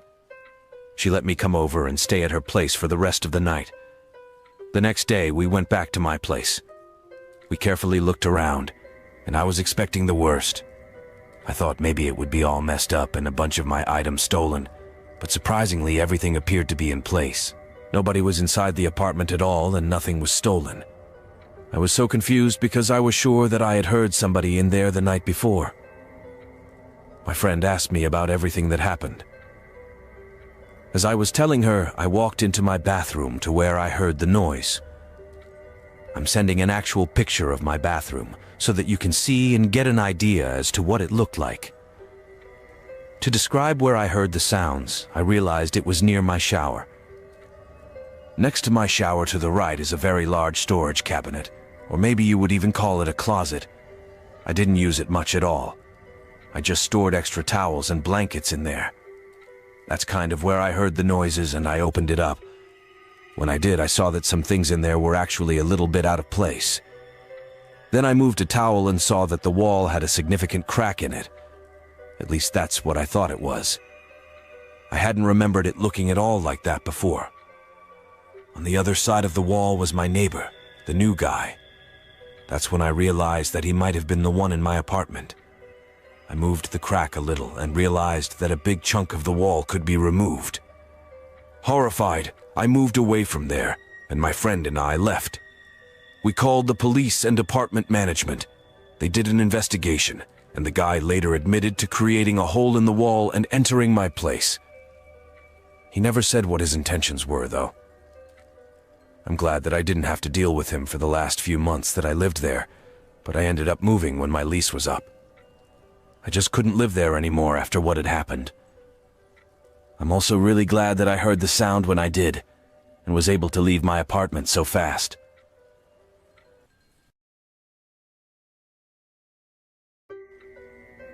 I live alone in a one-bedroom apartment. I live on the first floor, and this is something that happened not too long ago. In fact, it was just a few weeks ago and is still very fresh in my mind. I've lived in this apartment building for a little over a year. Even though I've lived here for a while, though, I really don't know many of my neighbors.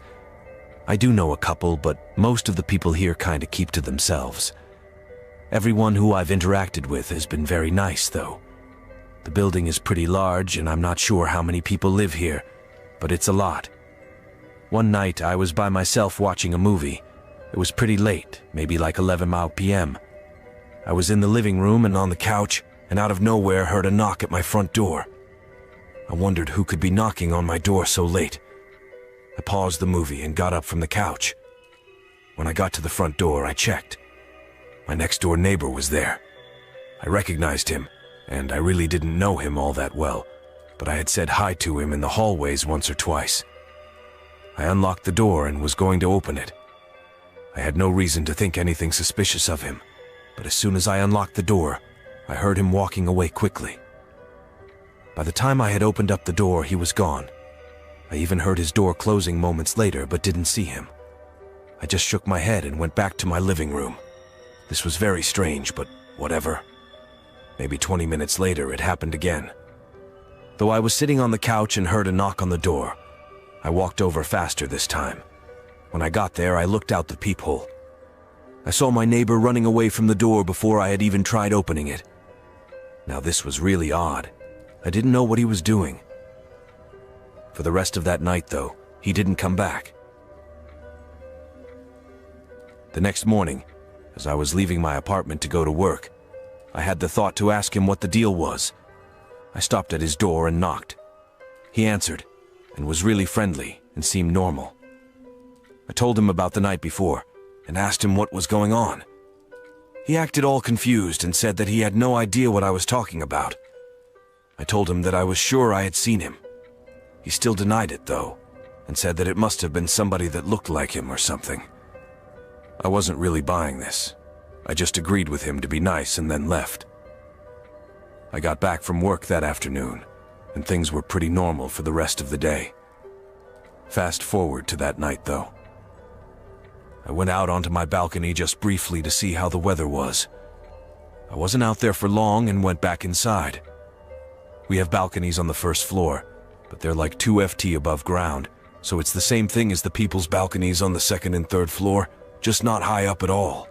It makes it so everybody can have an outdoor space that's the same, and the landscape doesn't allow for the first floor residents to have patios.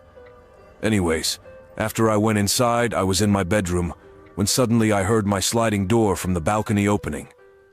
I first went towards the noise and looked out to the living room. I saw my next-door neighbor entering my apartment. I ran to my bedroom, closed the door, and locked it. Just moments later, he arrived at the door and tried opening it. I wasted no time and got out my phone and called the police.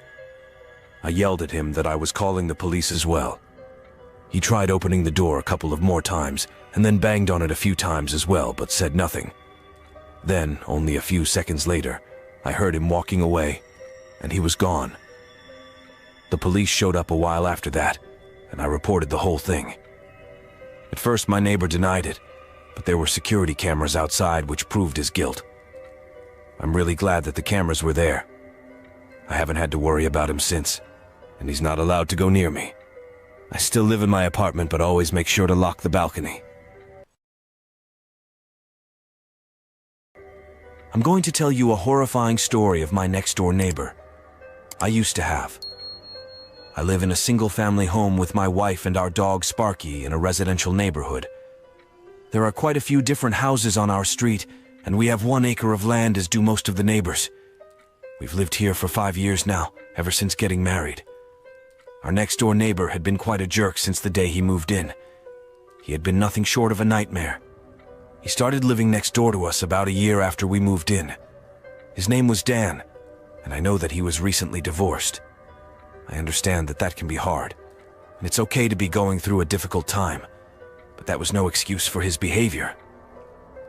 I'm only guessing that that's what caused him to act the way that he did. To give some examples, I would say most houses on our street are pretty nice and well maintained. They're not all that large, but the grass is green and mowed frequently. Most people also have nice landscaping and flowers and such.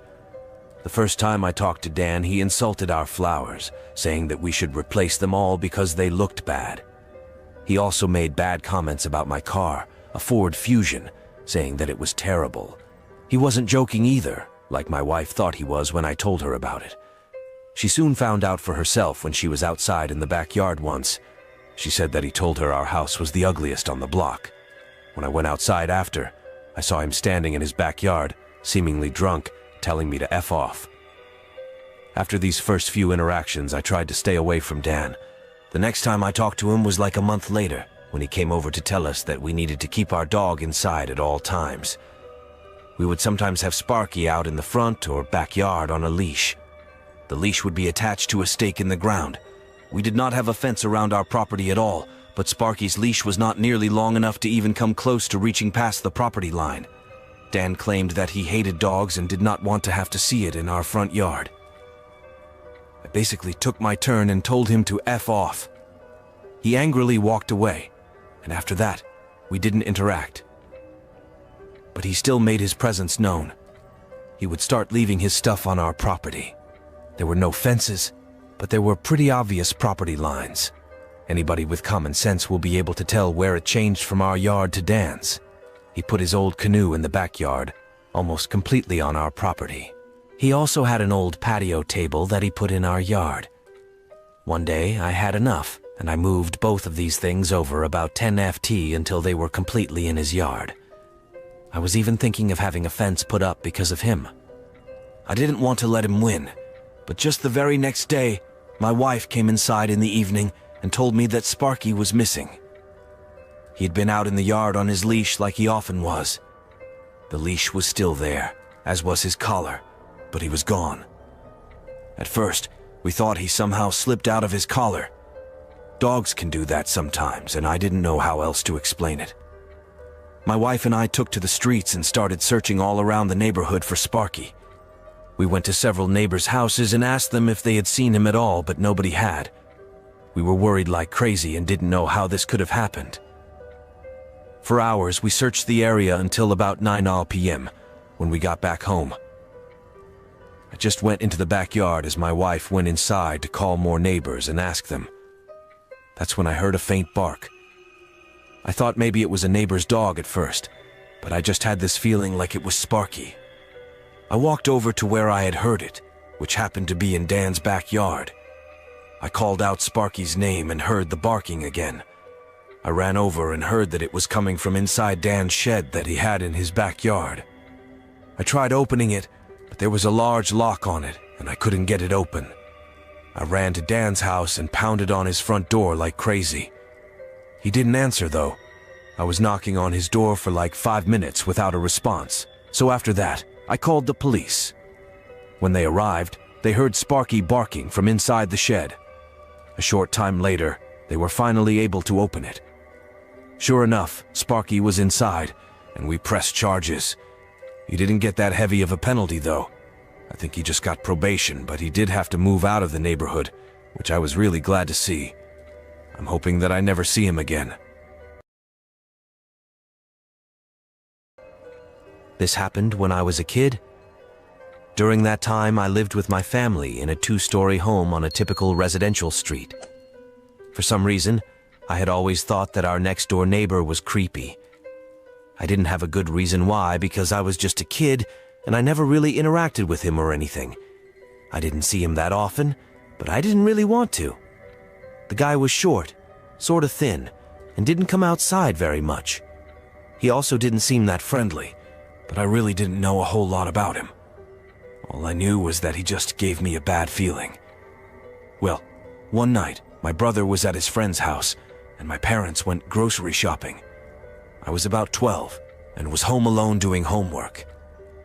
I know that I had a lot of homework that night, or else I would have gone with my parents to go to the store. It was dark out, and I was in my bedroom on the 2nd floor. Probably about 30 minutes after my parents left, there was a knock on the front door.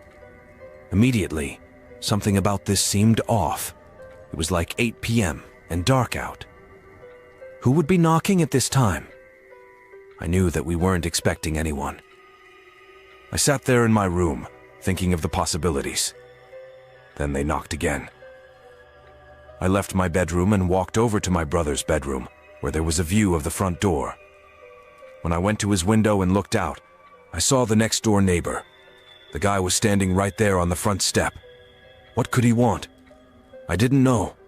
What I did know was that I was not going to open up the door for him. I stayed where I was and watched him. He was just standing there, looking around. I saw him press his face up against the window. Then he stepped back and casually started walking away. He cut through the grass back towards his yard. I thought that he would be gone then, and I started to feel better. I returned to my bedroom, only to be interrupted about a minute later. What I heard was the sound of somebody at the back door. Now I could kind of see this area from my bedroom window. I looked out and saw the man trying to open the back door. Thankfully, it was locked.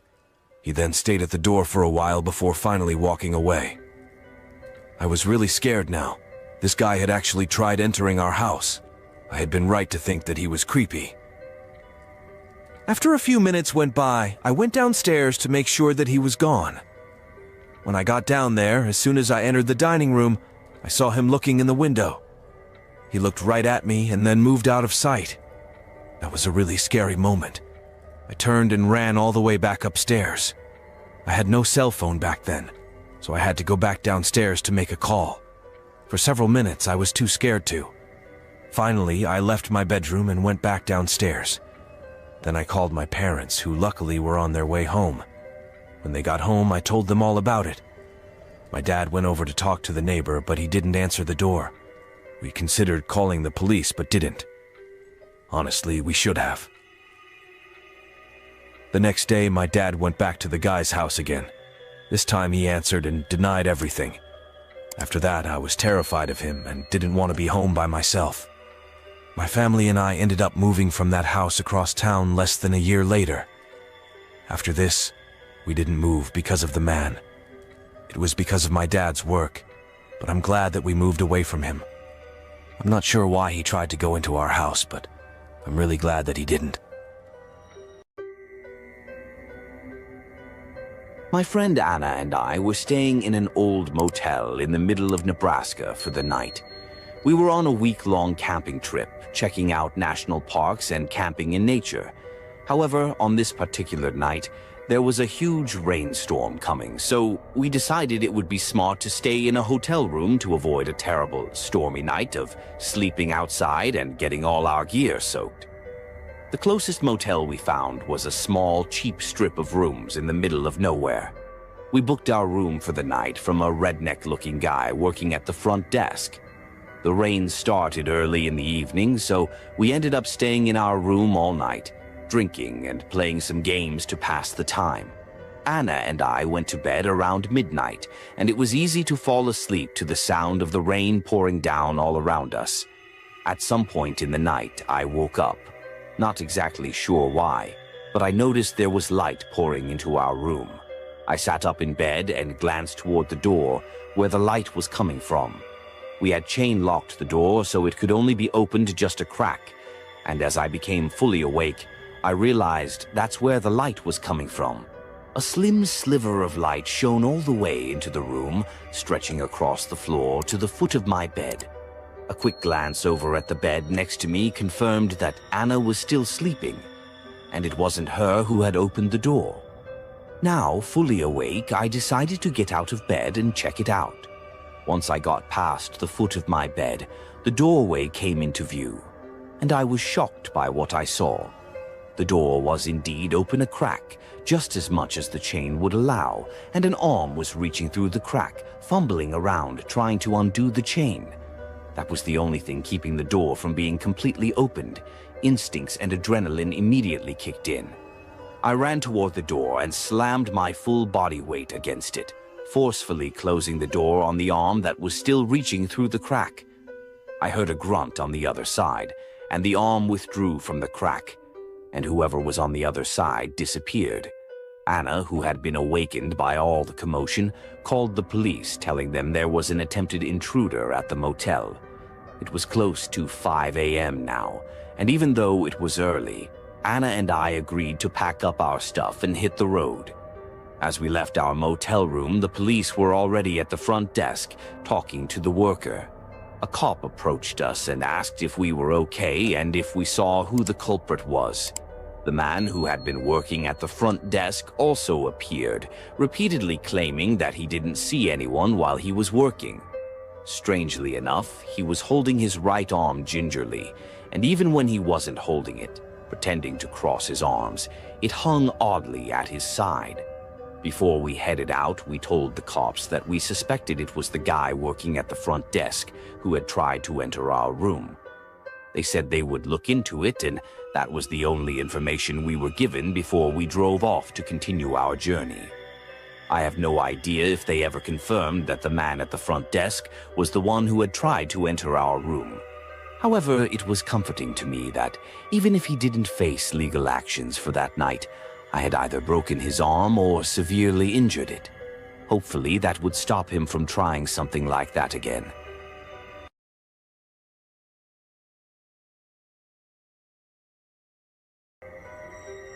A group of friends and I took a vacation to France together to enjoy the sights and party a bit. The hotel we were staying in for a couple of nights was fairly nice, and we were happy with it for the price we had spent. It wasn't a super luxurious, high-class hotel, but it had some amenities and was decent. On the last night of our trip, we went out as a group to party and have a good time. We arrived back at our hotel late, but since it was the last night of the trip, we stayed up, still talking in the hotel room and drinking a little more. Suddenly, there was a loud banging at the door. We all got quiet, and one of my friends went to look through the peephole into the hallway, but they didn't see anything. We realized we had gotten pretty loud, and possibly, as we were all drunk, it must have been another guest nearby, fed up trying to shut us up. It was close to 3 a.m. now, so we lowered the volume of our voices and began to prepare for bed. 5 minutes after the knock, we heard more knocking at our door. This time, we were positive that we weren't being too loud anymore, and once again, my friend went to check the peephole. This time, there was a guy standing outside the door. In 1970, there was an old lady named Mary. She was looking for a gift for her daughter Donna, not his child, but she was studying nursing at university. The lady entered an antique store, but it was a bit old. She chose his puppet as a bride, but was used, but it was beautiful. "I noticed, mister. I'm a very happy seller selling this doll. She gave this doll to her daughter on her birthday, and Donna rejoiced so much with this gift. Because she loved little brides, she took her to the little apartment where she lived."